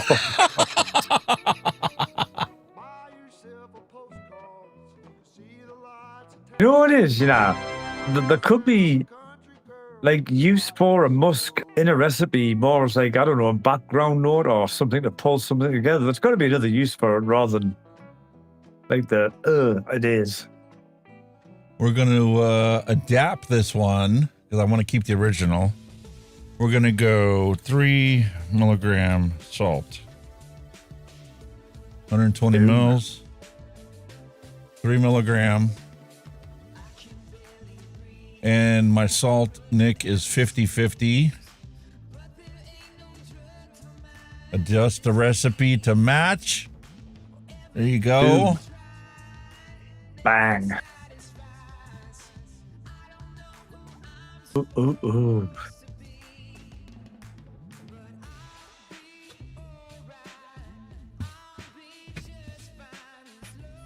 As soon as I seen that, I just looked and thought, that looks good.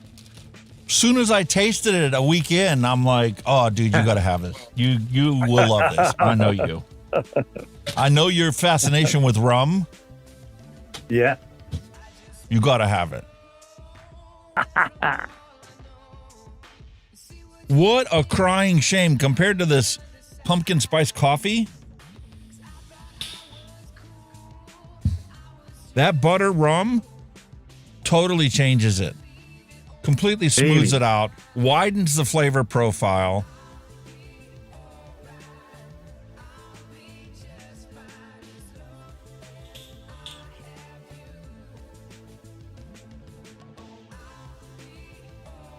That's the only problem with this pumpkin cannoli is I can recognize the Joker in it. That's the cannoli base. Right. There aren't enough augments in there to widen that from being just a Joker. Like, I can tell you mess with the Joker. It's not the original flavor, but... All right.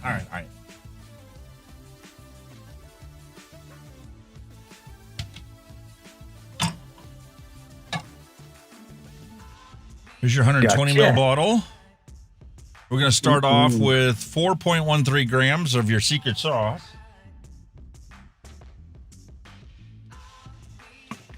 Damn.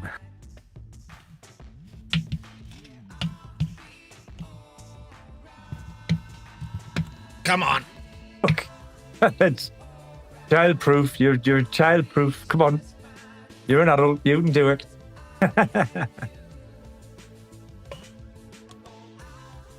50-50.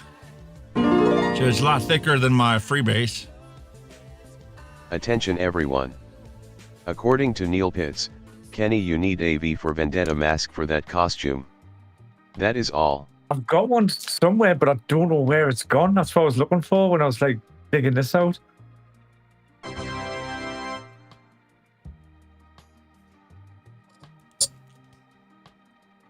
There's your salt, Nick. Damn. Well, that's smooth. And I probably tightened the lid a little too much again. Yep, so you're not going to get out again. You're going to be battling to get off again. Holy shit, is this good.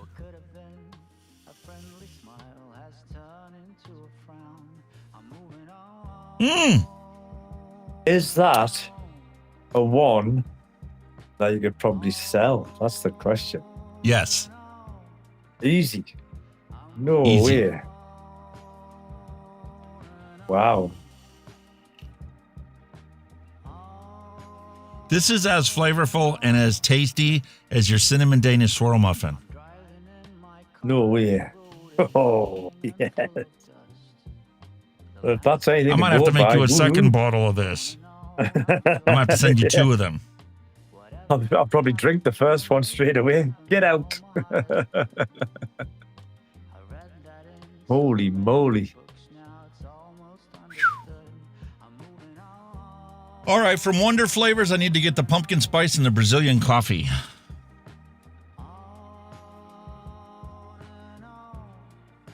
Yet.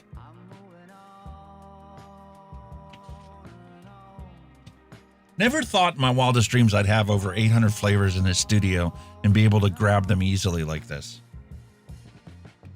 But you're organized. All right, pumpkin spice, I need 1.2 grams.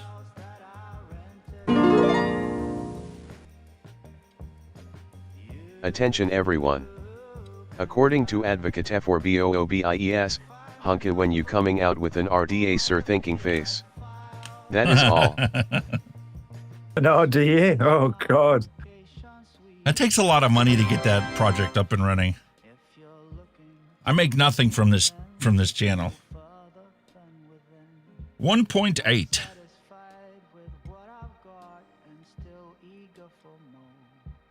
I do have plenty of ideas.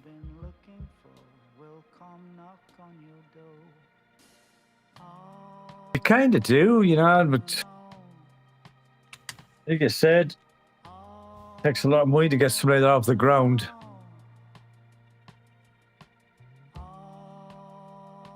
Yeah, like the Rouleau RX200, this sliding battery tray. God, do I love this design. I've never seen anybody else do it. There's your batteries in a tray. The only thing that comes close to this is a Smock mag. Remember with the mag cartridge you slide in? Yeah. This was a J-Bo mod. Old school.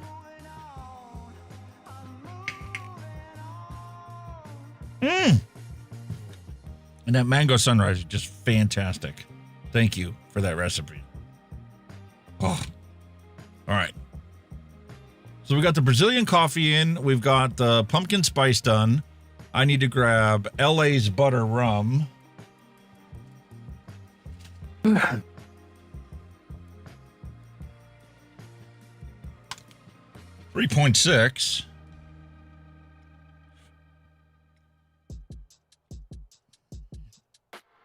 Look how dark that is. It's just awesome, isn't it? Oh.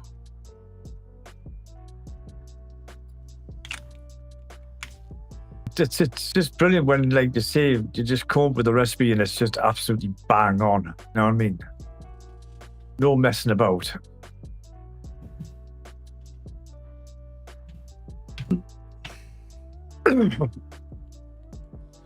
VSO's Pure Pumpkin Raw.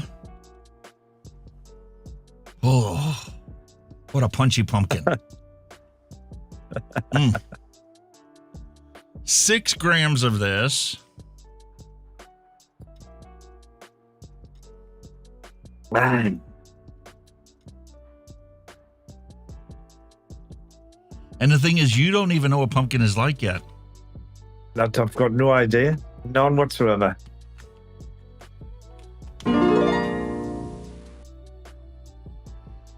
Attention everyone. According to Neil Pitts, Alex, I think it's the new drag pod mod that's got the sliding battery tray on it.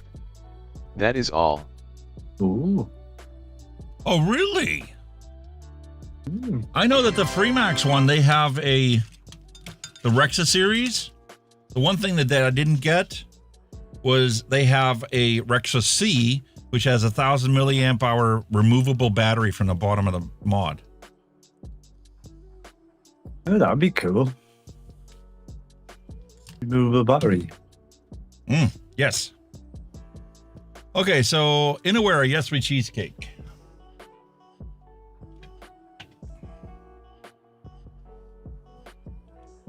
$3.6.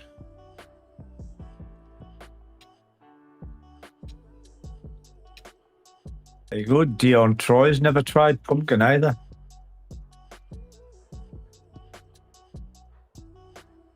And I tell people this all the time, they don't believe me, is that a lot of the pumpkin stuff that we buy in the store nowadays here in the States isn't actually pumpkin. It's a gourd. It's like a squash.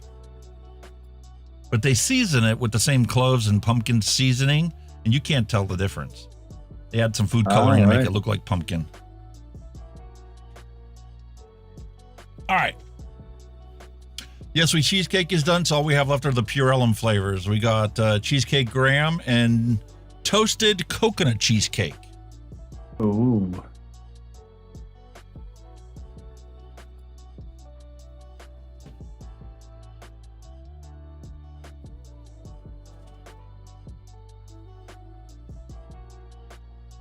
Very nice, Dusty. Strawberry spook pudding in it. I like that. Strawberry spook pudding. Should that be? God, I love it. All right, cheesecake graham is 2.4.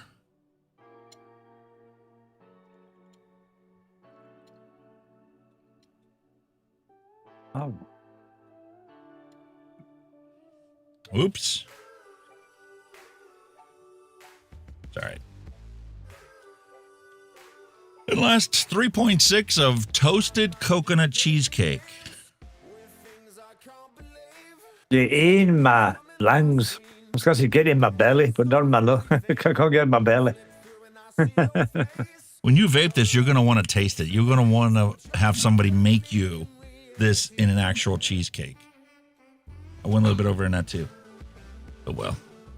And then we'll finish it off with some Pure Elm Super Sweet 1.2.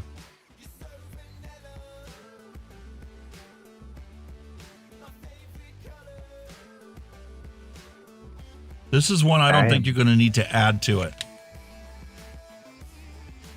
You know, some of the recipes I send you, some of the custards and stuff I send you, you have to add super sweet to it to get it to your sweetness.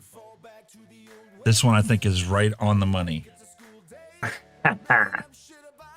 Now you're talking my language.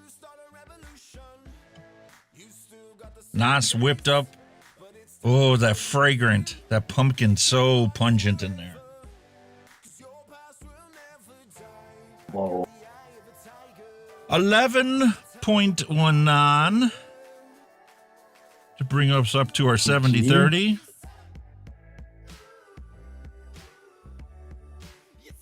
Close enough? And not only steeped for a week and it's come out like that. Holy Yeah, I don't know what it's going to moly. be like when it gets to you at Christmas. Oh. And 103 grams of vegetable glycerin to take her to the brim. I love these 1 liter bottles. Just whack it in, can't you?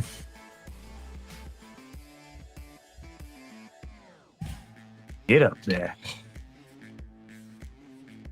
Drop the cap and get it later. You're dropping everything the day, you lad. You must have right butterfingers the day, matey. That rum, that butter rum flavor and that pumpkin flavor is so fragrant in mixing this up. And then you get that reserve coffee, Brazilian coffee. Oh.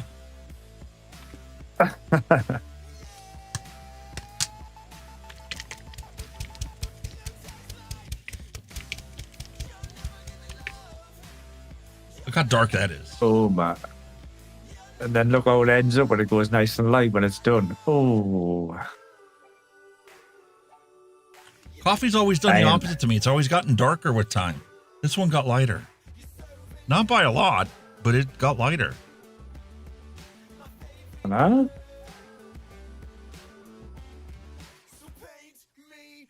Yes. I wish we had smell-o-vision. Oh.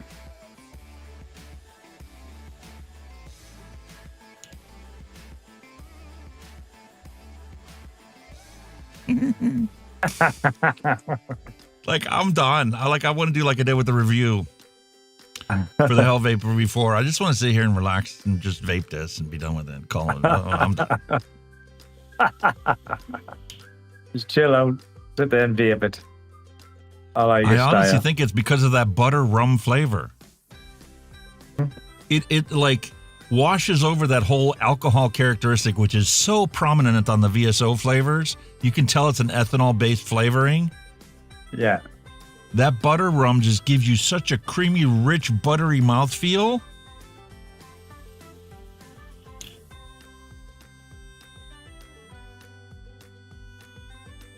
Oh, God. Oof. I may end up having a switch from Mango Sunrise to butter rum pumpkin coffee cheesecake until Christmas.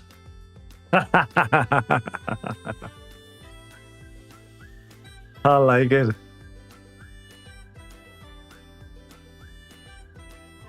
Because even the rum spices come through in this. Butter rum coffee cheesecake, eh? All day vape. Because it plays so well with that pumpkin spice. It's not like trying to compete with the clove. You came up with that Lady Liberty, didn't you? Yeah. Yeah, it was.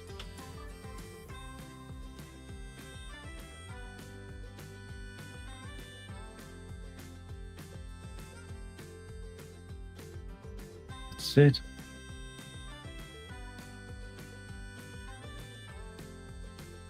What a fantastic recipe. I am so glad I mixed that up. That's what I'm saying. You haven't even changed now, have you, really, when you think about it? No, I didn't do nothing. I left it exactly the way it was.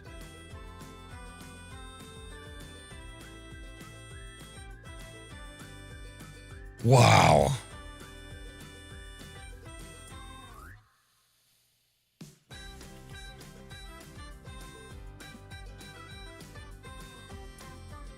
Cracking All right. recipe that, like cracking recipe. We'll save that. We're going to open the 120 ml bottle.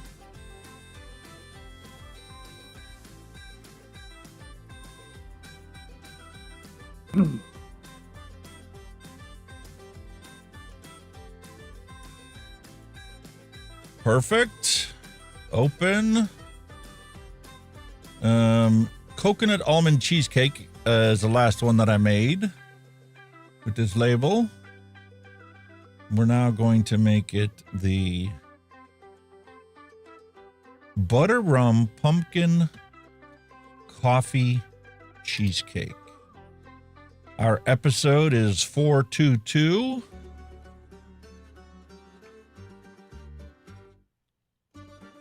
Born on date is the 28th of October, 2025.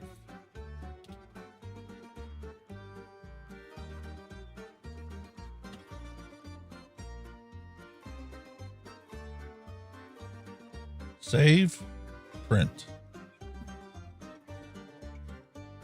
Bloody hell, mate. Awesome, awesome.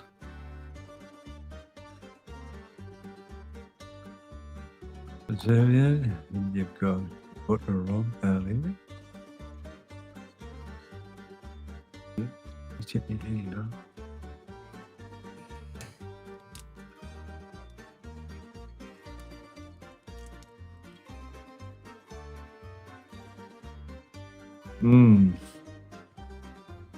There you go, mate.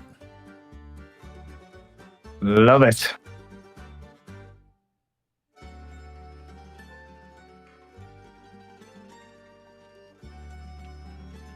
I'm just looking at some of the flavors. The only butter rum I can find them in is VSO. I wonder if that's the same.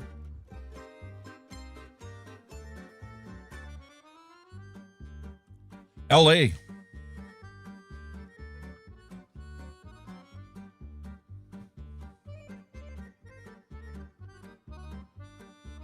Do I need to send you some? Just having a quick look to see. Laura Ann.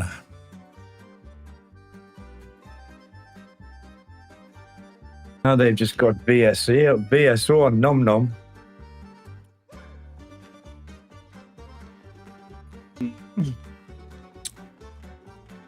I can order you a 30 ml bottle and throw in your Christmas box if you want that flavor. Yeah. So, but if it's really nice, I might just buy the ingredients and have a go at it.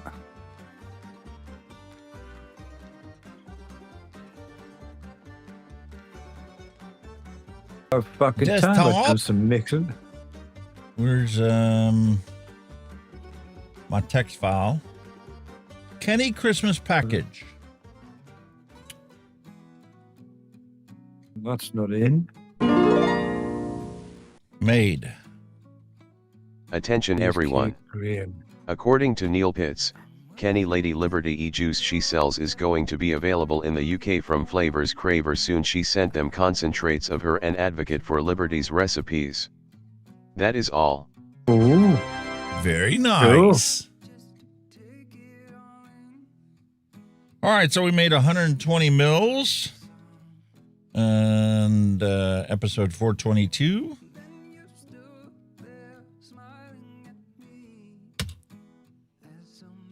Add that to your list. You said that you would you want some butter rum flavoring? Yeah. Because you can get the rest there. You don't have pumpkin, do you? I'll send you some of that too. I have plenty of ESO flavors. The stuff I ordered, a lot of the stuff was on clearance. So you need LA's butter rum. William. Send you 30 ml of that. And of pumpkin raw VSO. Okay. You can get the rest in your lovely locality. Pure Element Wonder Flavors and Inawera you can get a hold of. Cool. Awesome sauce, mate. Love it, love it, love it. There's so much flavor in that. It's just like, I'm actually afraid that it might be like over flavored. Like by the second or third day, I might not want to do it anymore because of how punchy that flavor is. I don't know. Very nice. So we got three different ones here. Switching back and forth between them is really revealed some of the flavor profiles that I didn't recognize on the initial taste or the initial knuckle test. Very good. Very happy with that. Sounds good, man. Yeah. Oh, wait. Can't wait. Oh, come on. And as is usual, I do have a mess on my desk of all these flavorings that we use today for these two recipes. Yeah. As you do. But, you know, they have a hole missing on the shelf behind me, so it'll be easy to put away and keep organized for next time. Is it, mate? Awesome. Awesome. Love it, love it, love it. Absolutely love it. Love it when a plan comes together, mate. I think that's the reason why that mango sunrise has stayed with me for so long. I get something super complex and super aromatic like the one I just had, and I pick this one up and it's so simple. Kind of like your scrambled eggs and toast for breakfast. Attention everyone. See? According to Neil Simple Pitts, stuff works. Alex, that might be a juice you have with your coffee in the morning. That is all. Oh, I'm sure it would be fabulous first thing in the morning. Just like you have crumb cakes and, you know, coffee cakes that you have with your first cup of coffee in the morning. Yeah.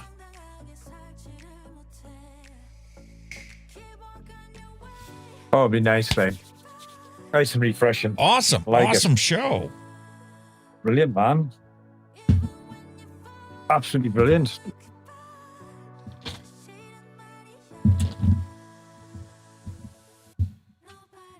I can't wait for Christmas. I'm so glad I had that salt neck here that I could mix up for you. Yeah, man. It's lovely stuff. I do find base too harsh now. I used to love it, and then all of a sudden, when I went to salts, found I got used to that. And then when I tried base, geez, I was hacking my lungs up. I was like, why can't you really get the throat hit out of the freebase? Yeah, that's what I'm saying. Especially my oxidized stuff I've got laying around here. Come on, 2 years can't old. Get away with. Can't understand why I can't be a base again. Because I used to, well, that's what I started with. Everybody started with that, the base. It was just spot on. But, I don't know now. I must be getting soft in my old age, mate. Fina Colada says, I love strawberry juices after a sip of coffee.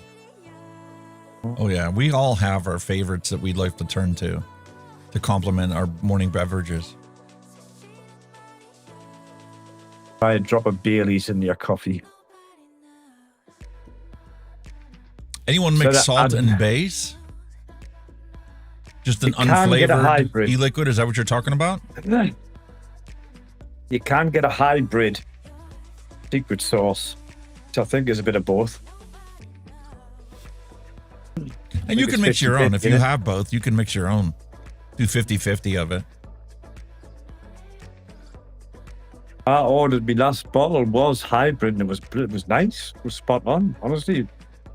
You did get a slight throat hit, but not as, you know, what you would get off a pure free base. It was just nice and smooth. Absolutely brilliant. I've tried hybrid before. It's quite nice. I'll probably go again. I'm surprised about the chemistry of it. The chemistry is completely different. The milligrams that they give you in a salt base is actually a combination of the amount of salt in it plus the amount of freebase equivalent that's in it. So when you get a 50 in salt, it's not actually 50 milligrams of nic. No, yeah. Kind of get that because obviously it's like a mixed, 39 or something. Name. Yeah, hence the name. Yeah, I'm a Captain Kirk for today, for a Halloween show. You cannot take any more, Captain.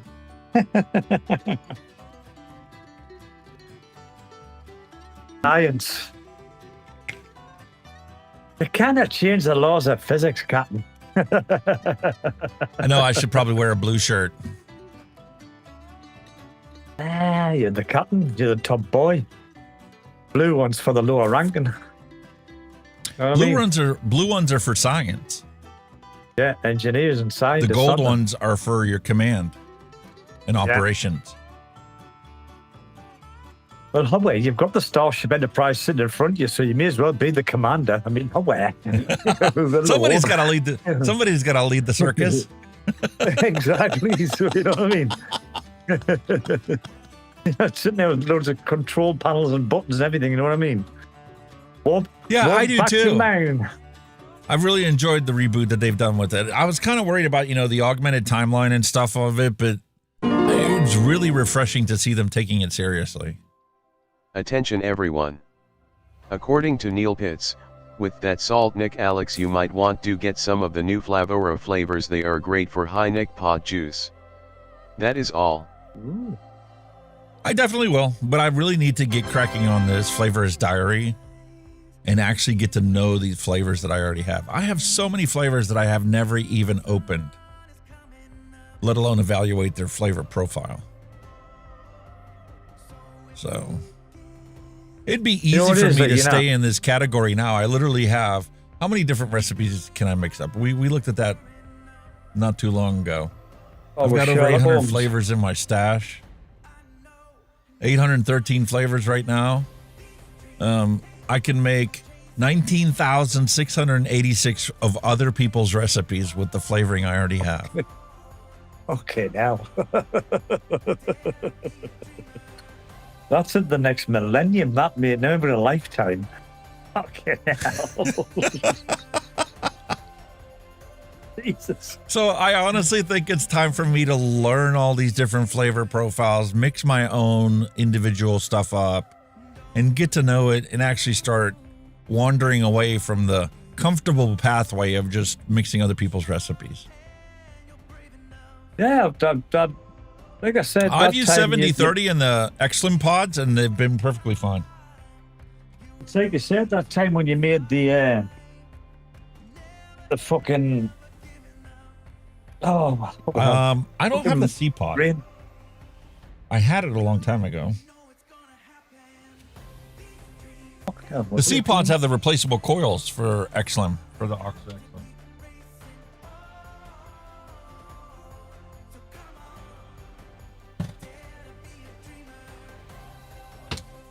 Yeah.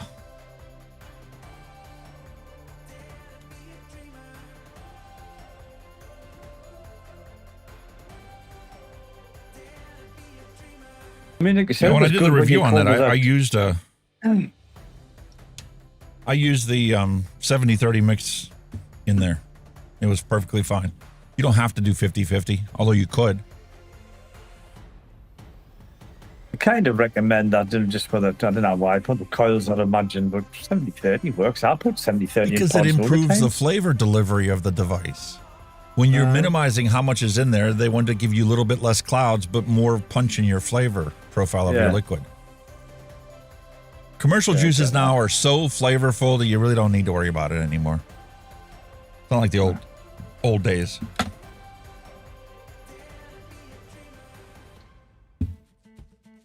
Yeah, like I said, when you come up with that cherry bake, well, you done that off your own head, and you know, mate, it can be done.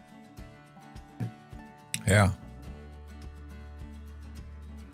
I'm proud of that.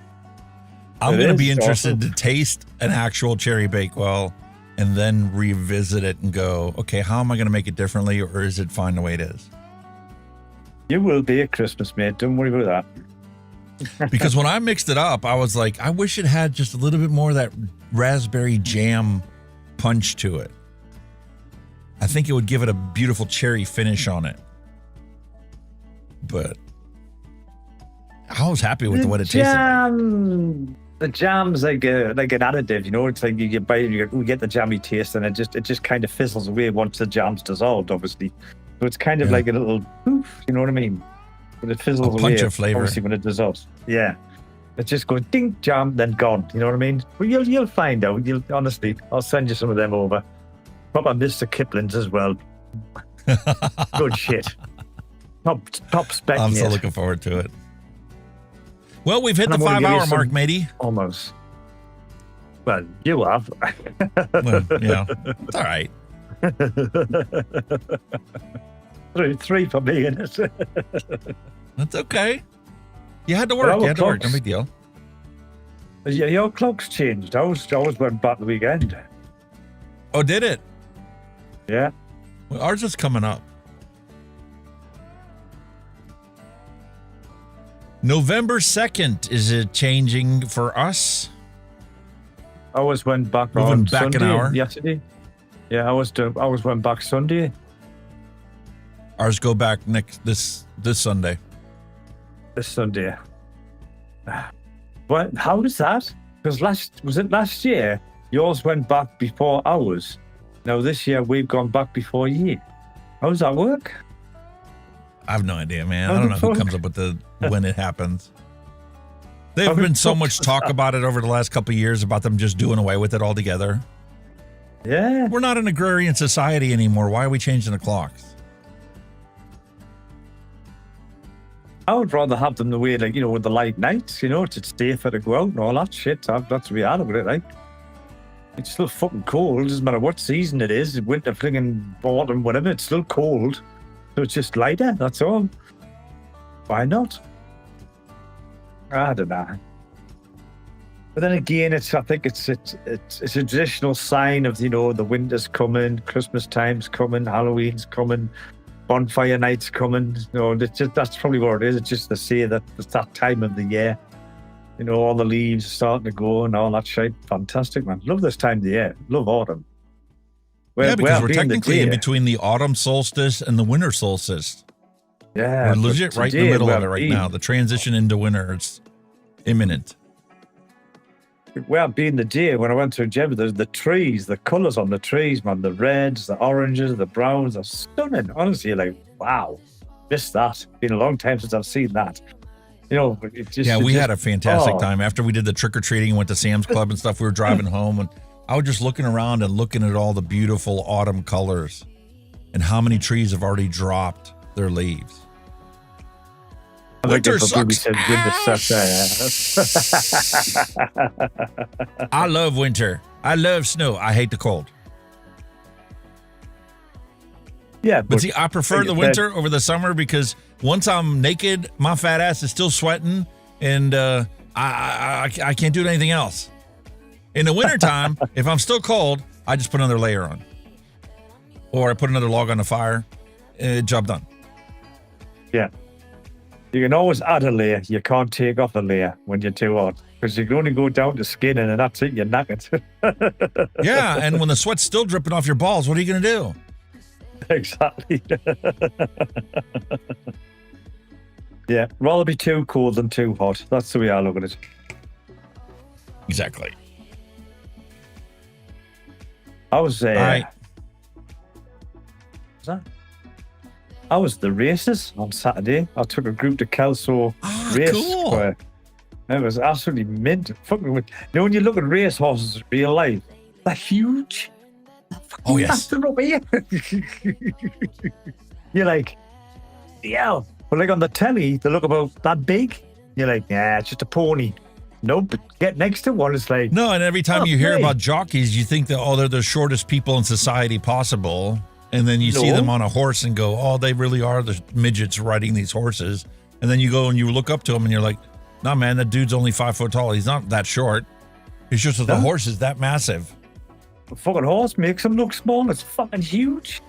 Oh, it was brilliant. It was excellent. I really enjoyed it. never had a bet, like, but, you know, I was just there as a coach driver, as you are. And I found the bait cabin. Ooh, it was nice. Oh.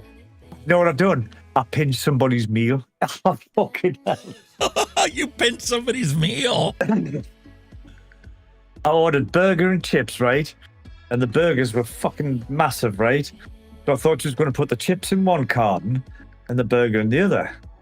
But when she put my carton on, in the meantime, some guy had ordered whatever he wanted and went to pour himself a cup of tea because you could help yourself to tea and coffee. So I'm thinking I've got one for chips, one for burger. I picked them both up, went over to the condiments table, opened up his box. He had cheesy chips. I went, oh, well. I started putting mayonnaise on. And she came over, she went, did you pick that box up? I went, yeah. I said, not mine. Like, no, that was the guy's. I went, oh, sorry. I said, do you want us to pay for it? She went, no, just keep it. So I got 2 meals for the price of one. So I just tossed a load of meal on it, you know, it'd be the cheesy chips. And I got the meal for nothing. I thought, I hope this bloke doesn't get offended and come out and start kicking shit out of us. Well, it was fun. If standard time were kept all year, we'd lose light in the evening during the summer. Sunrise would be like 3:30 in the morning. They didn't say when they were eliminating it. They could eliminate it after we moved to daylight savings time and keep us on that all year round. I suppose there is a bit of science, you know, the way the friggin' planet revolves and turns and all that bullshit. So there's probably some logic to it, you know, before they don't just randomly do it, do they? We'll just change it to dark nights, you know what I mean? There'll be some science behind it, like there is always, as you do. Yeah. Good stuff. Awesome stuff. I'm fucking warm now in this. I'm fucking sweating. I had my hair cut. Kid. I need a little trim up myself. I've always wondered what you would look like naked face again. Might knock 10 years off you. My wife would kill me. I've already approached the subject a couple times, just casually, Really? and she was like, no. Okay. She likes it. She likes it the way it is, so I aim to please. In many ways as possible. Yourself. Happy wife, happy life. You know that. You know that one, mate. Happy wife, happy life. Very Always much works. so. I pissed her off the other night because I was like, oh, I don't want to make any decisions tonight. I was trying to kind of, you know, making fun of her and stuff. And she's like, what decisions do you have to make during the day? I'm like, you don't know how hard it is to put this production together. I do every Tuesday. I bet that went right down well. I bet you. Well, you know, every once in a while you got to egg on a little fight so you can have some little makeup sex later on. Yeah. Yeah, the makeup, yes. There's a method to the madness. There really is. And you know where the boundaries are. You know how to toe up to the line. Yeah. And then make up for it. Just cross it ever so lightly. Just stick your toe over it. Just a touch. I'm not touching you. We'll get Kevin's pointer up. I'm not touching Attention you. everyone. According to Neil Pitts, with that haircut and costume, Kenny, you really look like you belong to the southern states. That is all. I said that earlier today too. I should move over there. Should I blend in well? You might get lynched in the process, the way things are in this country nowadays. Pretty sure. There is that, like, isn't there? Mm. You never know. Politics, man. Politics. You never know, do you? Mad world, mate. It's a mad world. How's it not drinking Guinness today? This is what I bought for yesterday because I was off work yesterday. I had a day off yesterday. I thought I'd have a couple of beers, and by the time I just gorged myself with that soup, I was just too full on food to drink all the beers. So they're kind of being kept for this evening. That's okay. So I think my wife made a soup last week. She first told me about it. I'm like, what? I'm like, she's like, I'm already making it. I'm like, I'll try anything once, twice if I like it. It was like a spag ball soup, and I'm like, what? Mm-hmm. But holy cow, was it the most delicious soup I've ever not had before. Yeah, and the meatballs that were in it were perfect. I'm like, why have I never had this before? You take the Chinese with the noodle soup, you have a noodle soup. Oh, that's divine. Just the same thing, isn't it? Just an Italian twist on it. See, your wife's very creative in the kitchen, you see. Very much so. And she's really gotten off with this whole, sourdough, having her own stuff. She used that same thing in there because they have to like pour off so much of it to keep it alive and keep it growing and stuff. Yeah. And she's like, I had to discard this much of it, so I made pancakes for dinner tonight. I'm like, cool. She's like, I use my sourdough as the yeast in it. I'm like, really? Holy cow, those things puffed up so big, I couldn't believe it. I'm like, that's the best pancakes ever. The fluffiest. Wow. The rise you got out of that sourdough yeast, I'm like, we should do this more often. Oh, yeah. That would make some amazing Belgian waffles. Ooh, aye. Definitely. Very nice, you see. You've got a good one there, mate. You've got a good one there. Chicken enchiladas. She almost had me buy a tray of that at Sam's Club when we were there. You just bring them home, throw them in the oven. 45 minutes later, and chicken enchiladas are done. Enchiladas. Have I had enchiladas before? They're like burritos, except it has chicken and rice in the filling. Yeah. I think the name rings a bell, but I don't think I had. I can't remember what kind it was. It's a Mexican dish. I had a pulled pork enchilada. I had pulled pork in it. Because it was a fucking. I didn't fancy the shit that they were putting in. Something didn't like, ooh, I don't like the look at that. So I says, can you put pulled pork in? Went, yeah, put anything you want in. So I just put pulled pork in. So I had a pulled pork enchilada. There you go. I used to love going to Chi-Chi's to get their seafood enchilada. Oh, I do like seafood. That was divine. Oh yeah. Well, none of my friends ever liked mussels, it. Cockles. None of my spouses ever liked it. They're like, fish, seafood. I'm like, there's no fish in there. It's just surimi. No, seafood? Oh, yuck, no. But yeah, I was brought up on seafood when I used to live next to the fish quay. You know what I mean? God, had I got on with this seafood. See, when I went to Spain, the first thing I ordered was that fucking paella. Fresh paella. You order it the day before. They go out, they catch it, bring it in fresh. I'd crab, squid, prawns, mussel. Oh, awesome. Loved it. Everybody's looking at us going, I'll take the prawns. I'll take the crab, but no squid for me. Sorry, I just can't get the idea of eating squid or octopus. It was like the squid rings. It wasn't the actual tentacles. It was just the squid rings. They're a bit rubbery, but yeah, they've got like a texture to them. But I mean, they're like shrimp. If you overcook shrimp, they get rubbery. Aye. The taste reminds us a bit like kind of a prawny, shrimpy type of flavour. You know, there's a similar flavour to that. But loved it. But by the time I devoured everything else, I mean, I was eating the crab claws. Crab. I love crab. We went down to Tennessee. My wife had me order crab cakes. Attention everyone. Those were good. According to Advocacy for BOOBIES, Hunky should make a maple bourbon cream liquid recipe face-savoring food. That is all. Yeah. I don't have a whole lot of maple flavoring. I don't think I only have one or two. But I do have a good bourbon. Flavors had an awesome bourbon. Actually, that bourbon was a secret ingredient in the coffee recipe he made for me. Yeah, bet. As I'm saying, you should dabble, you should dabble with your own stuff, mate. Don't underestimate yourself, man, honestly. Come up with some good shit. Honestly, have a go. Do it. Just do it. And we'll get it all released. I'm going to, but I do need to get caught up on my reviews. I have 8 products I need to get reviews published. Really? Wow. Yes, you're going to be a busy bunny. That's why when I did the Hellvape Dead Rabbit 4, I was like, no, I'm not extending this out and like spending any more time on it. Here's my review. I really love it.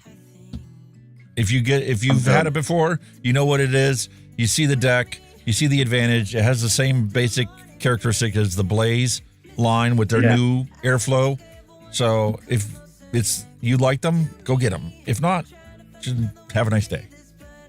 Exactly. Keep it short and sweet, man. Can I pick it apart? Yeah, Can man. I find faults with it? Sure. But does nobody any good? You can with just about any product. There's always something that you might not like that somebody else might like. It's just subjective, isn't it? At the end of the day. And the thing is, I can be overly picky when I look at some of these things. Like, everybody loves the Osiris. And I con it as the BMW of vaping. I'm like, it's over-engineered. We don't need that crap. You're not actually benefiting anybody. I'd go to take a drag on that if it's been sitting here overnight, and I need to take 3 drags before I can actually have an enjoyable vape. Because the metal mass of that tank is so big, it's got to get to an operating temperature where it can comfortably vaporize your liquid. Oh, yeah. Oh, but me one negative about this, which I never really said, is don't purge it. It's going to come straight up. Purge. Don't purge this. Or if you do, make sure they're pointing well away from your face. Your purge will be like, whoosh. And that is hot when you purge it. Yeah. No, don't purge it. I wouldn't recommend you do that. But it is what it is, isn't it? You could be nitpicky, but there's no point, because it just drags it out, man. People find out. I'll tell you who else was very over-engineered. QP Design were very over-engineered products as well. Yeah. They were complicated now. But don't get me wrong. If something is blatantly obvious in it, I call it out. If there's a way to fix it, I'll show you how to fix it. I've done that before. But if it's just like nitpicky type stuff, I'm like, why? It's near point. Jay Hayes is the person that used to smash shit up just for the sake of smashing shit up. Yeah. Not that there was anything really wrong with it.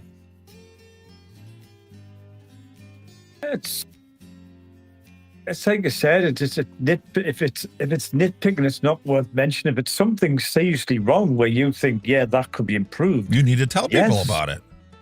But just like, I don't like the way, that looks. Well, that's subjective. Look around my studio. You see how many drippers and tanks and mods I have here that I've never done reviews on. Mm-hmm. Couple of them are because it was already too old by the time I got to it. But the majority of them, I could have done a review on it just to get a review up on the platform. But it's like, I'm not benefiting anybody. These are just average tanks. I'm not thrilled about them. Nobody sent them to me, so I don't have to do a review. I tried it. I used it for a week, and it got shelved. There was nothing really wrong with it. But I've got dozens of ones that are way better. So why am I going to keep using this old crap? Or do a review and pick it apart for whose benefit?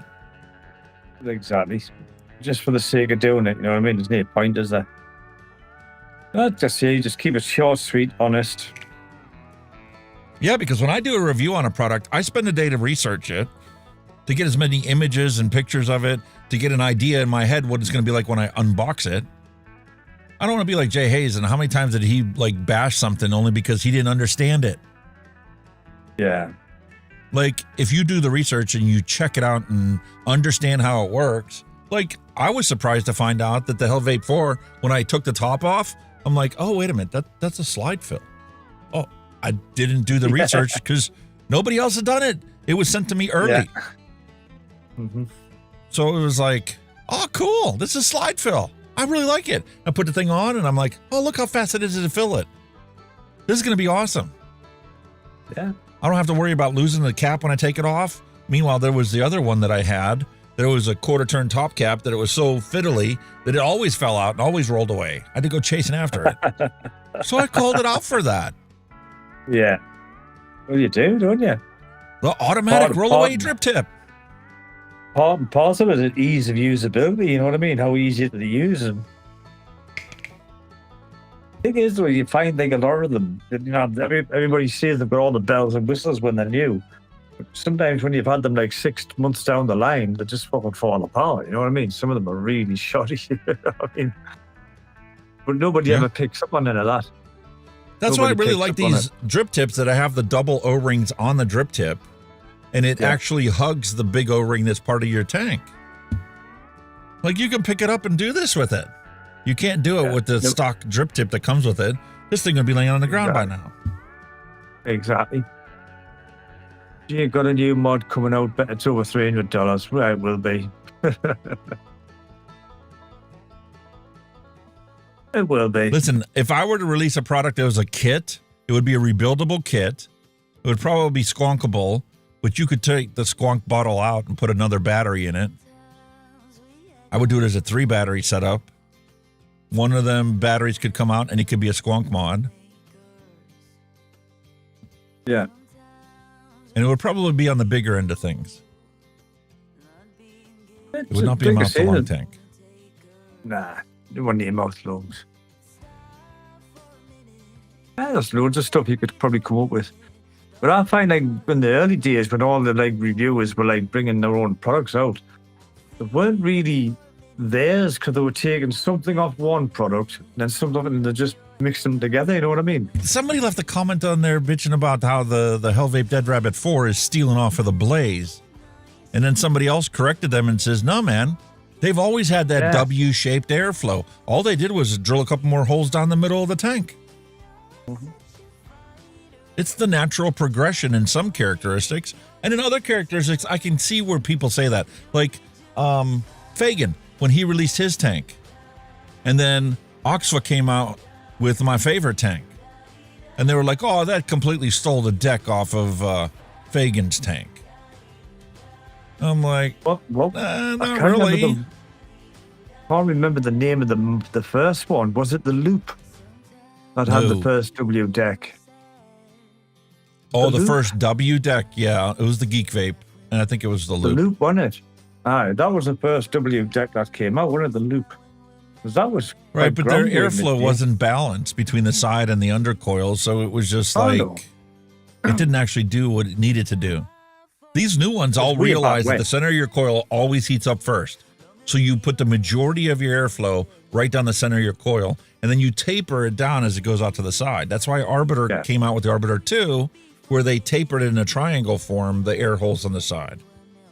That's right, yeah. But and then you get to vaporize the entire coil's worth of liquid. Like I say, they're probably taking the basic concept of someone and not necessarily copying it, but improving it. That's the thing. You know what I mean? Because like you said, the Kylan, they had, the U-bend one for a long time, didn't they? And a few other ones came out with the W-shaped deal. Deck, but their air holes were way too big on that deck. Yeah. Do any control of any kind. The total sum of all the air holes was more than the air hole opening on the top of the tank for the air to come in. That's right. So it's like you always had that hollow vape from it. Mm-hmm. Yeah. You needed to do the other way. You need to increase the velocity as close to the coils as possible. And that's why Hellvape didn't put a same top cap on this top one. They put a decorative top cap on that has way more opening potential of airflow than is inside the holes on the deck added together. That's right, yeah. But just like I say, it's just progression. Like somebody bring that out, then somebody say, right, we'll take that and we'll do this to it and do that. And then somebody else, right, I'm going to take that and I'm going to do this. Just the progression, isn't it? You know what I mean? And that's what's led to the continual development of it. They make enough money to keep the business operating. They come up with another design to try and sit down at a table and go, okay, what can we improve on it? How do we improve on it? What else is everybody else doing? Can we incorporate that same thing into ours and make it a little bit better than theirs? So it might look the same, but going from a 1.5 millimeter hole to a 2 millimeter hole makes a drastic difference on your airflow when it's right up against your coil. I'm saying, I mean, look how popular the postless deck is now. It was never a thing a few years ago, was it? The postless deck. Yeah. Now look at it. Everything that comes out now is a postless deck, pretty much. I think the video's still up. There was a video on YouTube where Geek Vape actually gave a tour of their facility, and the amount of scientific research that they do during product development was just like staggering the mind. When I watched it, I'm like, they actually have measurements in there on how much vacuum you have when you take a normal drag. They legit studied people, their own employees, when they vaped on it, they hooked them up to a machine in between their tank and they go, how much tidal volume does a normal vapor actually use? What's the maximum? What's the minimum? We need to design our tanks to fall within that range because that's where most people like to have their vapes. Well, and then we can make it tighter, or we can make it looser. Because it depends on, like, you know, if you've got your timer there, how many seconds you do to do a vape. You know, some people, the deep ones, some people, what, 2-3 seconds? You know, there's so much variation. Some of it's a tenth of a second. Some people just take a really quick puff, a deep, forceful inhale. Other people are just casual getting around to it. When I like a nice flavor, and I've got to say, I like a nice deep inhale. Like now when that with this the old the cinnamon Danish swirl, I take deep fucking draws on them. Like, oh, it's fucking so good. Oh yeah. Depends, you know. Depends what you're vaping, I suppose, as well. Normally, I'd say Neil what, Pitts 2-3 jumped into seconds. Twitch. Awesome. Yeah. Fantastic. Got the Twitch zone. That's what really got me to fall in love with this one. When I first tuned the airflow down, I'm like, okay, it's too much airflow for me. Let me turn it down a notch. Then I'm like, man, it got kind of really loud. Not quite whistly, but it's loud. One more set of air holes closer. Perfect. Primo. Now it's perfectly balanced on the inflow and on the airflow right by your coils. It's the same volume. And when I take a nice, slow, long drag of that, I get it to the point where the coils all start crackling every single time at the end of that drag. Yeah. It's just... I need juice. the most satisfying experience to get something that you can tune in to your ideal vape. I'm done. They're perfect. Adjust it for when yourself. You hit the nail on the head. Like I said, it's when you hit that nail on the head. That's when I realized they knocked it out of the park, and I don't need to say another word. Yeah. Because any flaw I might find a week or two down the road is not going to change my opinion. I don't care what it is. Oh, he's in kick now. he's jumping all over the shop. He's like, I'm going to check out all these platforms. Are you going to Rumble next, Neil?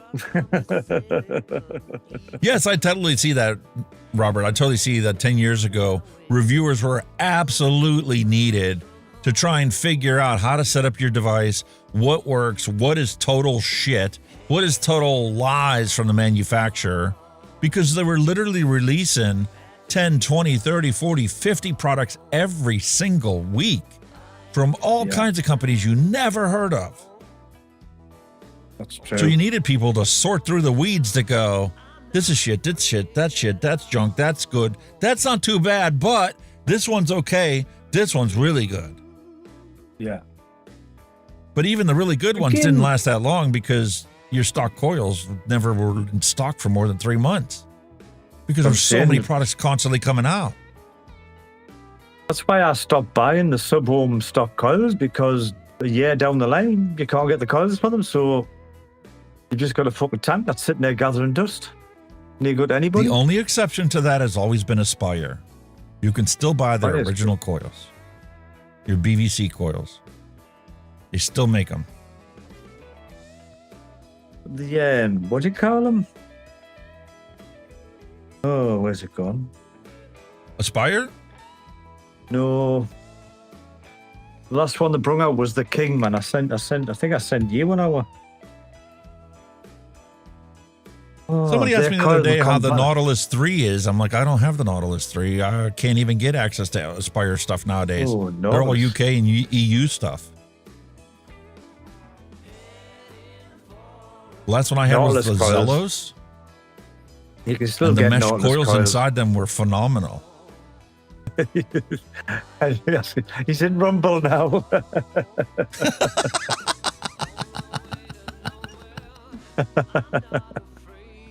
That's awesome. He's checking out. I think he's the first now. person that's ever visited us on all the platforms we stream on. There you go. We'll give him that title. That's fantastic. We'll give him that title. We'll give him that one. Yes, sir. Oh, dear me. I love it, love it, love it. All right, I'm mate. like a It's, seaman. what, 10:30 your time? It's time to let you go, mate. You've had a long night. Well, I'm okay. Your It's better only half- 5:30 my time. Your better half will be coming home soon, I take it? I think she works till 7 today. 7 o'clock? What you have for, what you have for tea tonight, mate? What you make for tea tonight? I'm not sure what we have on the dinner reservations. I know I need to do another load of laundry. Switch that over. My man chores were skipped last week, so I had to spend half a day yesterday getting caught up on laundry. So she had some fresh knickers and socks to put on her feet.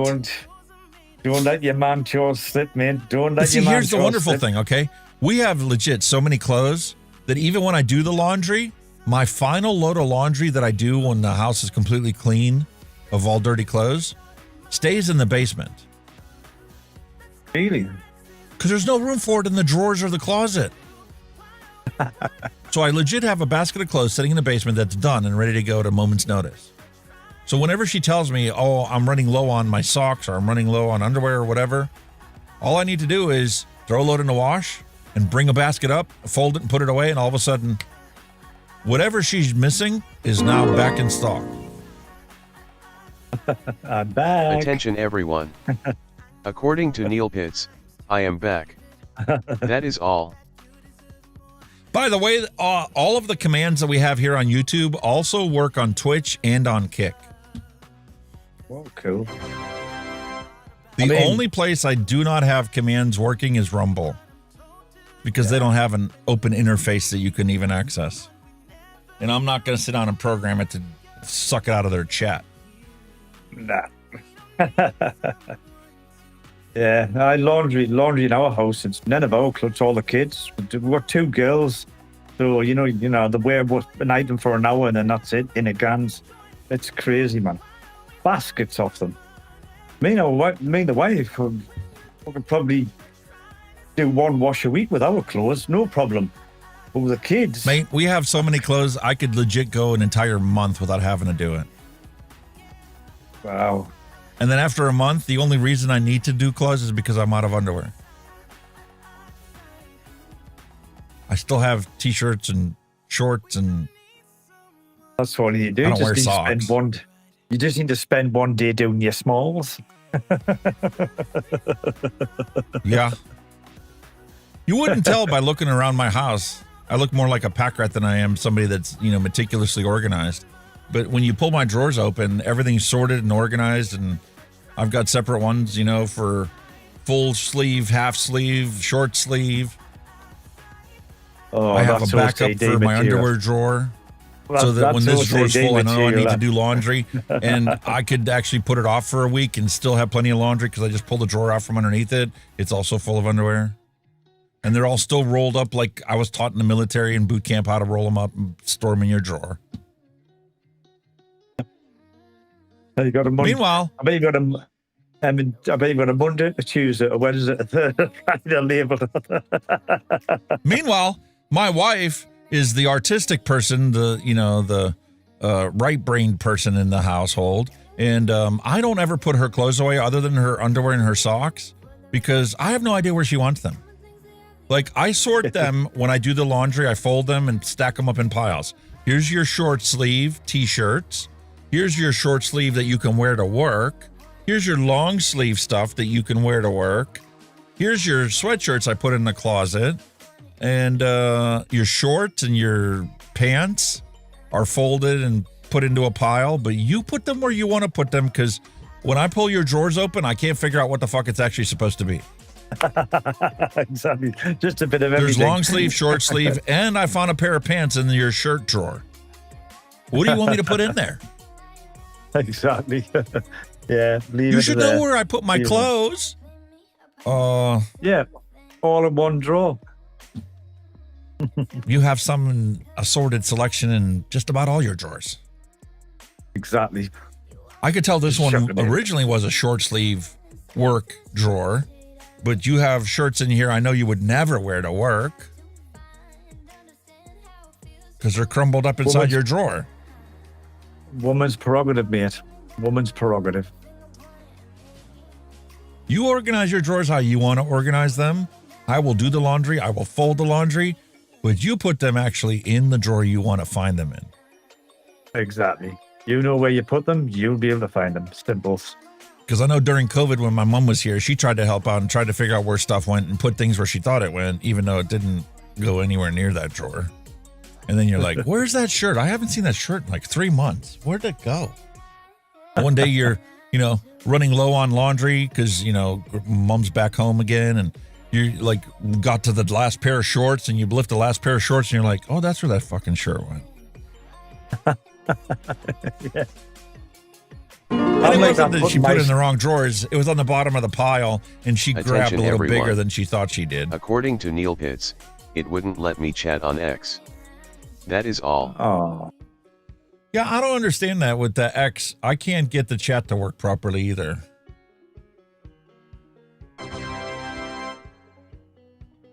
That's been an issue with X for a long time. Oh, because we're done on X. X ended at 5 o'clock. Oh, yeah, time's out, doesn't it? That's yeah, why you have to specify it. how long you're on X so they could adequately allot their servers or whatever. And I just cut it off at 5 hours on X. All the other platforms let you start whenever you schedule the start stream and you finish when you feel like finishing. Yeah. You can go up to 24 hours before they cut you off. X is more allocated, isn't it? You have to put an end time in for X. That's just fair enough. Anyway, speaking of end times, this man's got his fucking chores to finish off. Peace, love, and a hunky vape is my wish to all you folks out there. Happy Halloween if you celebrate it. If not, we'll be back same time, same place next week with the time change to bring us back in alignment again. Yeah. As always, folks, my apologies for running a little late again, work commitments. But thank you, everybody in chat who has contributed to the show. And as Alex said, whatever you're doing this Halloween, I hope you have a fantastic time. And obviously, you all stay safe and don't eat too much candy. You'll be ill. But as always, folks, on your way out, hit that thumbs up. If you're watching on replay, also hit that thumbs up. Helps us out a lot. You know where to find them. You know where to find Alex. Discord, get your dad jokes, pet jokes, all the hand checks, everything on Discord. You know where it's all at by now, folks. I'm going to leave you with that, and I'm just going to say, now don't you start. Don't you start. I'm going to end this now. Don't you just hate it when you get distractions? So everyone, goodbye for now. You all stay safe, vape safe, and we'll see you all very soon. Thanks for that. Bye. Thanks for listening. We'll be back next week again for a fresh round.